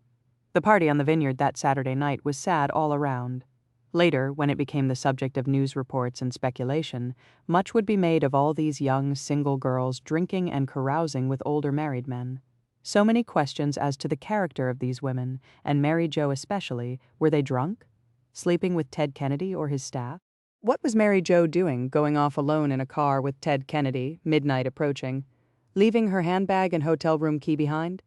What could Ted and Mary Jo possibly have been doing between the time they left the party and the time an eyewitness saw Ted's car heading toward the ferry an hour and a half later at around 11:20 p.m.? Why was alcohol found in her system? After all, hadn't everyone who had known her said that Mary Jo hardly ever drank? Which was it then? Was Mary Jo a perfect Catholic angel or a secret party girl with a Kennedy fixation? Ted said she had asked to leave with him, so clearly she was after one thing, right? And when the detail somehow leaked that Mary Jo's body was found without underwear, well, didn't that say it all? No matter that tests for sperm came back negative. All these contradictions led the Massachusetts Southern District Attorney Edmund Dinnis to request, in August 1969, an exhumation of Mary Jo's body for an autopsy. Mary Jo's mother was horrified. "I don't want my little girl's body dug up," she said. "My tiny, lovely baby." Mary Jo was left in the water for 9 hours, she said. She didn't belong there. Ted had been drinking the afternoon of the crash, sailing in a regatta. That evening he had taken a bath, had his 4th rum and coke, and then began making his way over to the small 2-bedroom rented cottage in Chappaquiddick where this gathering was in effect, the mourners drinking and smoking cigarettes in this Spartan, dingy house. The grill was so tiny that everyone settled for sausage and cheese hors d'oeuvres. There wasn't even any music. One of the girls had to venture into town to find a radio. Really? It was a bunch of sad, middle-aged men moping around and drinking heavily. Hardly the kind of grand affair one would associate with the Kennedys. But to Ted, as always, a party was a party. And a pretty young blonde was just another pretty young blonde, like this one who had asked for a ride back to the inn. Or had she? That was Ted's testimony, delivered in grandiloquent verbiage at the inquest on January 5th, 1970. She indicated to me that she was desirous of leaving, if I would be kind enough to drop her back at her hotel. Mary Jo's close friends doubted that. They thought it far more likely that Mary Jo, who had said she felt queasy from too much sun that day, went into the back seat of the black Oldsmobile to nap, and that Ted, drunk and unaware she was in his car, took off. That, they said, was the more likely explanation as to why her handbag and hotel room key were left behind. Mary Jo, a stickler for detail, had not intended to leave. Then again, maybe Mary Jo had asked for that ride. The last ferry from Chappie to Edgartown left at midnight. Maybe she looked around and saw that no one else was in the mood to leave and hadn't wanted to crash on a hard, dirty floor. Maybe in her haste, she simply forgot her bag and key, and those could easily be recovered the next day. The front desk would surely give her a spare. And who better to hitch a ride with than Ted, who knew the island so well? It could be confusing and scary at night. Few street lamps, unpaved roads, no lit signs, no way to know where you were going, really, unless you already knew where you were going. On the way back to the ferry that night, Ted was going way over the 20-mile-per-hour limit, flying down Chappaquiddick Road before veering onto a dirt path called Dyke Bridge Road. It was rough and narrow, a road to nowhere. Ted was gunning the car so fast that by the time he felt the road give way beneath him, tires rolling over the planked wood bridge, no guardrail on either side, he had steered his black Oldsmobile Delmont 88 off the right side and plunged into the water, where the car landed upside down. The force of impact caved in the windshield. At the inquest, Ted detailed the moment before losing control. He put Mary Jo in the passenger seat. I recall the movement of Mary Jo next to me, the struggling, perhaps hitting or kicking me, and I, at this time, opened my eyes and realized I was upside down, that water was crashing in on me, that it was pitch black, and I was able to get a half gulp, I would say, of air before I became completely immersed in the water. I realized that Mary Jo and I had to get out of the car. I can remember the last sensation of being completely out of air and inhaling what must have been a half a lung full of water and assuming that I was going to drown. And the full realization that no one was going to be looking for us until the next morning, that I wasn't going to get out of that car alive, then, somehow, coming up to the last energy of just pushing, pressing, and coming up to the surface. I have no idea in the world how I got out of that car. Mary Jo was still alive. If Ted, strapping athletic 6'2", an excellent swimmer, could get himself out, surely he could rescue Mary Jo. He tried, he said. The water only came up to his waist, and he said he dove again and again. I was doing everything that I possibly could to get the girl out of the car, Ted said. The girl, the blonde. The next day's headlines, Teddy escapes, blonde drowns. Those words were buried under the top story. JFK's dream realized, the front pages of every newspaper in America with astonishing images. Men walk on moon. The American flag had been planted there. All the astronauts survived. The country was turning toward futurism again and hope. What was Brand Kennedy if not those very things?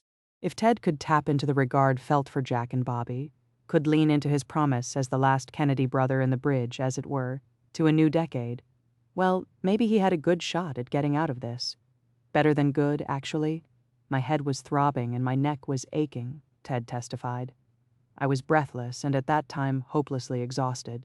Ted said he gave up and floated the 50 or so feet to shore, then rested for about 20 minutes before jumping back into Poucha Pond, not to rescue Mary Jo, still struggling to breathe, but to swim the length of 2.5 football fields, through a tide he later called brutal, back to shore. Once there, he passed several cottages, their lights still on, and ran all the way back to the party house.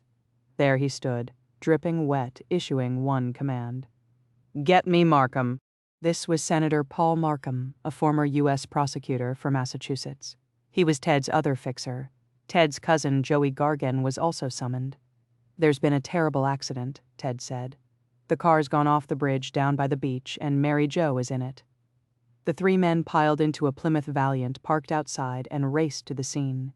Gargan and Markham stripped down and went into the pond while Ted stood on the bridge and watched as they tried to save Mary Jo. But they weren't trained first responders. They had no idea how to execute a water rescue. "Oh my God," Ted said, looking up at the night sky. "What am I going to do? What am I going to do?" Against the advice of the smartest Kennedy advisors, current and former, Ted decided to deliver an emergency televised address 1 week after the crash. For most of these men, it was a real reckoning with the Kennedys. To a one, they had been repulsed that Ted asked why he couldn't say Mary Jo had been driving that night. JFK's most venerated speechwriter, Ted Sorensen, wrote Ted's address to the nation. It went, in part, "I made immediate and repeated efforts to save Mary Jo by diving into the strong and murky current, but succeeded only in increasing my state of utter exhaustion and alarm. My conduct and conversations during the next several hours, to the extent that I can remember them, make no sense to me at all. Although my doctors informed me that I suffered a cerebral concussion as well as shock, I do not seek to escape responsibility for my actions by placing the blame either on the physical and emotional trauma brought on by the accident or on anyone else. I regard as indefensible the fact that I did not report the accident to the police immediately. Instead of looking directly for a telephone after lying exhausted in the grass for an undetermined time, I walked back to the cottage where the party was being held and requested the help of 2 friends, my cousin Joseph Gargan and Paul Markham, and directed them to return immediately to the scene with me. This was sometime after midnight, in order to undertake a new effort to dive down and locate Miss Kopechne. Their strenuous efforts, undertaken at some risk to their own lives, also proved futile. All kinds of scrambled thoughts, all of them confused, some of them irrational, many of them which I cannot recall, and some of which I would not have seriously entertained under normal circumstances, went through my mind during this period. They were reflected in the various inexplicable, inconsistent, and inconclusive things I said and did, including such questions as whether the girl might still be alive somewhere out of that immediate area, whether some awful curse did actually hang over all the Kennedys, whether there was some justifiable reason for me to doubt what had happened and to delay my report, whether somehow the awful weight of this incredible incident might in some way pass from my shoulders today. As I mentioned, I felt morally obligated to plead guilty to the charge of leaving the scene of an accident. No words on my part can possibly express the terrible pain and suffering I feel over this tragic incident. This last week has been an agonizing one for me and for the members of my family. Ted Sorensen forever regretted writing that speech, which did little to help Ted's case. After its broadcast, polls showed that 51% of Americans did not believe him. At the inquest, John Farrar, the diver who recovered Mary Jo's body the next afternoon, testified that Mary Jo had not drowned but had suffocated to death. He said she had been alive for at least an hour in the water, maybe longer. That didn't matter to Ted. He was sticking to his story. Was there any particular reason, Prosecutor Edmund Dinnis asked Ted, why you did not call either the police or the fire department? Well, Ted testified, I intended to call for assistance and report the accident to police within a few short moments of going back into the car. Did something transpire to prevent this? Ted dodged the question. Instead, he became most talkative about his own physical pain, self-pity, fear, and a childlike belief that the whole problem, Mary Jo's death and his responsibility for it, would just go away. He was afraid, he said, to call Mary Jo's mother. I just couldn't gain the strength within me, the moral strength to call Mrs. Kopechne at 2 o'clock in the morning and tell her that her daughter was dead. Instead, he called Helga Wagner.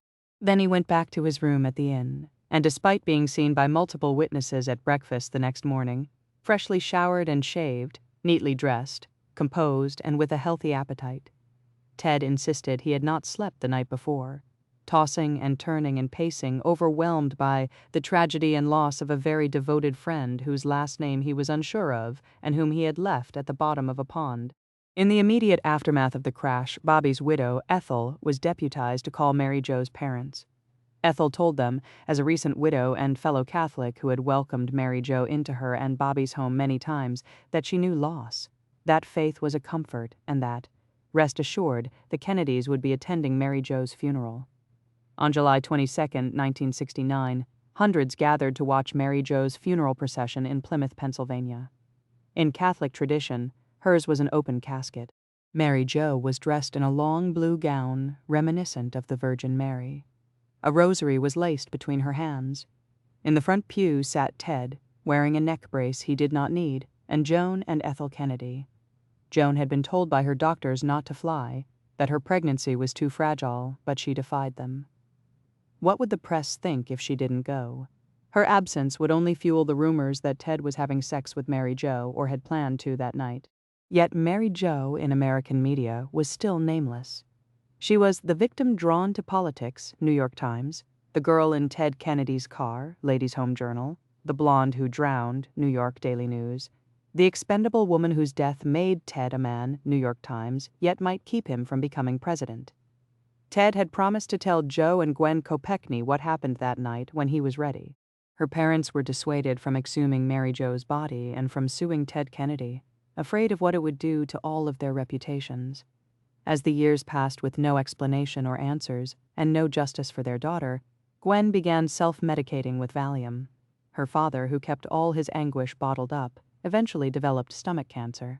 They spent their lives tending to Mary Jo's grave and her memory while fielding calls from Ted Kennedy every few years, asking them to quietly support his latest election bid.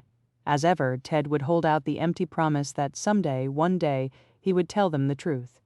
The Boiler Room girls refused to talk to Gwen and Jo about Mary Jo's last weekend alive or what they saw and heard in the aftermath. None told Mary Jo's parents why some of them remembered seeing her leave the party that night at different times, or not at all, only to recall an official testimony, one by one, seeing Mary Jo leave between 11th and 11:15 that night. No other media outlet picked up an explosive report in the Washington Post by Bob Woodward and Carl Bernstein, fresh off Watergate, that the surviving Boiler Room girls may have been targets of blackmail, possibly by Ted's enemies. The exposé focused on a New York City apartment rented by a former White House secret investigator named Anthony T. Ulaswitch, which he claimed was for establishing a private detective office to conduct confidential investigations. However, the article read, sources said that the apartment was furnished with velvet wallpaper and fur rugs, hardly the decor for a private detective agency.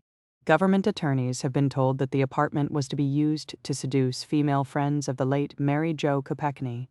The scheme involved hiring a good-looking man to seduce the women in the apartment, have pictures taken secretly, and then blackmail the women into revealing details about Miss Kopechne and the party that took place shortly before the Chappaquiddick accident. What, if anything, resulted from that scheme remains unknown. For their silence, the Boiler Room girls were rewarded with Ted Kennedy's contempt. Years later, Mary Jo's roommate, fellow Boiler Room girl Nance Lyons, said Ted never spoke to her professionally because she was a girl, and once claimed that it was Nance, not Ted, who wanted to say Mary Jo was driving the car that night. Not that any of it mattered.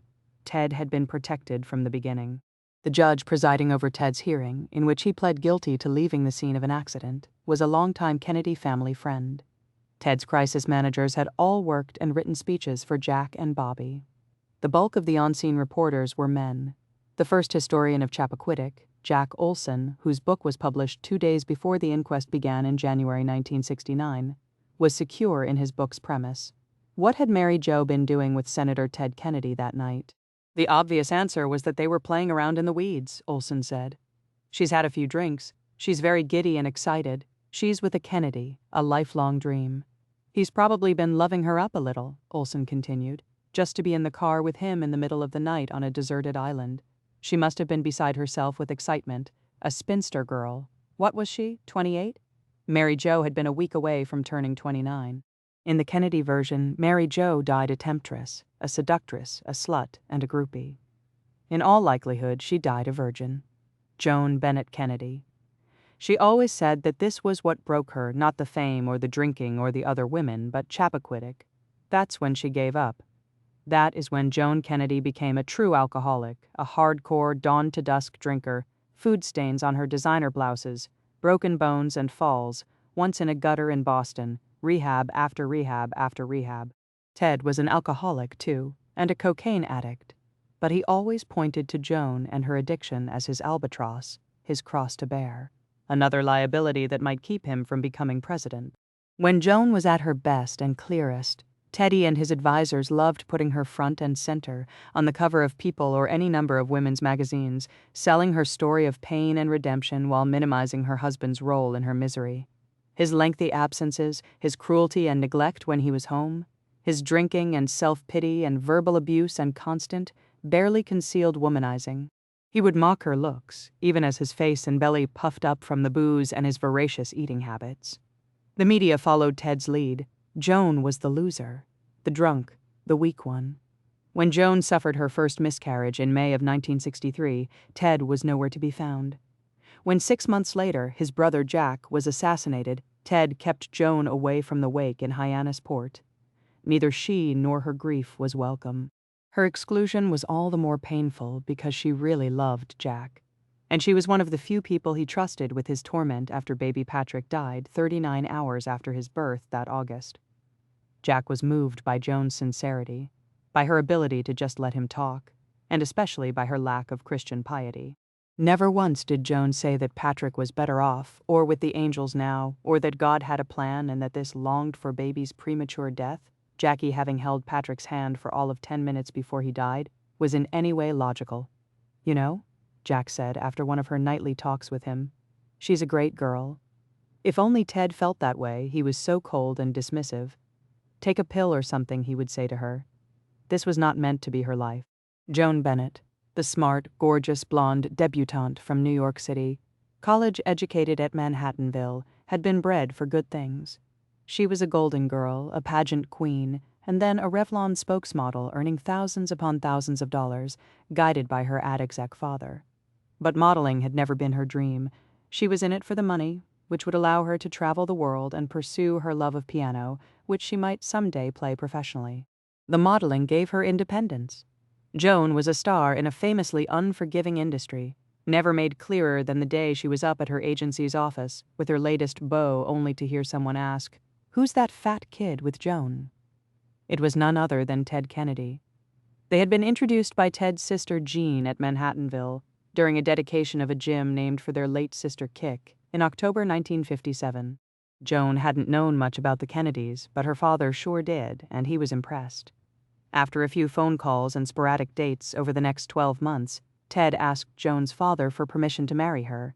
Getting fast-tracked into the Kennedy family was a coronation. This would be the most high-profile Kennedy wedding since Jackie married Jack in 1953. But as for the looming fame that came with this marriage, well, Joan wasn't built for it, wasn't after it. She was marrying Ted in spite of the family he came from, not because of it. She had been in love with him at first sight, Ted so tall and athletic, his insatiable lust for life so like her own joie de vivre, and Ted couldn't believe his luck. If he was going to follow his brothers into the White House, he needed the perfect wife, and here she was. Joan was Catholic, respectable, drop-dead gorgeous, a virgin. She never complained. She was willing to overlook Ted's shortcomings, his drinking, his unavailability, his bluster, his crassness, his intellectual laziness. Joan was a people-pleaser, the default setting of so many young women raised in respectable post-war families where, say, alcoholic moms and abusive dads such as hers weren't discussed. Joan hadn't the wherewithal then to understand that Ted and the Kennedys were like her family of origin on steroids, that she was drawn to them for that very reason, but she understood innately that her most important role would be to please Ted and her in-laws. Of course, as a future First Lady, Joan Bennett Kennedy would also need to please America. For all her wealth and beauty, Joan hadn't been popular in high school, not in college either. Boys called her a prude. She was shy and often happiest alone, painting, reading, playing her piano. She didn't attract attention because she didn't want it. The historical figure with whom Joan identified most was Eleanor Roosevelt, whose intellect and rich inner life she aspired to. She could see herself like that, not just the wife of a great man, but a woman of substance standing apart in her own right, in her own power. Yet Joan was surprised when Ted Kennedy proposed. Maybe she should have known that those weekends in Hyannis were tests, that she was being submitted for Rose and Joe's approval. Get eyes on her, try her on for size, like any important acquisition. Make the best assessment. Is this woman going to be a liability or an asset? Could she be in it for the long haul? Could she get Ted to the Oval? Joe and Rose, as it turned out, loved her. Joan was light, cheerful, and sunny. Ted marveled at her disposition. Nothing gets her down, he would say. She's perfect for my family. In June 1958, as soon as Joan graduated from Manhattanville, Ted proposed on the beach. He didn't have an engagement ring, but Joan said yes anyway. The announcement would be made to the media that September and the wedding would be in November. The only decisions Joan had to make were choosing the flowers and her dress. She settled on a long-sleeved satin gown with a full princess skirt, its sweetheart neckline bordered in lace, and a long bridal train purchased off the rack in Bronxville. It was all so exciting until it wasn't. Joan wanted the former president of the University of Notre Dame, a close family friend of the Bennets named Father John Kavanaugh, to marry them. Old Joe insisted on Francis Cardinal Spellman, the Archbishop of New York and informal chaplain to the Kennedy family. At their engagement party, the first time Joan had seen Ted since he proposed in June, Ted showed up very late and handed her an unwrapped box.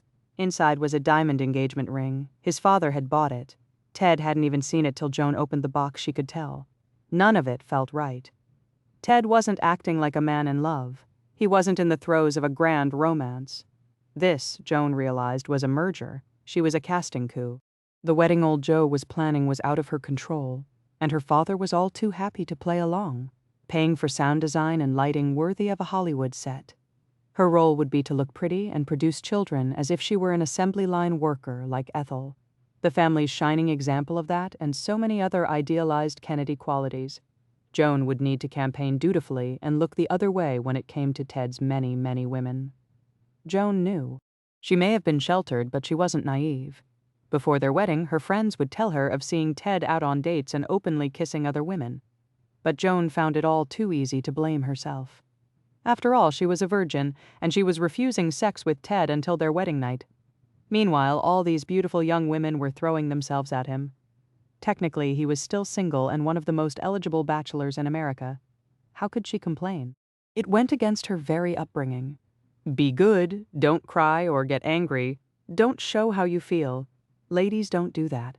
Otherwise the brush, the beribboned hairbrush her mother kept on the wall, the one she beat Joan and her sister Candy with when they misbehaved or otherwise displeased her, would come out, and their mother would ask, How many smacks do you think you deserve?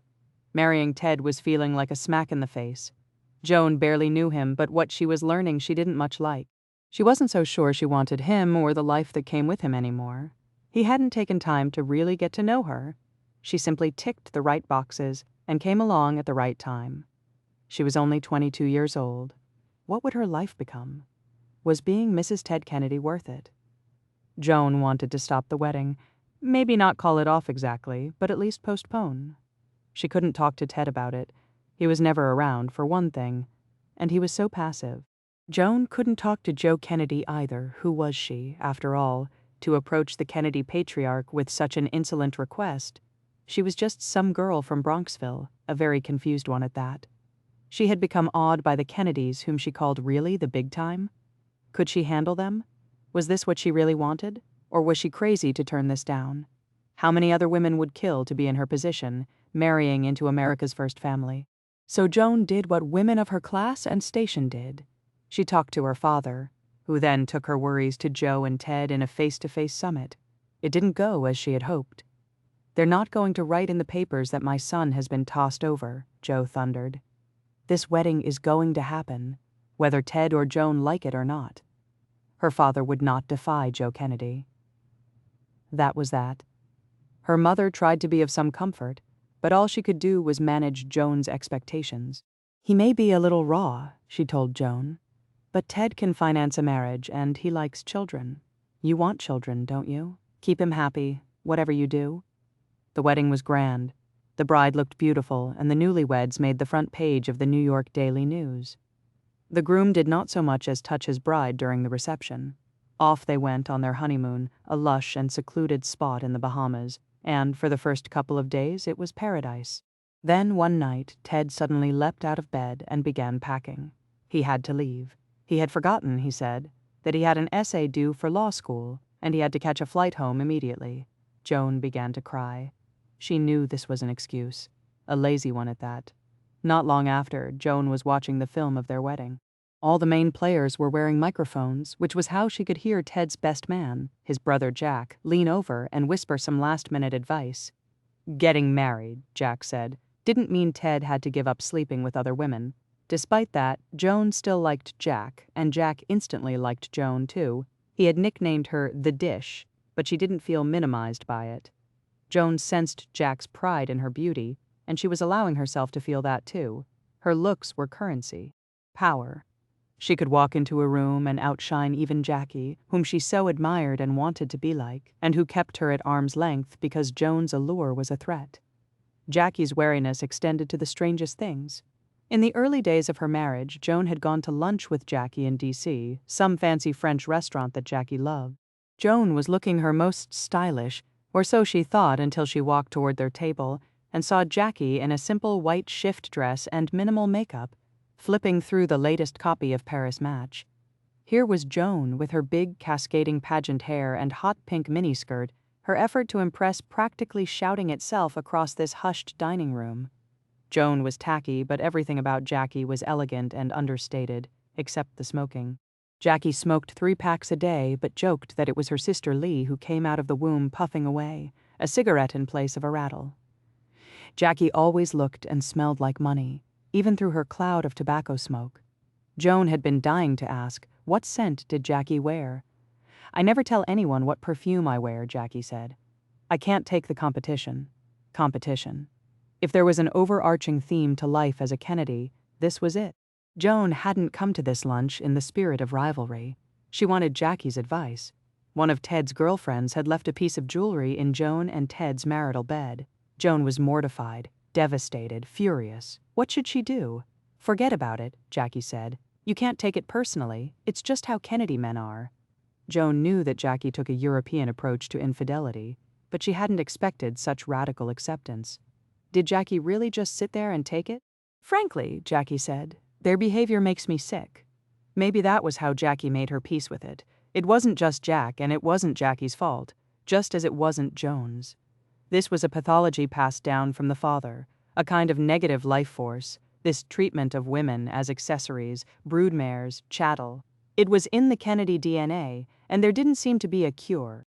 Jackie wasn't going to share her own horror stories with Joan, but she wasn't going to pretend that her marriage was any better. What was the point? Everyone knew. "Focus on yourself, Joan," Jackie said, "and your kids. Forget Teddy." In the early days of their marriage, Joan had been happy. She and Ted weren't just sexually compatible. Joan's kindness and decency, her sensitive disposition, brought out a softer side of Ted. The Ted who was teased by his siblings for being overweight was, in Joan's eyes, rugged and athletic, the handsomest Kennedy brother.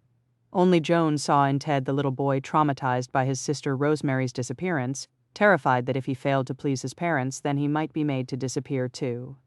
Joan was among the few who knew that Ted had no memory of his childhood after age 7, that everything was a blank until he hit his teenage years, all that emotional trauma blacked out. He had been bullied mercilessly by his stronger, fitter, smarter older brothers, who liked to call him fat stuff. Ted had been a very sensitive child, one who intuited that his troubles with reading and writing, his academic shortcomings, were dangerously similar to Rosemary's. There was the 4-line letter he'd written at age 8 to his father, riddled with errors. "Dear Daddy, we are down in Cap Card. Mother has gone to Jack's graduane. Joe is here. The weather is very dad. Would you get me the king's autograph for me? I will send you another letter soon. Love, Teddy." As Ted matured, his father's critiques remained blistering. In a letter to his 13-year-old son at boarding school, written from Palm Beach in January 1946, Joe wrote, in part, "Your letters are coming through all right, but your penmanship hasn't improved much. You really ought to do a little more work on the writing and the spelling. You are getting pretty old now, and it looks rather babyish. I'm sorry to see that you are starving to death. I can't imagine that ever happening to you if there was anything at all to eat around, but then you can spare a few pounds." Ted lived in fear of the old man even now. Maybe that was why he never went deep. Ted was all about a good time, breaking the rules and never admitting regret. It was such an attractive quality then. Ted brought Joan out of her self-seriousness, her self-consciousness. He encouraged her to get in the mix, whether through playing team sports with his ultra-competitive siblings or walking into a state dinner with confidence or speaking publicly or just engaging with people. Ted saw beyond her beauty and she loved him for it. Soon after their daughter Cara was born in February 1960, to Joan's great shame, it took her over 2 years to give birth. She brought up a novel idea. What if they moved to California? There they could have a life of their own. Joan would be free of Rose's daily phone calls, the check-ins and unsolicited advice and criticisms, and Ted would be, if not free from old Joe, at least far away enough to grow up a bit. Come into his own. Ted did not want a life in politics. Joan knew that. She encouraged him to consider other career paths. It was enough that Jack was the star, the favorite son. It was enough that Bobby had dutifully taken second place. Wasn't it enough that Joe Jr. had died attempting to fulfill his father's dream? Surely old Joe would spare his youngest son, who, Joan knew, did not have the brains or grit or self-discipline to be a serious politician, let alone a future president. Ted loved the idea of California. He loved that Joan was wary of becoming subsumed by his family, and how wise that was. He loved that she wanted what he wanted, to see him rise or fall on his own merits. He loved that even if he failed, she would be okay with that. The idea that Ted could take his young family 3,000 miles away and create a life, separate and self-directed, was a revelation.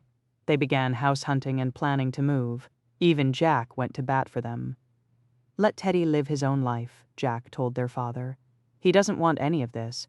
He wants a quiet, easier, more private existence. He and Joan should have that." Joe was furious. California was out of the question. Ted and Joan weren't to even think about moving out of Massachusetts, because Ted was going to run for one of the state's U.S. Senate seats in 1962 and win. "I bought that seat," Joe said. "It belongs to the Kennedys." No matter that Joe had 3 daughters, or that Jack thought his sister Eunice was the most naturally gifted politician of them all. The boys were the ones who were bred for power, not just for power, but for world domination. So Ted surrendered, and that decision set the tone for the rest of their marriage. Joan would never come first. Yet he needed her as he needed no other woman. As Ted's Senate campaign began in the summer of '61, Ted was polling more favorably among women than men, and Joan was a big reason why. Whereas Jackie was cool and aloof, with her strange, airy way of talking, Joan was down to earth. riddled with insecurities that any woman could relate to. Reporters loved Joan. Part of it was her kindness, but part of it was her candor. Joan hadn't been media trained. She wasn't fluent in canned sound bites. The very human secrets she let slip. The First Lady wore wigs. The President had an incredibly painful bad back made headlines. Joan really beat herself up over that. Jackie told her it wasn't that big a deal, but Ted was apoplectic. Jack and Jackie were stars. Everyone else's job was to prop them up. "What is wrong with you?" Ted raged. Are you crazy? He didn't stand up for her or defend her, nor was he helping her learn how to be a Kennedy wife. She got more advice and compassion from Ethel and Jackie, and that wasn't a lot. Ted was happy to show her off at parties in D.C. or in the pages of women's magazines. Right now, she was his best asset, the woman who domesticated the fast and loose guy once known as Cadillac Eddie. But in private, he was neglecting her, always off on some fact-finding mission in Southeast Asia or some backroom meeting on the Hill. Unless, of course, he needed her. A last-minute call in the afternoon, telling her he was bringing 8 or 12 colleagues home for dinner, and she needed to pull off an elegant multi-course meal. As he would remind her, Jack did the same to Jackie all the time before the White House, and she never complained. "Don't embarrass me, Jonesy," he'd say. Ted was kidding, or was he? Joan would catch a lot of flack from the D.C. doyens over the way she looked, her hair getting blonder and her skirts getting shorter. Women's Wear Daily called her tasteless. A female journalist in the New York Times made note of her mini-skirt and yellow tights, disparagingly calling her exotic as a butterfly. Even Cosmopolitan, a magazine branded on women's liberation and sexual freedom, noted her cuddly bosom and adorable bottom. No one wrote about other Kennedy women like that. When she was named the most beautiful woman in D.C. by the Washingtonian, Joan felt objectified, minimized. She wanted people to think she was smart, talented, had something to offer. Her looks were a quirk of genetics, nothing more. She could hardly take credit for them. Jackie was the intellectual, Ethel the politico/supermom. What did that make Joan? The window dressing. Ted told her to brush it off. He was proud of her. He didn't think she should dim her light. He saw her as his best surrogate, even as she doubted that. Her husband's advisors were putting so much pressure on her, it was up to Joan, they said, to prove to voters that Ted wasn't some smart-ass kid but a serious, thoughtful man of substance. Joan became paralyzed by fear of doing or saying the wrong thing. Every time the phone rang, she could feel the sword of Damocles swaying above her head. Who would it be? Rose with her imperious reprovals? Jackie, pretending none of Joan's mistakes bothered her when Joan knew otherwise? Ethel, with one of her backhanded compliments? Or some staffer of Ted's, some middle-aged guy telling her all the things the candidate's wife was doing wrong? Did anybody understand how terrifying it was to be told you had to be perfect all the time? Some days Joan was so depressed that she couldn't get out of bed. She had found herself in a family of ruthless winners, and despite his rising profile, her husband's womanizing had gotten worse. After he won that Senate seat, due, in large part, to Joan, Ted walked into a royal dinner in Belgium with a sex worker on his arm. They were both drunk, just completely hammered, and Ted made a terrible spectacle, making out with this woman on an antique sofa that one of them, in their total inebriation, urinated on. Joan was so mortified that, back home in America, she wrote a note to the party's hosts, apologizing for her husband. Her health began to suffer. She needed an appendectomy, then a tonsillectomy operations that most people have as children. She was always fighting some kind of cold or sore throat. She began experiencing such agonizing stomach pains that her doctors ordered exploratory surgery. They found nothing. Maybe she was crazy, like Teddy said. Then came the plane crash.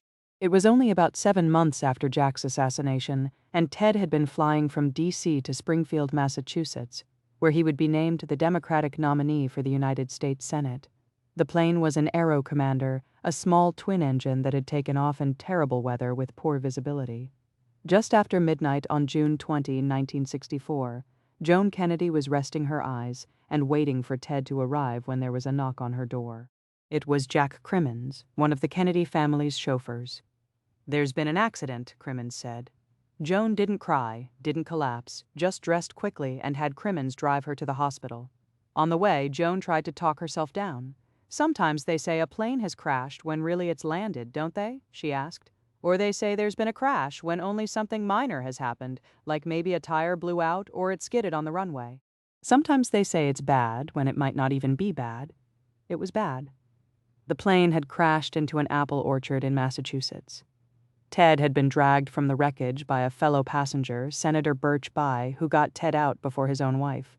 A good Samaritan came upon the site and took the Bayhs to his house, leaving a gravely injured Ted on the ground, paralyzed from the waist down, close to the plane. The Samaritan, a regular guy named Robert Shower, called the police and fire departments, grabbed blankets and water, and hurried back to the crash site to wait with Ted until the ambulance came. That random act of kindness saved Ted's life. Inside the plane, the pilot and one of Ted's aides were dead. Ted's back was broken, as were 2 ribs. He had a collapsed lung. By the time rescue crews got Ted to the hospital, he had no pulse. A team from Walter Reed Army Medical Center was flying up. Once she got to the emergency room in Northampton, Joan realized that her husband might not make it. Her aides helped secure for her a room next to Ted's so she could stay the night. He had been revived in the field, and here she was with him in the emergency room. Ted was under an oxygen tent getting a blood transfusion. It was unclear if he would live through the night. Joan kept calm. She kept the aides who had taken her to the hospital calm. "I spoke to him, and he talked to me," Joan said. "He told me he'll be all right." She had to believe it. By Sunday, Ted was stable enough for surgery, a 6-hour spinal operation that, if successful, would save him from life as a paraplegic. Ted's recovery, his doctors told Joan, would take anywhere from 6 months to a year. Joan was stronger than the Kennedys gave her credit for, stronger than maybe even she had known. The Joan Kennedy, so devastated by Jack's death that she hadn't been able to get out of bed for days, now became a warrior. When Ted's campaign advisors came begging to Joan, asking her to stump for him even though she hated retail politics, Joan, who had enormous public sympathy, the second beautiful young Kennedy wife and mother enduring unthinkable tragedy, she did not think twice. "Of course I will," Joan said. No debate, no self-doubt, no question at all. All of their marital problems were suddenly miniaturized. Ted had lived. He wasn't going to survive for nothing. A war room was set up in Ted's spacious suite in rehab. Joan, who now had 3 small children at home, having given birth to Teddy Jr. in 1961, arrived every morning, having risen early for the hour-plus drive, and would meet with Ted as he lay strapped face down in an orthopedic bed. She would sit with him as if nothing had changed, holding her sheaf of papers and speeches, her itineraries and talking points. She brought him newspapers and books and laughed when he joked that he was rotated like a rotisserie chicken to prevent fluid from building up in his lungs. She vetted the list of people who wanted to see her husband. Then she would have a quick bite and head out at noon for the first of her day-long campaign stops. 6 days a week, 8 hours a day, cities and towns, meet and greets, and polka dancing and fielding questions from reporters about Ted, lying about how great he was doing, how upbeat his spirits were, how strong their marriage was. It was the only time she felt bad about herself having to lie like that, knowing that all those reporters knew about Ted's womanizing but were too polite to ever mention it. Before she had started stumping in earnest, President Johnson called. "I hear you're going out there on the trail," he said. "It's hard work, you know. Sure you can handle it." "I must do it," Joan replied. "I know I can. It's my responsibility." "It is," the president said. "So you go on out there and be a good little girl and do a good job." Joan didn't just do a good job, she did a great one. She was more popular than her husband, even if she wasn't as naturally garrulous. At heart, Joan was an introvert. And as it turned out, these events and exchanges, the sheer number of people who wanted to touch her or talk to her, even for a moment, took something from her. She didn't thrive on it as Teddy did. He really got something from all of it, it fed him. But Joan ended each day feeling depleted. She found herself drinking more frequently. She began focusing on all the little things she got wrong, names or places, and lived in fear of getting up to deliver her stump speech and forgetting it all. Ted's team told her not to worry. She was doing better than anyone expected. She was going to win this for Teddy. She was a natural, even if she didn't believe it. But nothing could get Joan out of her doom spiral, because the one person who mattered didn't seem to care. Sure, Ted put on a good show when others were around, but even then he found a way to put her down. "You have an opportunity to do something here, Jonesy," he said. "So do it, for yourself." He said this to her in front of a bunch of volunteers, strangers. It was mortifying. She didn't need her husband to direct her, to castigate her for a lack of ambition. She wasn't trying to prove something to herself. This wasn't some est course in self-actualization. She was working her ass off trying to win her reckless husband, injured so badly because he decided it was a great idea to stand up and look at the pilot's controls as the plane was going down, on the way to accept the nomination to run for a Senate seat his father had bought, a seat that, if Ted had any real work ethic or sense of responsibility, should be his without her help. Without her extremely hard work, which was costing her time with their small children. God, was he reckless? Years before, flying with Jack in another small plane, Ted had taken the controls and insisted on landing the plane in Vegas. Did Ted have a pilot's license? No. Did Ted have any earthly idea how to fly a plane? Of course not. Were they ferrying precious cargo, the future president of the United States, months from victory? They sure were. Bobby was the only Kennedy man who didn't seem to have a death wish. He, at least, seemed to think about his children. But Ted was like a big baby, all id. He wanted what he wanted when he wanted it, and everyone else could clean up the mess. Without Joan's day in, day out, tireless, unglamorous help, he had no shot, but the better she performed for Ted, the higher he polled, the more distant and resentful he became. And when he did win, he won in a landslide, getting 75% of the vote, a record victory in Massachusetts. The Kennedys took note. "Congratulations," Jackie wrote to Joan, "and a job well done." "How wonderful. I hope this shows you how much you can accomplish. I'm so excited for you." Ethel called and lavished Joan, whose looks and style she loved taking down a peg with fulsome praise. "The whole family is proud of you," Ethel said. "What a wonderful job you did." Joan even heard that Bobby told Ted that his re-election was due to her. Her mother-in-law sent 2 bouquets of red roses in congratulations and gratitude. The only one who never said a thing, not so much as a thank you, was Ted. In July of 1969, Joan was on doctor-ordered bed rest, pregnant and at risk of miscarrying for the 3rd time. She heard an influx of staffers downstairs, muffled voices, her husband's among them. He had been away for the weekend, leaving Joan alone on the Cape with their 2 small children. She wanted to go downstairs and ask all these people, the ever-present sycophants, aides, lawyers, and hangers-on, to leave. But someone had been dispatched to Joan's bedroom and told her to stay where she was. Something was wrong. Joan reached over to her bedside table and picked up the phone. Her husband was on the line talking to another woman. Helga, the girlfriend. One of them anyway. What they were talking about Joan didn't know, but clearly Helga was fluent in Ted's prevarications. He was in a panic, talking about a car accident he had been in on the vineyard, something about leaving the scene and blacking out and wondering what he should do. Whatever this was, Joan knew it would be her problem too. She would be called upon to save him yet again. In the 11 years since they had been married, she had become not so much a wife as a professional reputation defender, her warmth and beauty a shield for Ted to hide behind. After all, the thinking went, if a woman as good as Joan loved and stood by Ted Kennedy, how bad could he be? The answer, as those on the inside knew, was simple. Ted was worse than anyone could imagine. Weeks after Mary Jo Kopechne's death, Ted had jetted off to Paris, where his sister Eunice and her husband, Sarge, were promoting the Special Olympics. It was an initiative for physically and mentally challenged children, founded by Eunice in tribute to Rosemary. Joan refused to go. She had suffered enough by then and was suffering still. Ted could have used that trip to begin rehabilitating his image, but no. Word got back that Ted had been frequently wandering around the ambassador's residence where he was staying, drunk and naked. The American Dr. Herbert Kramer was also there. It was Kramer who had written the mission statement for the Special Olympics. Let me win. But if I cannot win, let me be brave in the attempt. Words a man in Ted's predicament might have taken to heart. Kramer had gone for a walk with another guest, an insightful economist, and the 2 spoke of Ted's latest crisis. What Teddy ought to do, Kramer said, is to resign from the Senate and take a year, 2 years to do some good work to redeem himself. To suggest that night at Chappaquiddick had been an aberration, the economist blanched. You've got to be kidding, he replied. Ted would never sacrifice his Senate seat ever. This isn't a moral animal. This is a political animal. It was that same political animal who persuaded Joan to get up out of doctor-ordered bed rest and accompany him to Mary Jo's funeral. And so she was by his side as he wore that stupid neck brace he didn't need, as he insisted on sitting in the front pew and making a show of struggling to kneel.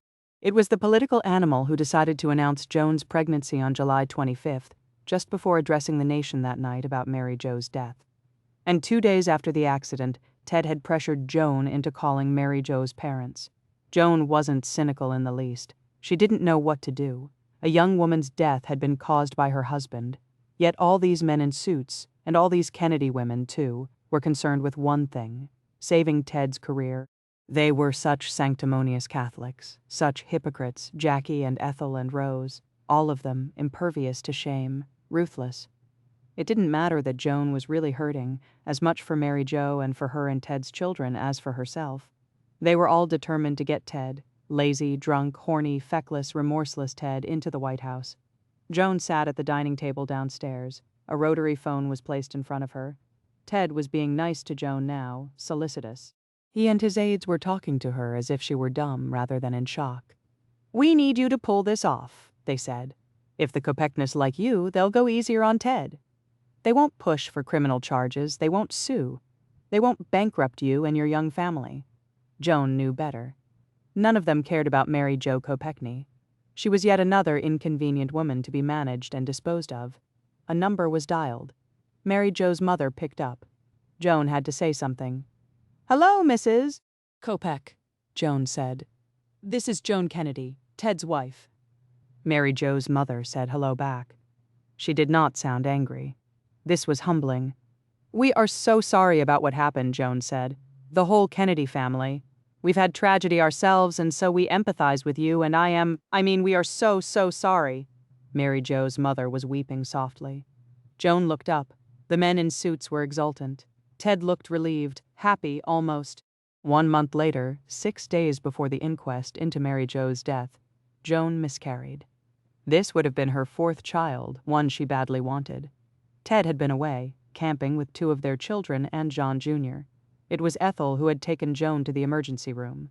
Ted rushed back, but he was the last person she wanted to see. That was it for her. That was the moment Joan gave up. Chappaquiddick, Mary Jo's funeral, the phone call to Mrs. Kopech, the inquest, all of it had contributed to her miscarriage. Ted made her lose her baby. That is when she truly became, as she later would say, an alcoholic. That is when she became the object of Ted's utter scorn. At his most vile, after coming home late and gorging on leftovers, that's how Joan knew he had been with other women, because Ted was always ravenously hungry after sex, just a bottomless pit of gluttony. Ted would dismiss Joan as a drunk, a terrible mother who slept all day. Weak. He had a favorite insult. "Just call McLean," he would say, knowing that her own mother had been institutionalized and put Joan in a cab.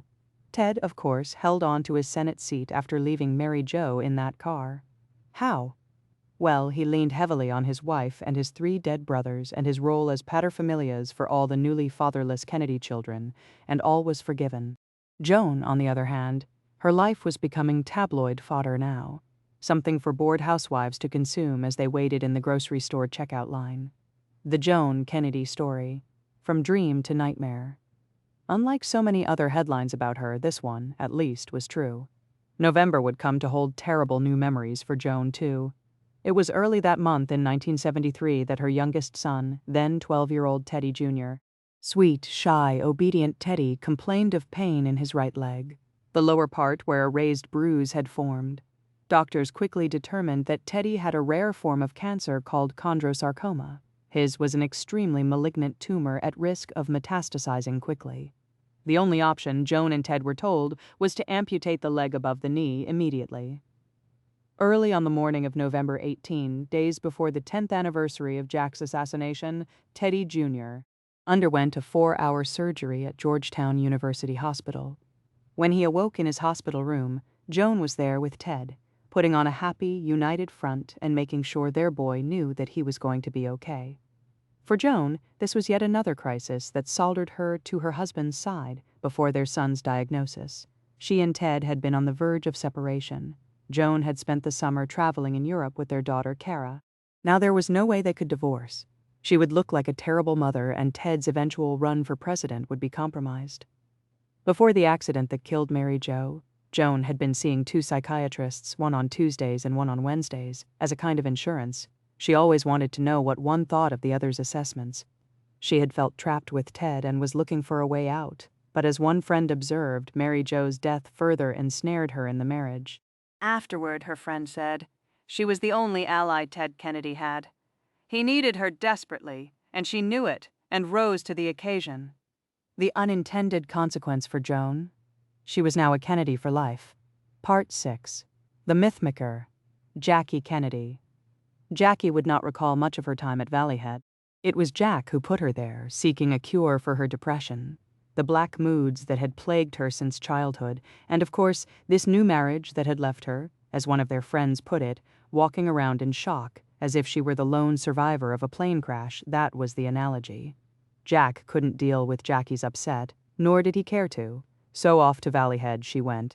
This famous Massachusetts institution had treated other very prominent people, so it wasn't as if there was much shame attached. Then again, those same prominent people often kept their stays quiet. Jackie had read The Bell Jar. Sylvia Plath had also been to Valleyhead.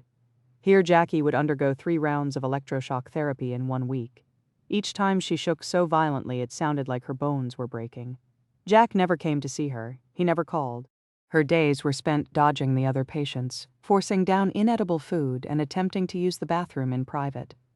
She was without her 2 greatest comforts since childhood, her horses and her books. Jacqueline Bouvier Kennedy, dignity her most prized possession, was barefoot and barely dressed in a hospital gown. Her husband nowhere to be found. After that week at Valleyhead, Jack sent an aide to bring Jackie home. His name was Chuck Spaulding, and he was a decent guy, not as bootlicking or pathetic as Kenny O'Donnell or Lem Billings or Dave Powers.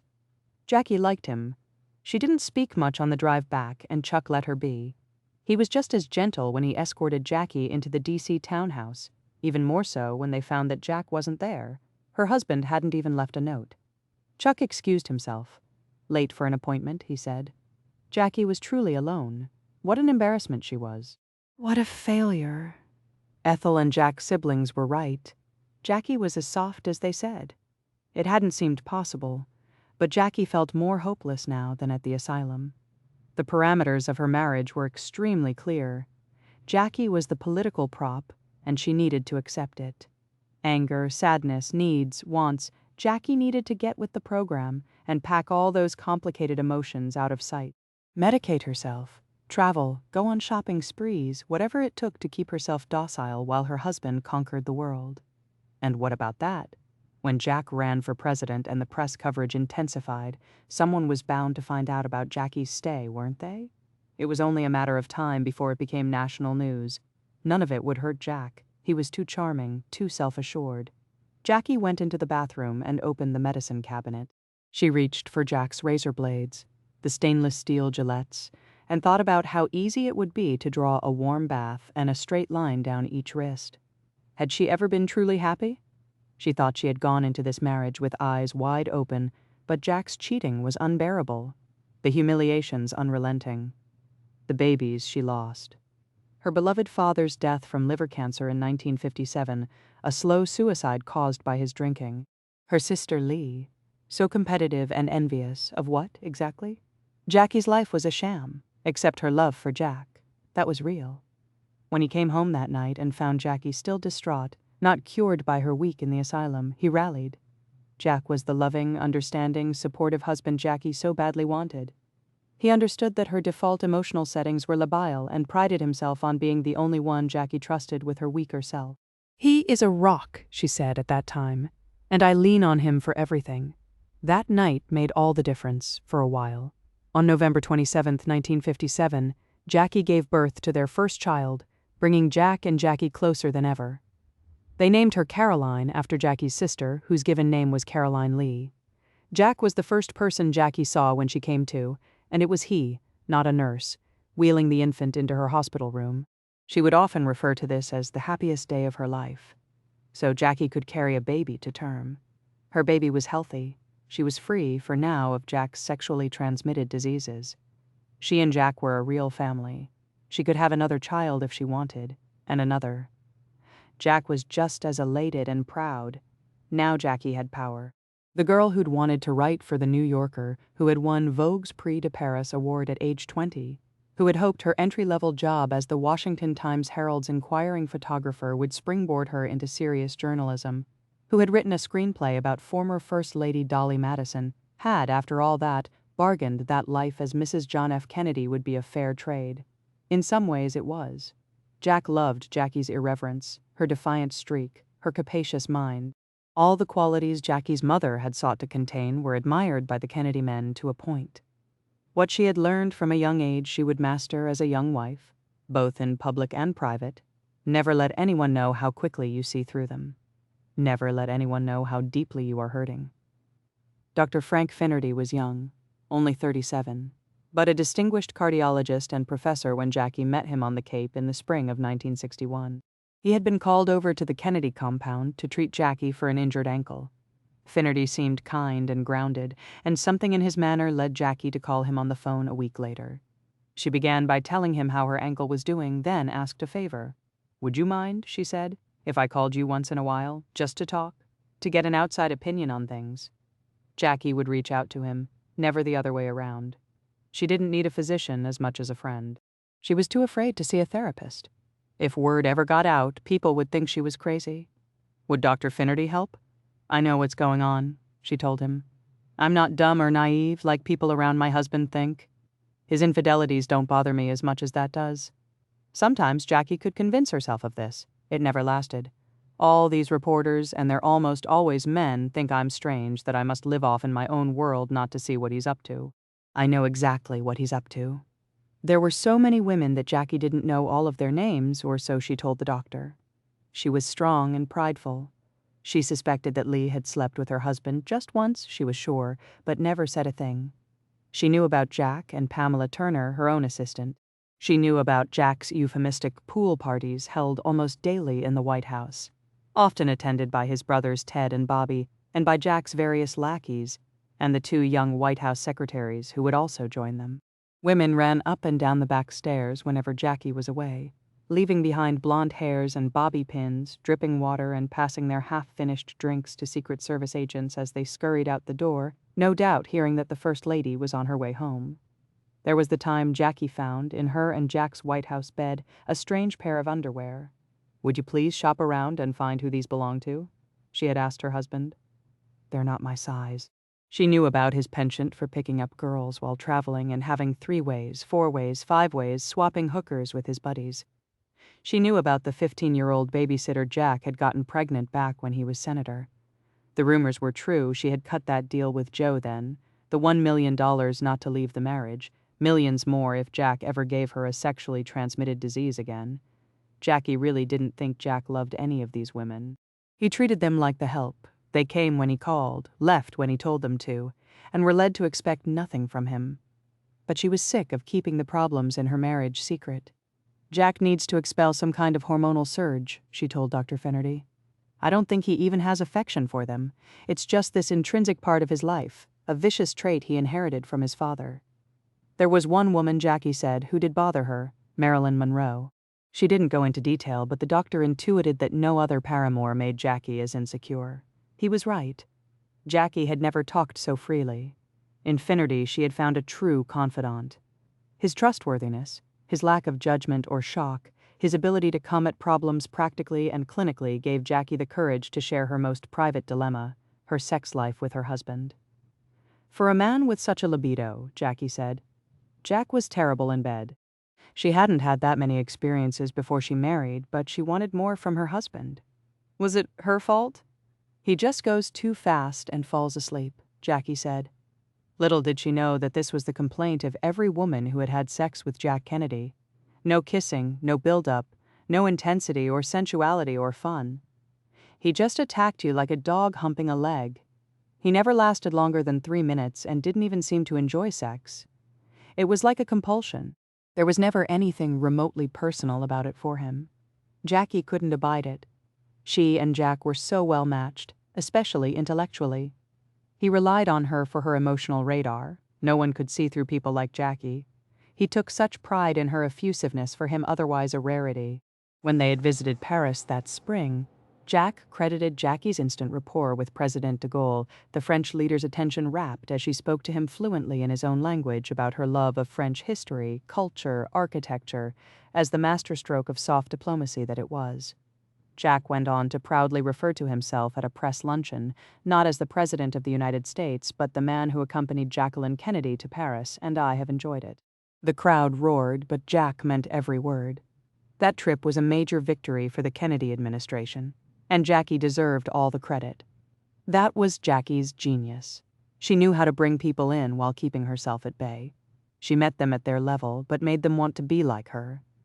As First Lady with art and culture and beautification projects her self-assigned agenda, Jackie was becoming what she had once jokingly dreamed about, overall art director of the 20th century. Without making him feel less than, Jackie had also turned Jack, once so careless when it came to personal presentation, into an exacting clothes horse. Now he could swiftly spot the smallest stylistic error. "Brown at night?" he would say. "Never." He had come not just to value aesthetics, but to understand the importance of them. That to care about the way things looked wasn't frivolous or feminine, but, as Jackie helped him see, another way to nourish the soul while providing an added benefit. He was, with her help, elevating his public image. He was the first president to cultivate real style. His sharply tailored suits and skinny ties were a nod to the mods out of England. He wore the Ray-Ban Wayfarer sunglasses and an Omega ultra-thin watch. Preppy leisure wear, nautical blue polo shorts, and white jeans for boating. His windswept chestnut hair making his personal presentation seem effortless. Jack let Jackie take the lead in remaking his image, one never before seen in a U.S. president. Cool. And then there was her mind. Jackie may have been the most well-read woman Jack had ever known. Their love of books, their compulsive and wide-ranging reading habits, was a shared passion. Every Sunday, Jack would read the New York Times book review and circle the titles that interested him, leaving the paper for Jackie to see. And at each week's end, Jackie would have all those new books piled on his nightstand ready and waiting. No other woman could compete with her there. So Jackie wanted their physical connection to be as unique, as unspoken and mutually gratifying as their intellectual one. What could she do to bring her husband around? Finnerty listened, agog that the most famous woman in the world, the envy of so many who assumed her life and marriage perfect, was so candid. He did not take her trust lightly. He sympathized and told her she was hardly alone. He advised her to proceed gingerly. "Jackie," he said, "must not risk offending Jack or making him feel like less of a man." "Tell him you feel left out," Finnerty advised. "Tell him you need more affection. That foreplay would be his gift to you. Have the talk over a meal in a non-threatening way and approach it like any other problem two smart people would tackle together, logically and unemotionally." Jackie did just that, and Jack's response surprised her. He had no idea that sex was so important to her, he said. Her interest was impressive. How had a nice girl like her become so well-versed in all things sexual? "The way I always do," Jackie told him. "Through books." Jackie and Jack both thought of themselves as actors. Jack knew he was a product, packaged and sold by his father, but he didn't much mind. He loved Hollywood, movie stars, celebrity, and the rarefied air in VIP rooms, having access to anything and anyone he wanted. Famous people fascinated him. Frank Sinatra, the most famous American singer alive, and his crew known as the Rat Pack became part of Jack's inner circle. He would join them for weekends in Vegas and Palm Beach, where their real-life pleasure-seeking outstripped anything one would see in their movies or nightclub acts or television shows. Image-making was spellbinding to Jack and something of a salvation. He had survived his illnesses, his lonely childhood, and the sudden losses of 3 young siblings by staying on the move. Jackie was more complicated. She was introspective and kept her own counsel. Becoming First Lady meant camouflaging the spicier parts of her personality in public, the rapier wit, the rebellious nature, the contempt for pretension and airs, Jackie, behind the scenes, being quite down to earth. The mask she wore was ever placid. Never was a hair out of place, because she seldom wore her real hair. Wigs made for a much more pleasant picture, though she was never more herself than windswept on the beach with her children.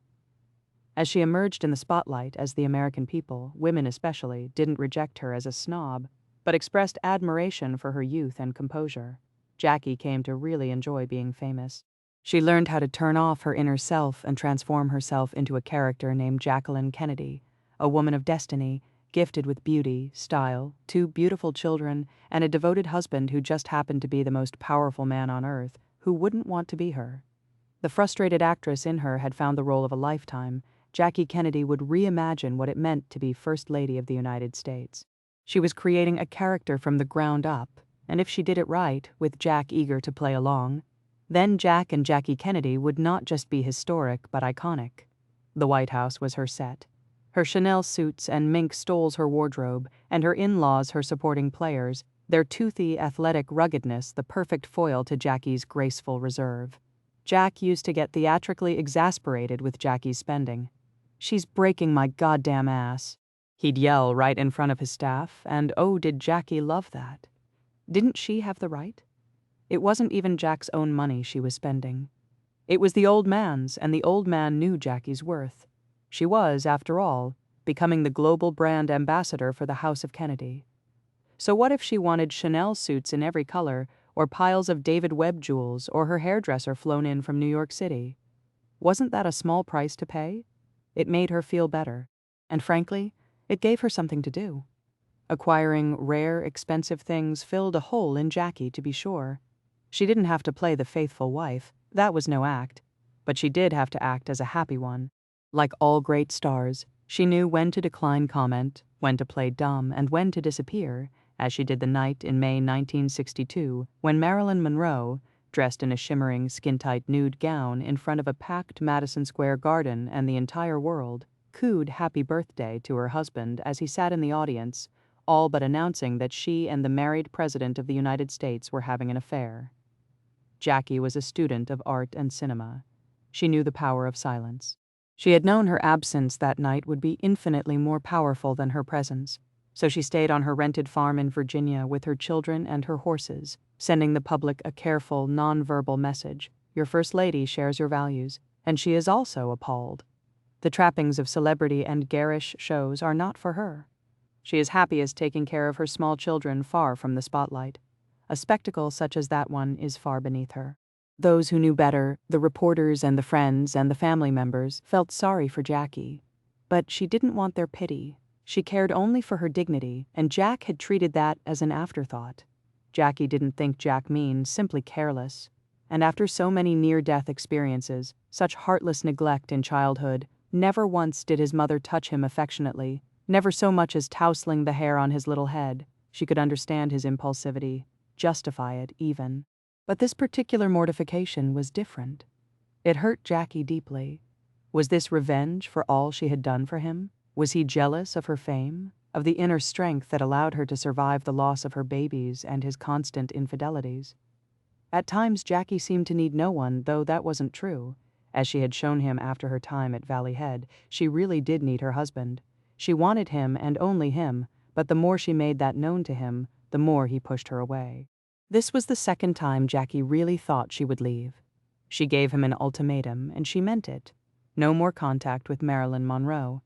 Otherwise, she would divorce him and take the children and cost him re-election, and the American people would finally know why. Jack complied immediately. And Jackie once again felt her power. After her husband's casket was loaded onto Air Force One in Dallas, Jackie sat alone in the plane in her blood-spattered pink Chanel suit. The men were afraid to talk to her.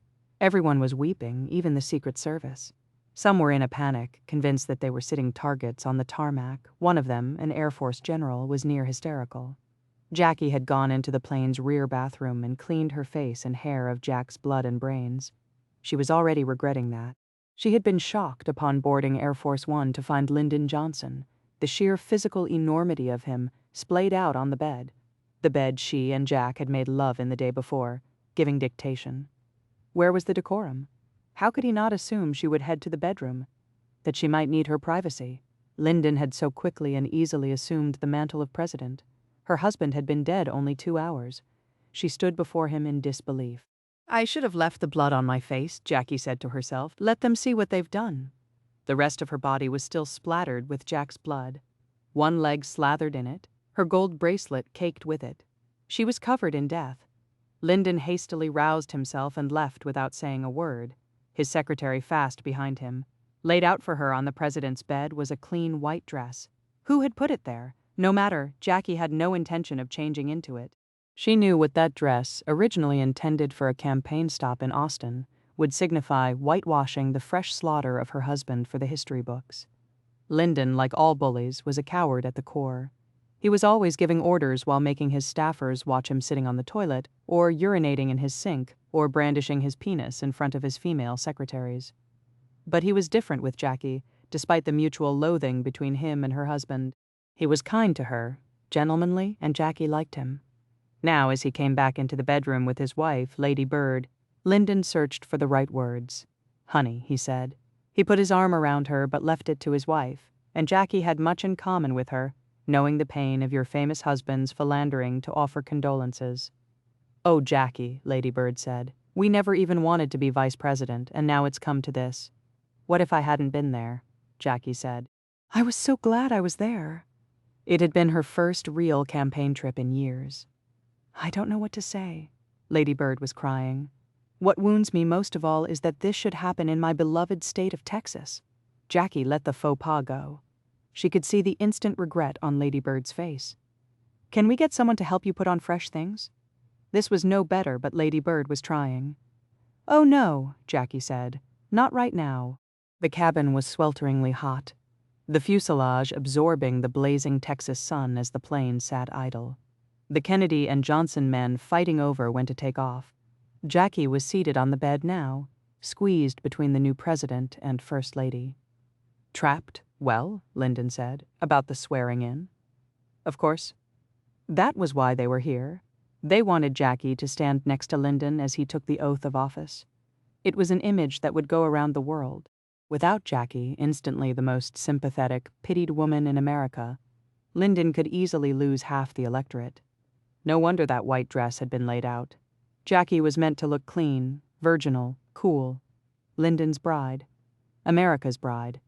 What a desecration of Jackie's marriage, her husband's memory, her own shock and trauma, of what the country was and would be going through. White. Jackie's inner image maker guided her now. The Chanel suit Jack's blood and brains splotched and caked on her pink wool boucle would stay on. No matter how hot the cabin was, no matter how stiff the blood or the stench of death. Only like this would she stand next to Lyndon. "You're a brave little lady." This was some congressman from Texas giving Jackie an unsolicited hug as she entered the main cabin. Lyndon reached out and took Jackie's hand. "This is the saddest moment of my life," he said, pulling Jackie close. He turned to the White House photographer. "Is this the way you want us?" Until now, Jackie had been able to keep herself apart from politics, but in this moment she had become the most important political figure in America. Her husband was dead, her small children fatherless, yet the most pressing matters on this plane were, when would Jackie clean herself up? Who could talk her into changing her dress? Would she support the new administration? Or would she join with Bobby and the rest of the Kennedys in undermining Lyndon and making him a one-term president? Nothing and no one was sacred. Jackie was property now, and there was a battle underway as to who could claim her, the Lyndon Johnsons or the Kennedys. Every moment, every photograph, every note taken by reporters, every detail recorded by all these men who would go on to write biographies of her husband, all of it now had extraordinary weight. She understood instantly. Optics. If she controlled those, she controlled the messaging.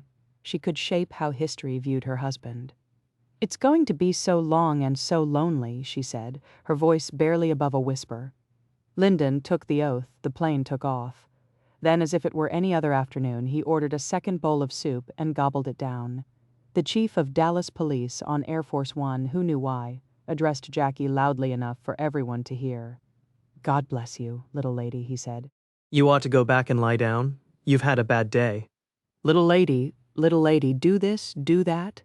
Jackie was tougher than any man on that flight. She sat herself way back in the plane's tail next to Jack's casket. It was so cramped, room for only 2 seats. Jack's men came to her one by one, kneeling down, some in tears, not knowing what to say. Jack's doctor approached her gingerly. "Another dress?" he asked. No. Jackie said. "Let them see what they've done." She wanted to see the book, she said, the one detailing President Lincoln's funeral. She summoned Mac Kilduff, Jack's acting press secretary. "You make sure, Mac," she said. You go and tell them that I came back here and sat with Jack. Kilduff, all of Jack's men were surprised. The young widow Kennedy was displaying more fortitude than any of them. She was the only one thinking 3 steps ahead: live television, tragedy, pageantry, history. Jack's aides were focused on more immediate concerns. When they landed in D.C., she would want Jack's casket shielded from the press, wouldn't she? They could easily make that happen. Take the casket off the starboard side. No, Jackie said. We'll go out the regular way. And because, apparently, she couldn't say it enough, I want them to see what they have done. But Jackie would prefer to be shielded from the press, wouldn't she? No, she said. Let them get their pictures. Let the news crews film me, make sure of it. Really? Why else was she suffering in this blood-stained suit? She wasn't crazy. Kenny O'Donnell offered her a scotch. I've never had scotch in my life, Jackie said. Now is as good a time as any to start. And so began their Irish wake, tears and storytelling and laughter, liquor flowing heavily, though none of the mourners, Jackie included, were feeling any effect. Someone raised the terrible, necessary question: where should Jack be buried? The men told Jackie they thought Boston, next to Patrick. The infant Jack and Jackie had lost just 3 months earlier. She was still grieving her baby, who had been born via cesarean on August 7th and had lived for 2 days, struggling to breathe in a hyperbaric chamber in Boston, the best the doctors could do.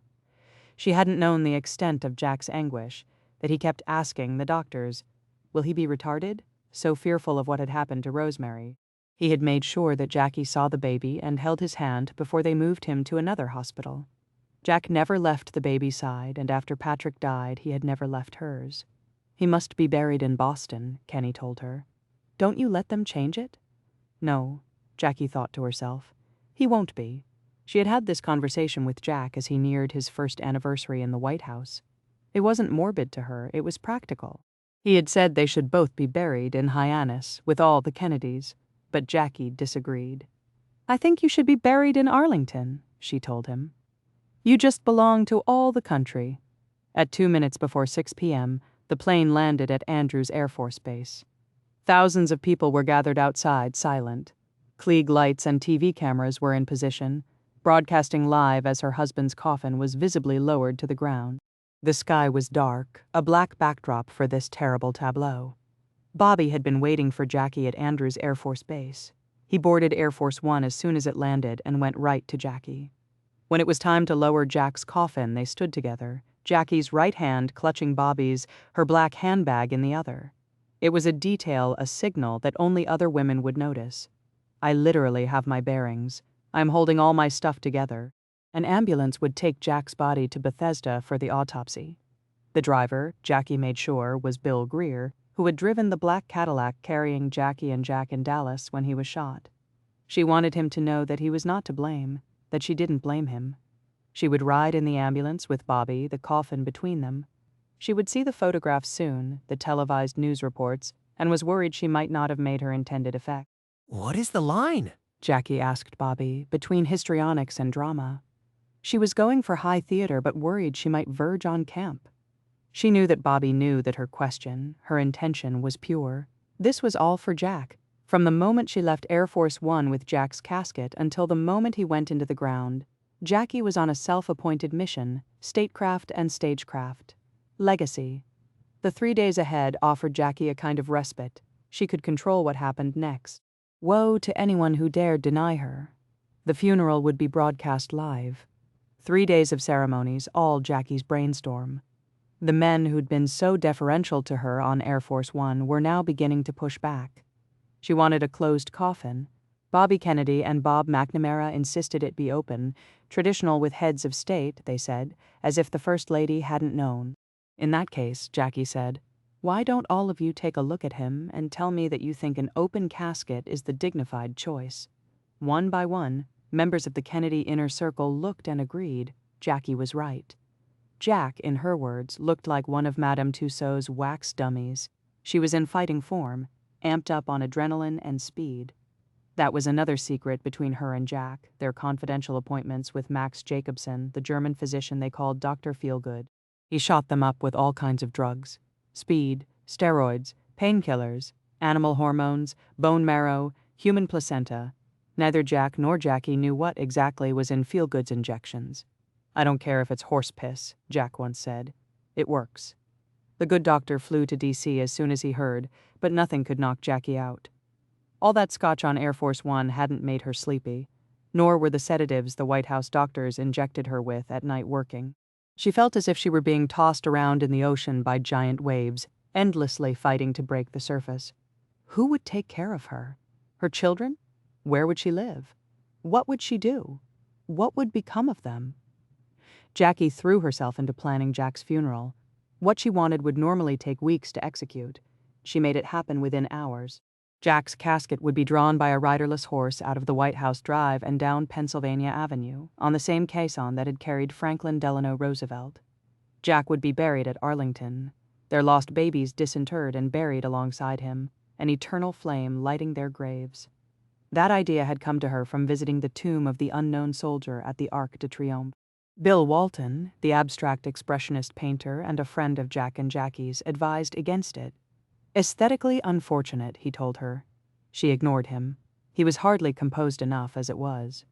"Bill," she told him, "please, pull yourself together. You've got to help me get through the funeral. Both of us must be strong." The flowers, Jackie said, were to be simple. Nothing overwrought. No purples or golds, and for God's sake, no wreaths at the grave. Her great friend, Bunny Mellon, the famed horticulturalist who had helped Jackie design the White House Rose Garden, was put in charge of that. When Patrick died, Jackie told her, "You sent such a nice, simple basket. So there's one thing I want at the grave, a straw basket with just the flowers he had in the rose garden." That garden was another aspect of beauty that Jackie had awakened in him. When they returned from that triumphant state visit to France, Jack had looked out the Oval Office windows and wondered why the White House had nothing comparable to the great gardens of Paris, Luxembourg, or the Tuileries. Only those flowers, Jackie told Bunny, and nothing else at the grave. Jackie would lead the funeral procession, walking the quarter-mile from the White House to the church behind Jack's flag-draped casket. The Secret Service was alarmed. Jackie was a target now, too. No one knew if the assassination was part of a larger national threat. The United States could not put foreign heads of state or dignitaries in harm's way. "Fine," Jackie said. She was walking with Jack. She would do it alone if it came to that, but she was pretty sure it wouldn't. Because really, how would it look for this young widow to be left walking alone, showing more courage than the most powerful men on earth? "They can ride or do whatever they want to," Jackie said. "And no fat black Cadillacs either," she said. Too ugly. Everything was to be sleek and geometric, clean and purposeful. Jackie had her eye not just toward history, but iconography. The young widow standing with her fatherless children, normally so shielded from the public eye, on the north portico of the White House. Leading the nation in this funeral march, clutching the folded American flag at her husband's grave, lighting the eternal flame, their 2-year-old son, his father's namesake, stepping forward and paying tribute with a salute. Her husband's death could not be in vain. His funeral would be the first step in consecrating his memory as she saw fit.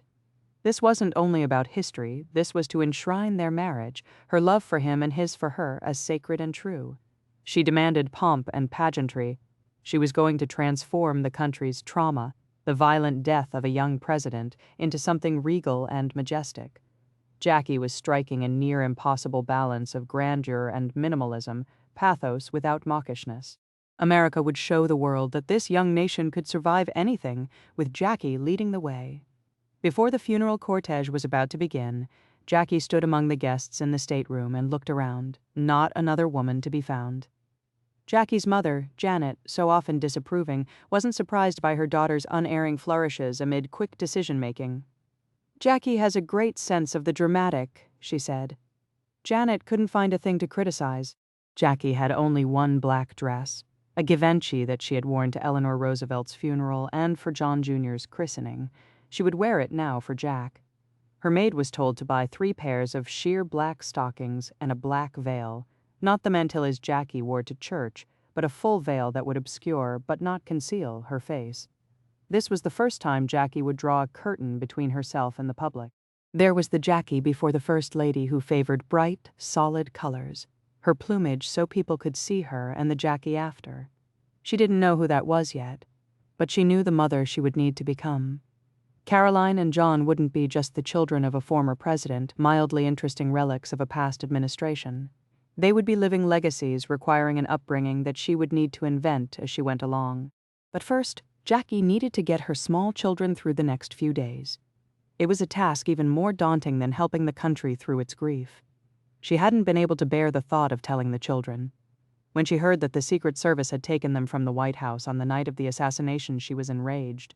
They were so little, she said. They needed to be in their own beds, surrounded by the things and the people they loved. It was left to their nanny, Maud Shaw, to break the news, telling 5-year-old Caroline that her daddy had gone to heaven to be with baby Patrick, who had been so lonely.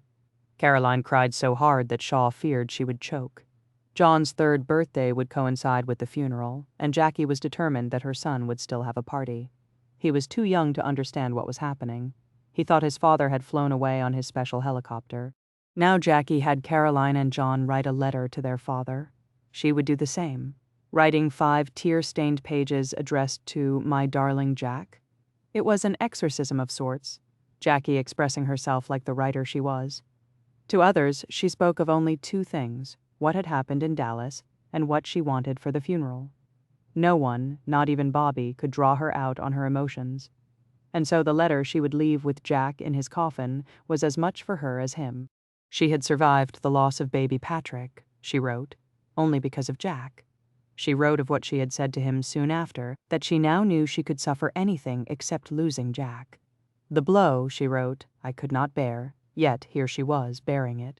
Within days of the assassination, having also written to Soviet Premier Nikita Khrushchev, reassuring him that Lyndon Johnson would seek the peace and nuclear détente that her husband had worked for, Jackie wrote to a newly widowed young mother of 3, Marie Tippett. Her husband, a police officer named J.D. Tippett, had been shot to death while trying to arrest Jack's assassin. Marie had lost her husband to the very same killer on the very same day, yet J.D.'s sacrifice had already been lost to history. Marie, of course, was thinking of Jackie, too, the only other person on earth who could empathize with the sudden, surreal loss of a husband this way. Yet the handwritten condolence letter Marie received on plain white paper, dated November 30th, 1963, came as a shock. Jackie wrote that she thought of Marie constantly, that if there was anything Jackie could do for her, ever, Marie had only to ask, and that she knew Marie's sorrow and loss were as deep as her own. You know, I lit a flame for Jack at Arlington that will burn forever. I consider that it burns for your husband, too, and so will everyone who ever sees it. When the funeral was over, Jackie greeted the mourners back at the White House with warmth and stoicism. She spoke at length with French President de Gaulle. Then she went upstairs to her son's birthday party. I couldn't disappoint little John, she said. She found Britain's Prince Philip playing on the floor with him, and the image was almost too much. No title, no hierarchy or power structure could impede anyone from comforting and distracting a newly fatherless little boy who had just turned 3, with the funeral behind her. Jackie's most urgent task lay ahead. One day before burying her husband, she had told Pierre Salinger, one of Jack's most trusted advisors, of her new life's mission. I have only one thing to do now, Jackie said. I have to take care of these kids. I have to make sure they grow up well. They have to get intelligent. They have to move forward to get good jobs. They have to have a whole, very important life. Because if I don't do that for them, they'll spend all their time looking back at their father's death. And that's what they shouldn't be doing. Jackie was nothing if not a student of history, and she was not about to leave Jack's legacy to strangers or outsiders. No, Jacqueline Kennedy was going to author this particular draft of American consequence. The funeral, Jackie knew, had served its purpose, but it could not be the end of the story. The chronicle of her husband's short administration had yet to be written. What had happened in Dallas, she knew, should not be the end. It had to be a beginning. No one would expect her to talk so soon. No one, not even their close friend Ben Bradley, then a journalist with Newsweek, had dared ask Jackie for an interview. She didn't want to give him the exclusive anyway. Ben was always covering for Jack's affairs. Theodore White, though, he had written The Making of the President in 1960, the definitive account of Jack's campaign. Jack had admired him, and the feeling was mutual. White would cast Jack in the best posthumous light. So 1 week after the assassination and the day after Thanksgiving, Life magazine, already on the stands with its JFK memorial issue, Jackie, in retreat at the Kennedy compound, summoned White. Jackie was going to turn life's cover story into a palimpsest. She had reached White by phone that morning in New York City, cold called him as he sat in a dentist's chair. He couldn't get to the Cape fast enough. Jackie greeted White at 8:30 that night, tall and proud in her chic casual wear, camel-colored cigarette pants and black sweater, her hair impeccable, her eyes clear. Her composure was in stark contrast to the rainstorm raging outside, and this played to her sense of theatricality. Jackie thrived in a crisis, grew calm and still. This was something she hadn't known about herself before. Jackie sat on the sofa. White joined her. She was going to lead but let White feel as if he were in control. She leaned forward, tilted herself toward him, made herself seem vulnerable. "Open. What shall I say?" Jackie asked him softly. "What can I do for you?" Jackie already knew everything she would and would not say. "How do you want him remembered?" White asked. Off she went, talking first about herself. "I'm not going to be the widder Kennedy in public," Jackie said. "When this is over, I'm going to crawl into the deepest retirement." She told White what had happened in the car after Jack was shot. She spoke of the hysterical men, Jack's aides, and the priests at the hospital, of her regret at cleaning her bloody face and hair with a Kleenex. Now she was still wearing Jack's wedding band and twisted it around her finger as she chain-smoked. She showed White the emerald ring that Jack had given her to honor baby Patrick. She knew the kind of color and detail a journalist craved. She would give these things to White in exchange for what she wanted. Her rage at two prominent columnists who had been critical of her husband, hammering at his great failures in foreign policy and race relations, gave way to her fear that he would be remembered poorly, if at all. Jackie could not allow that. "Every time we got off the plane that day," Jackie told White, 3 times they gave me the yellow roses of Texas, but in Dallas they gave me red roses. I thought, how funny, red roses? So all the seat was full of blood and red roses. Jackie knew that people were curious about her, but she spoke only of what she would not do, what she did not want. "I'm not going around accepting plaques," she said. "I don't want medals for Jack. I don't want to go out on a Kennedy driveway to a Kennedy airport to visit a Kennedy school. I don't want to be seen by crowds." Jackie said she was going to focus on raising her children. She did not know where they would live yet, but it would not be in their old Georgetown townhouse. That night at Bethesda, she said, as Jack's autopsy was being performed, she thought to herself, "How can I go back there, to that bedroom?" I said to myself, "You must never forget Jack, but you mustn't be morbid." White took notes, longhand, scribbling furiously, as Jackie spoke uninterrupted. He had barely asked a question. She was so focused, so sure of herself, even as she acted so helpless. "There's this one thing I wanted to say," Jackie said. "I'm so ashamed of myself. Jack, everything he ever quoted was Greek or Roman. It wasn't." This was the dramatist in Jackie, flowering as she soliloquized. "No, don't protect me now," Jackie told White. By acting as though what she was about to say was personal, that she was so carried away that she was divulging information she never would otherwise, she knew White would print it. "One thing kept going through my mind," she said. "The line from a musical comedy. I kept saying to Bobby, I've got to talk to somebody, I've got to see somebody, I want to say this one thing. It's been almost an obsession with me. This line from the musical comedy has been almost an obsession with me. At night before going to bed, we had an old Victrola. He'd play a couple of records. I'd get out of bed at night and play it for him when it was so cold getting out of bed. It was a song he loved. He loved Camelot. It was the song he loved most at the end. It's the last record, the last side of Camelot, sad Camelot. Don't let it be forgot that for one brief shining moment there was Camelot." White knew this was patently untrue. Everyone who knew Jack Kennedy did. This was not a man who had been given to poetry or romance or middlebrow Broadway musicals, much less someone who employed such heavy-handed metaphor. Jack Kennedy wasn't the kind of husband who was home with his wife every night, let alone sharing the same bed and cozying up by the Victrola. White looked at the questions he had written, questions concerned with pragmatism and history, none of which Jackie had any interest in answering. Religion, vision for the country. Did he like the job? How do we keep him living? There was one he had written not for Jackie, but for himself. What does a woman think? At midnight, Jackie showed White to the maid's room, where he set to work on his first draft. Life was holding the presses for this Jackie exclusive, literally, at a cost of $30,000 per hour. He had made another note to himself to write simply, yet he could not resist leading with the imagery of this dark and rainy night, citing the poet Verlaine on the sobbing of the autumn, rhapsodizing over Jackie's wide brown eyes and thoughtful stillness. When he was done, White handed Jackie his draft. She began cutting mercilessly, striking out entire passages. This was the deal. Life got the exclusive if she got the final edit. So instead of White's confusing and banal original lead, it was raining the day he returned to Washington. There had been a brief few days of sun and blue on the East Coast.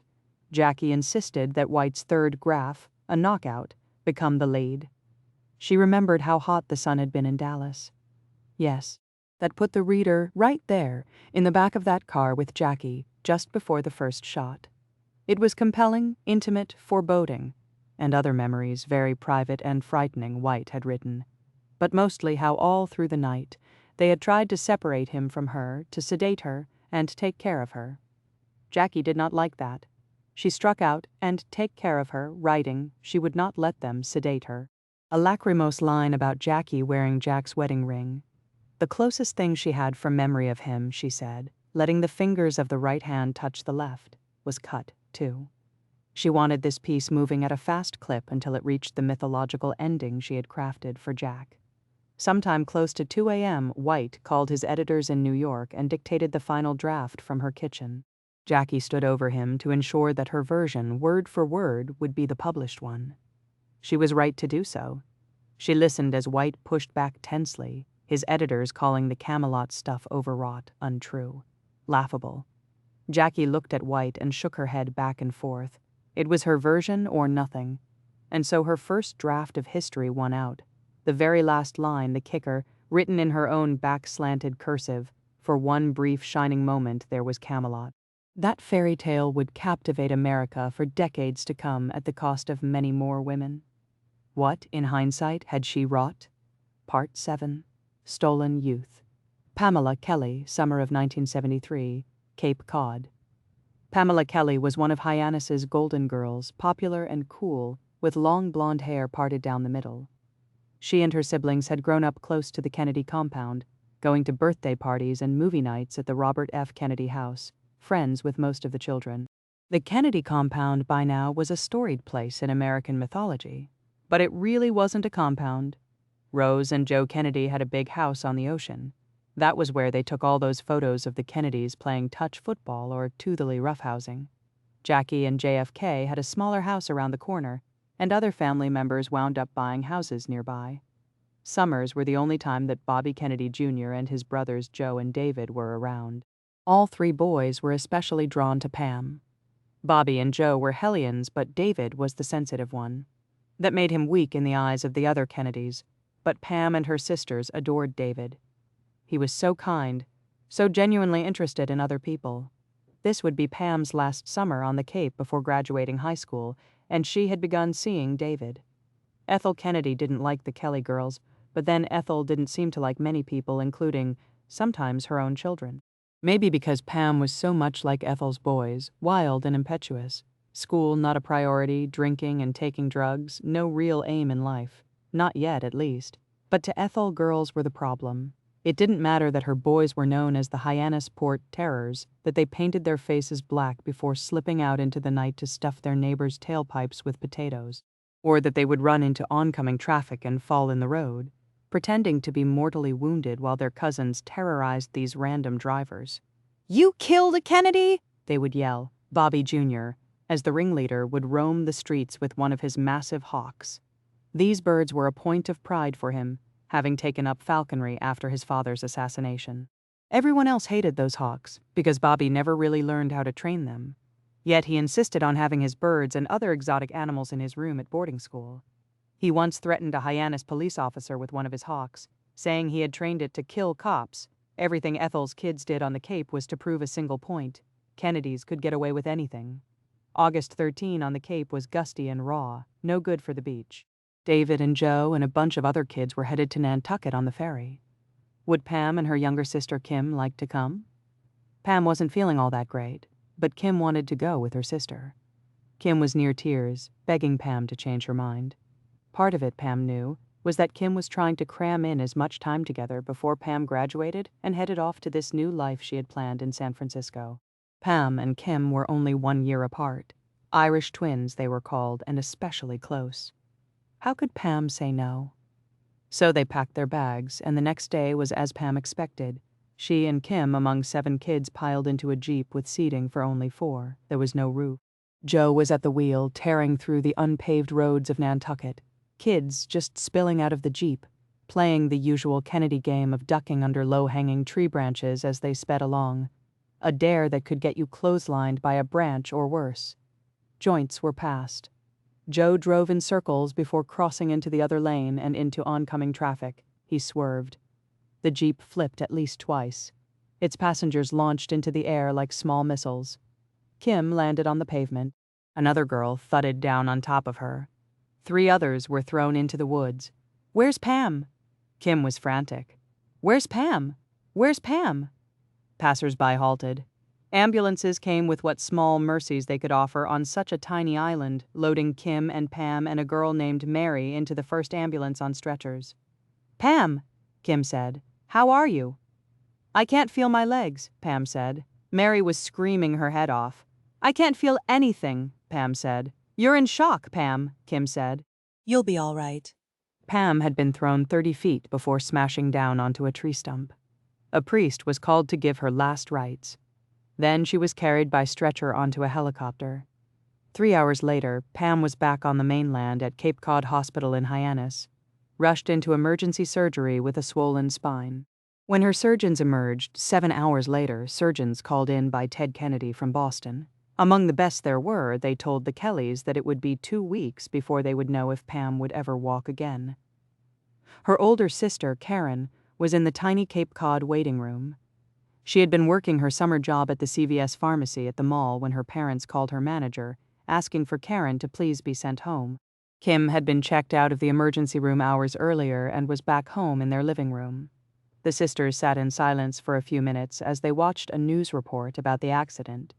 Kim threw a book at the TV and broke it. That night, Karen went to the hospital. It seemed like all the Kennedys were there, including others who hadn't been on Nantucket but were summering on the Cape.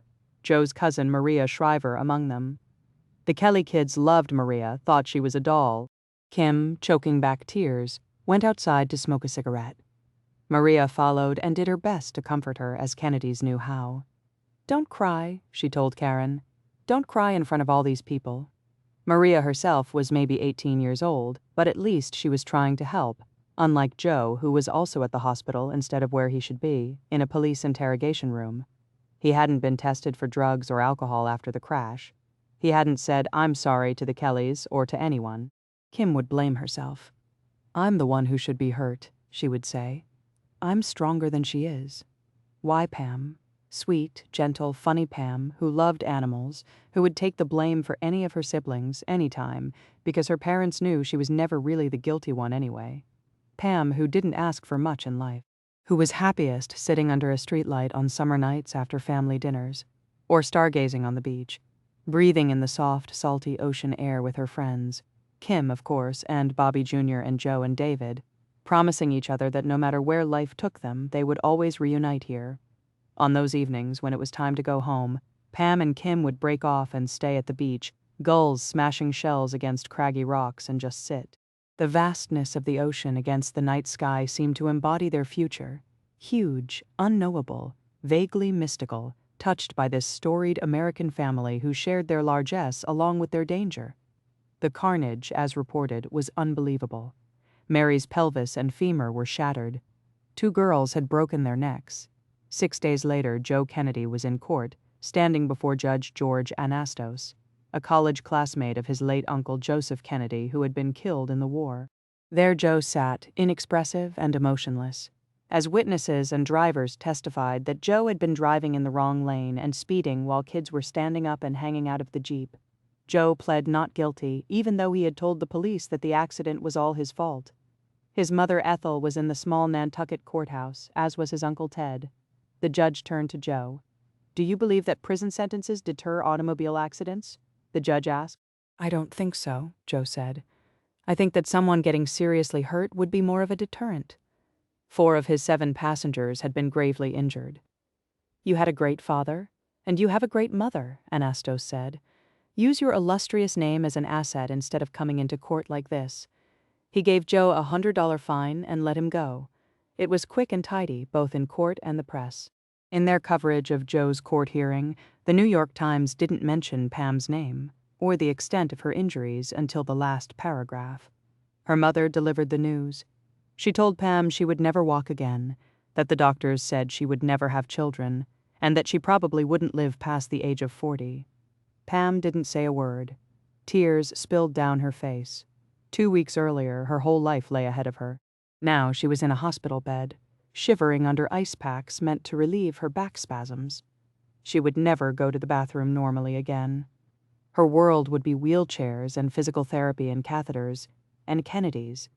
They kept coming into her room, Caroline and Maria and Joe, bringing flowers and freshly baked cookies and a movie projector while the older Kennedys, Rose and Ethel and Ted, were talking to Pam's parents about a settlement. No need to involve lawyers or civil lawsuits or the media, they said. Pam's parents wanted to sue, but Pam wouldn't hear of it. David was her boyfriend, Joe was her friend, and you don't, Pam said. Sue your friends, her parents tried to explain. Pam's condition was going to require a lot more than she could understand now. To begin with, their house would have to be retrofitted for her wheelchair. Steps turned into ramps, doorways, and at least one shower made wide enough for her wheelchair. She would need a new bed with a bar over it so she could lift herself up in the middle of the night if she had to go to the bathroom, or mornings when no one was home. She would need help cleaning and dressing herself, cooking and going to the bathroom, probably for the rest of her life. She would require constant physical therapy so that her legs wouldn't atrophy. If they sued, her parents explained, Joe would not pay a dime. His insurance company would cover it. Pam still wouldn't do it. Besides, she said, Joe had promised, whatever Pam needed, whenever she needed it, he would take care of her, always. What Pam didn't know was how troubled Joe was, as troubled as Bobby. Joe had entree to all the best schools, but was academically lazy. He wanted special treatment, and when he got it, resented it. To wit, after the accident, a Kennedy family friend had connected Joe with Diane Clemens, a Berkeley professor who had worked on his Uncle Jack's presidential campaign.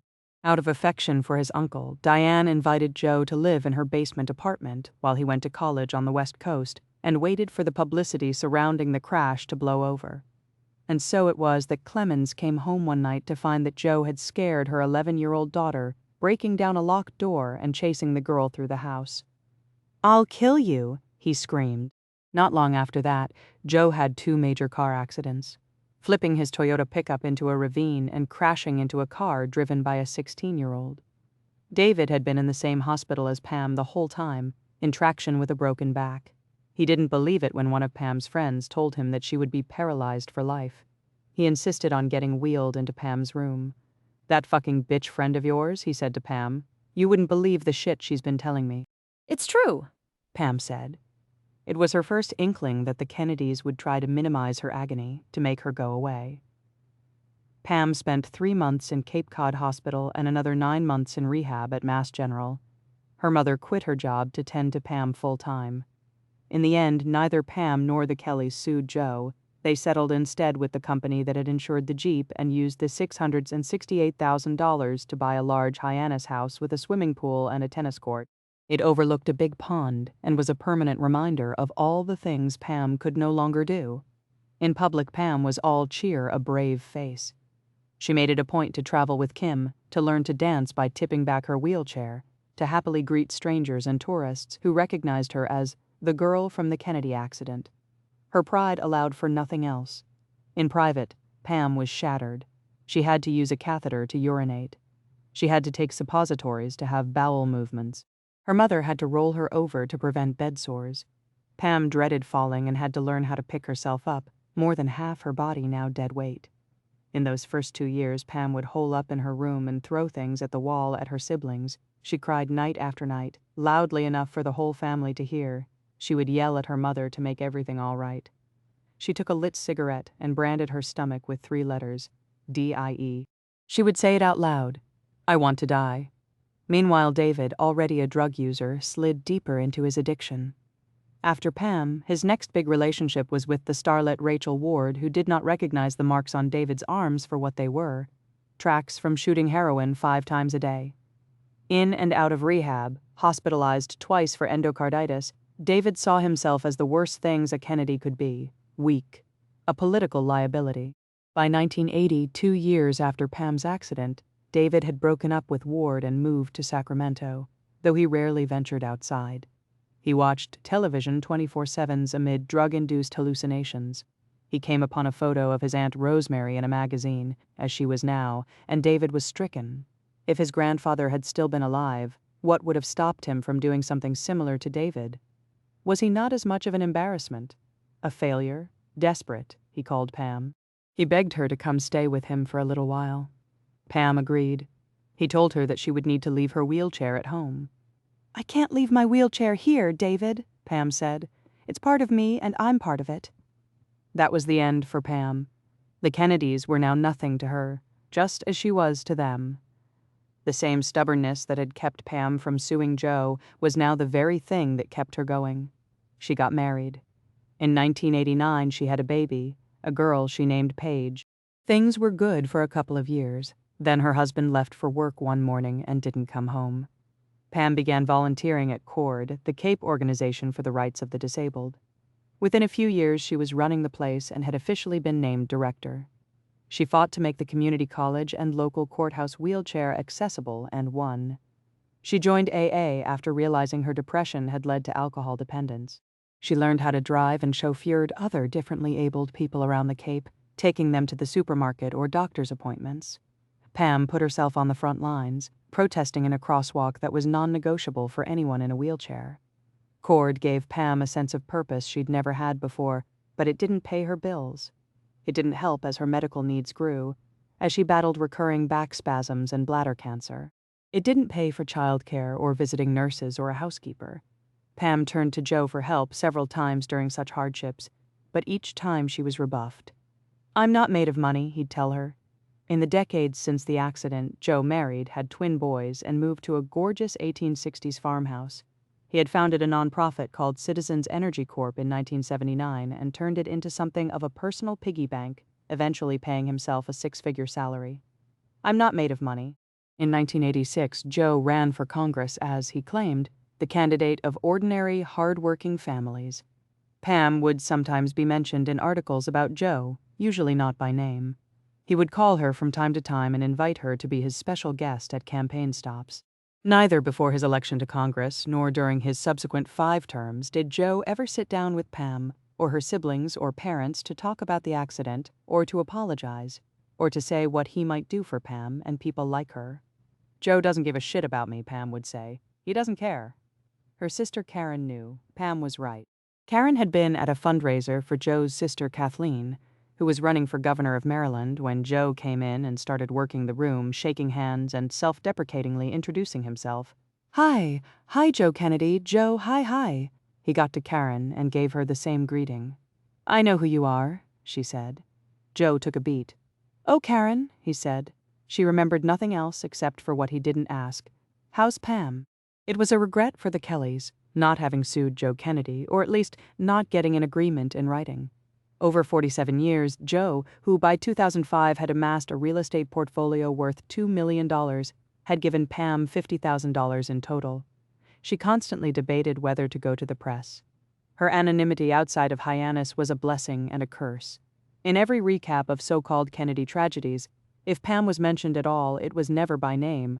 She was just the girl, one in a long litany, and Pam had been a good girl at that. She had never complained.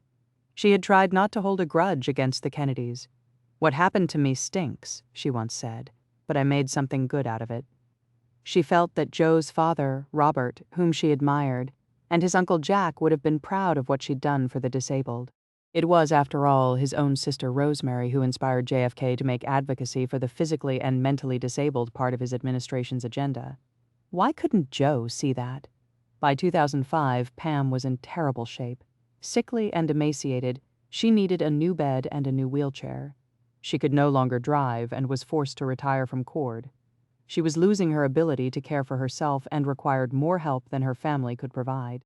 I want to stay in my house, and I want to be able to leave something to my daughter, Pam said. When I got hurt in 1973, I really believed would do the right thing. That's what I said to my dad. You don't have to sue them.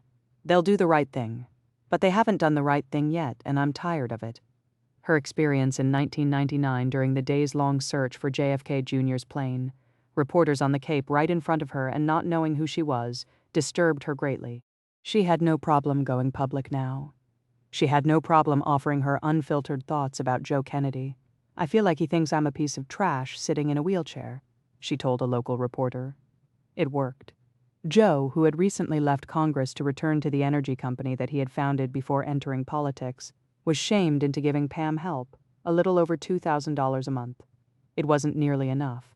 In 2019, facing bankruptcy and the loss of her home, she spoke to People magazine. I don't think anybody still wonders where I am today, Pam said. I don't think anybody remembers, really. Pam Kelly Berkeley died on November 20, 2020, at the age of 65, of sepsis. The family heard nothing from Joe. The very next month, his checks to Pam stopped. After the accident, Pam's sister Kim wrote an essay about her sister. It was just for herself and her siblings, no one else. She called it Wings, a nod to Pam's free spirit and her tenderness, this young girl who sought out injured birds and nursed them until they could fly. A girl whose body began breaking down before its time. A girl who grew into a woman whose lifelong love of the sea gave her solace to a point. Kim wrote of taking Pam to the beach after the accident. I took my sister back to the big breakwater, Kim wrote. I carried her up, through and over the wet rocks. We sat under the tower with red and green blinking lights, and we could hear the gong buoy in the distance. We remembered, and I wiped the tears from her eyes. I turned my head towards the west so she couldn't see mine. I held her tightly and walked her back to where we had played mermaids.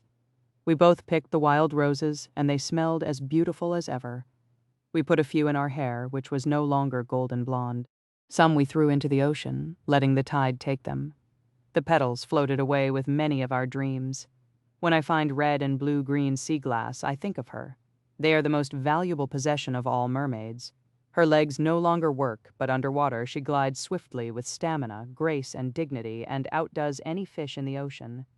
Kim ended with the wish that she could be as strong and self-reliant as Pam. She didn't know if she would ever get there. I'm still looking, she wrote, for a couple pairs of wings. Martha Moxley, in one of the diaries that Mary found in her suburban New York home, back when she still shared it with Bobby, he had tucked a newspaper clipping between two blank pages. The headline read, Ethel Can Naft Called, a Killer. This had become one of Bobby's obsessions, trying to clear his cousin Michael Skakel, who would soon stand trial for murdering a teenage girl. Why? Why would Bobby risk his reputation doing this? Everyone knew the Kennedy men could be violent with women. Another cousin, William Kennedy Smith, had been charged but acquitted of raping a woman in Palm Beach back in 1991, a woman whose reputation the Kennedys had successfully smeared, the New York Times outing her by name, implying that she was a party girl, wild, a single mother who, if she wasn't making the whole story up, had kind of gotten what was coming to her. That trial had been televised on 24-hour cable television. When the woman took the stand, a blue dot had been placed over her face. What was meant to protect this woman had also erased her. The Kennedys had bullied John Jr. into showing up for Willie. But when it came to Michael Skakel, as the years went by, the most prominent Kennedys would fall away, except Bobby Jr. Martha Moxley had been in Connecticut only 1 year when she was voted best personality in school. It would have been easy to envy her, but among Martha's many gifts was a way of putting people at ease. At 14, she was an old soul and a young girl still, with her Snoopy earrings and her braces. Her father still called her by his nickname for her, Martha Dookie Pie Baby, and she let him. The Moxleys had just moved from California to Greenwich, her dad a rising star in international accounting. Now they lived in a huge house on 3 acres with a formal garden, a reflecting pool, a guest house, and, for Martha, what her artistic mother called a garret, Martha's own little world on the 3rd floor, with a large bedroom and private bathroom. Martha had her own stereo and television set, a faux fur throw on a cot for guests, chairs covered in tapestries, and a wall that she and her friends were collaging with magazine cutouts. She asked her mom to make her a quilt out of gingham checks in pastels. She lived up there with her beloved cats, Tiger and Junior. She was happy alone, a reader, like her mom, and a diarist. But Martha was also a joiner, swim team, yearbook, gymnastics, ballet. She was co-captain of the basketball team. She was on the pep rally committee and had been voted president of the Letterman's Club, all within months of a cross-country move. She knew how to throw a good sleepover. Martha and her new girlfriends would mix Bacardi and Coke, drink beer, and try to master the art of looking glamorous while smoking cigarettes. Sometimes Martha fumbled hers. She had burned a hole through a page in her small diary, trying to write and smoke like serious thinkers. But Martha also had a great sense of humor. Funsy Wunsies was her sarcastic way of being enthusiastic. Yakamura was real-deal disgust. She and her girlfriends would watch The Wizard of Oz or Willy Wonka and the Chocolate Factory, then call the boys in her class and tell them which girls had crushes on them. Martha liked a boy named Jeff who called her at home and asked who she liked. He was almost all she could think about. Jeff had a girlfriend named Cindy, but he still flirted with Martha all the time. February 7, 1975. Dear Diary, guess who was at school today, right, Jeff? And Alan, the little fucker, told him that I like him. Oh, he has had it. Martha and her friend Christy had this thing where they would take aspirin with a Coke and wait to see what happened. Rumor had it you would either get really high or you would die from the combination, but every single time they felt nothing. One of the boys at school called Martha and made her promise him she'd stop doing that. It was dangerous, he said, and he didn't want anything to happen to her. If only that boy had been Jeff Bell. Haven was nothing like the Bay Area. Her new neighbors had last names like Versailles and Shakespeare. Her new friends' fathers were people like Charles Schwab or the head of Chevron. Her friend Helen's dad was heir to the Schweppes fortune. Then there was the Skakel house. Everyone knew that the Skakels were related to the Kennedys. Rush Skakel, the dad, was Ethel Kennedy's brother-in-law to the late RFK, which made the Skakel kids the cousins of Bobby Jr., Joe, and David. Rush was raising all 7 children on his own. Their mother had recently died of brain cancer, and Rush was having a midlife crisis, never really home. It was too much for any one parent to handle. And 2 of his sons, 17-year-old Tommy and 15-year-old Michael, were definitely too much to handle. School on the East Coast had an edge, and to Martha's surprise, she liked it. She was a sunny California girl with sass and never granted authority figures unearned respect. She reserved her true thoughts about her teachers for her diary. Sit on it and twirl, Mr. Stein. I can't stand Mrs. McGregor. If I ask her a question, it's come after school. Listen, lady, I'm in your class too. For Christmas, Martha and her friends gave their teacher, Miss Rogers, a jock strap, its lace cover sewed on by Martha herself. Mr. Ziriga is so nice, he told me a joke, but I didn't get it. How do you keep a Jewish girl from screwing? Marry her. Huh? This was a fancy school, but there weren't many protections for girls. Boys were always pushing Martha into dark rooms or locker rooms and holding her arms, trying to kiss her or shove their hands down her pants. A boy named Kenny took Martha into the bathroom one day and turned off all the lights. Why is it always me? Martha wrote in her diary. What can you do when they have your hands and arms? Nothing. Everyone knew that lots of boys had crushes on Martha, Ray, Peter, Bill. She tried to avoid the boys who she didn't like back. She didn't want to hurt their feelings. Besides, Peter was getting close to asking for a date. She could tell. January 22. Peter was supposed to ask me out today, but I hid from him at lunch. I guess I'm afraid of him asking me because I don't know what to say. I don't want to, but I don't know how to say no. At lunch, I got pushed into the bathroom by about 10 guys. After I got out, about 3 or 4 guys picked me up and almost carried me in. But they didn't get that far. Jeff wasn't like these other guys. He circled around Martha, asking her friends whom she liked, or if she would go for a guy like him. One day at lunch, when Jeff and Martha were sitting at the same table, one of Jeff's friends turned to him and said, "How long has Martha liked you?" Martha felt her face burn right up. She tried to distract herself.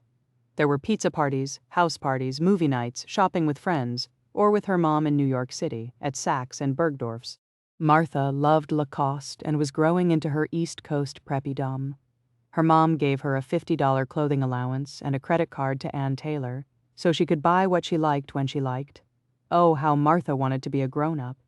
She would greet her parents' party guests at the front door and take their coats, once borrowing a glamorous guest's fur wrap and entering the party with one of her dad's unlit cigars between her teeth. Everyone loved that. December 31, 1974. Dear Diary, today is the last day of 1974. Boo-hoo. 74 has been one of the best years of my life. Well, hope 75 is as good.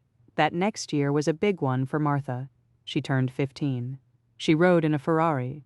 She had her eye on a new bicycle, a yellow 10-speed Atala, and was fairly sure her parents would get it for her.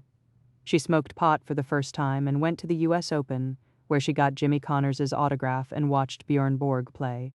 On a water skiing trip to Tahoe, she met a boy named Mark. A few years older than her, El Foxo, she called him. One night, Mark asked her if she wanted to go all the way, and she said no. Not at 14 years old. For someone so young, Martha had a sense of herself. It wasn't based on how pretty and well-dressed she was, or her liveliness, or her smarts, or popularity. It was a quieter thing, innate. She was a magnet for other kids who lacked that stillness, that grounding kids like Michael Skakel. Martha wanted nothing to do with Michael. He was obnoxious and creepy and mean, always hovering around Martha with his dark energy, as if he could force her into liking him back. September 17. Michael was so totally out of it that he was being a real asshole in his actions and words. He kept telling me that I was leading Tom on when I don't like him, except as a friend, and I said, well, how about you and Jackie? You keep telling me that you don't like her and you're all over her. He doesn't understand that he can be nice to her without hanging all over her. Michael jumps to conclusions. He kept calling fags. I really have to stop going over there. Just over 1 month later, Martha found herself grounded on Mischief Night, Halloween Eve, when all the kids in Belle Haven were running around. No school the next day. She was dying to join them. John, her older brother, was out with friends. Her dad was on a business trip in Atlanta. Her mom was busy painting mullions in the master bedroom and freshening the windows for the new draperies she had ordered. It was cold outside, already very dark. Martha begged her mom, please, everyone else is out tonight. Don't make me be the only one to stay home. And Martha really was such a good kid. It would only be a few hours. She never made it home that night. Dorothy was frantic, even though the idea of a child being abducted in Belle Haven, one of the wealthiest, safest, most secure neighborhoods on the East Coast, was unthinkable. But so was the notion that Martha wouldn't come home by curfew. Dorothy called the police at 3:45 a.m., and when 4 officers arrived at the house, they found nothing. They put out an APB for Martha and left. Martha had been nearby the whole time, in her yard in the grass under a pine tree. Parts of her scalp had been shorn off. One of her earlobes was torn in half. Her little nose was bashed in. Her face had been punctured with small holes that looked like craters. A broken bottle had been jammed inside her. One of her blue eyes was still open. She looked like a baby, pure and helpless. Martha had bruises on the back of her upper thighs. A narrow metal shard was jammed through her neck, inches to the right of her chin. Her pants and underwear had been yanked down to her ankles. Her friend Sheila was the one to find Martha that next morning. She ran to the Moxley house and told Dorothy that she couldn't tell if Martha had been attacked by dogs or raped, but they better call an ambulance immediately. And Mrs. Moxley should not go out there no matter what. Over at the Skakel house, a number of strange cars with out-of-state license plates began parking in the driveway. The murder weapon, police quickly determined, was a golf club, specifically a number 6 Tony Penna golf club. 3 pieces had been found near Martha's body. She had been hit with such brute force over and over that the club had shattered. Part of the shaft had been used as the dagger through Martha's jaw. She was covered in so much blood that the responding officers thought Martha, a long-haired white blonde, was a redhead. Drag marks showed that Martha's body had been moved from the place where she was killed to the tree, about 60 or 80 feet. She had tried to run from whoever attacked her and made it about 40 feet before she was tackled. Martha was slight, only 5'5" and 115 pounds. But to move a dead body that far would require significant strength, and her manner of death was classic overkill. The murderer was likely someone Martha had known. Who among Belle Haven's elite would have done this? It turned out Belle Haven's elite had little interest in the answer. The detectives questioned every neighbor, every friend and family that knew the Moxleys, and they all seemed as concerned as if a cat had gone missing. Dorothy, meanwhile, could barely function. Why had she let Martha go out that night? She prayed that Martha never saw the first blow coming, that she had been knocked unconscious and never felt a thing.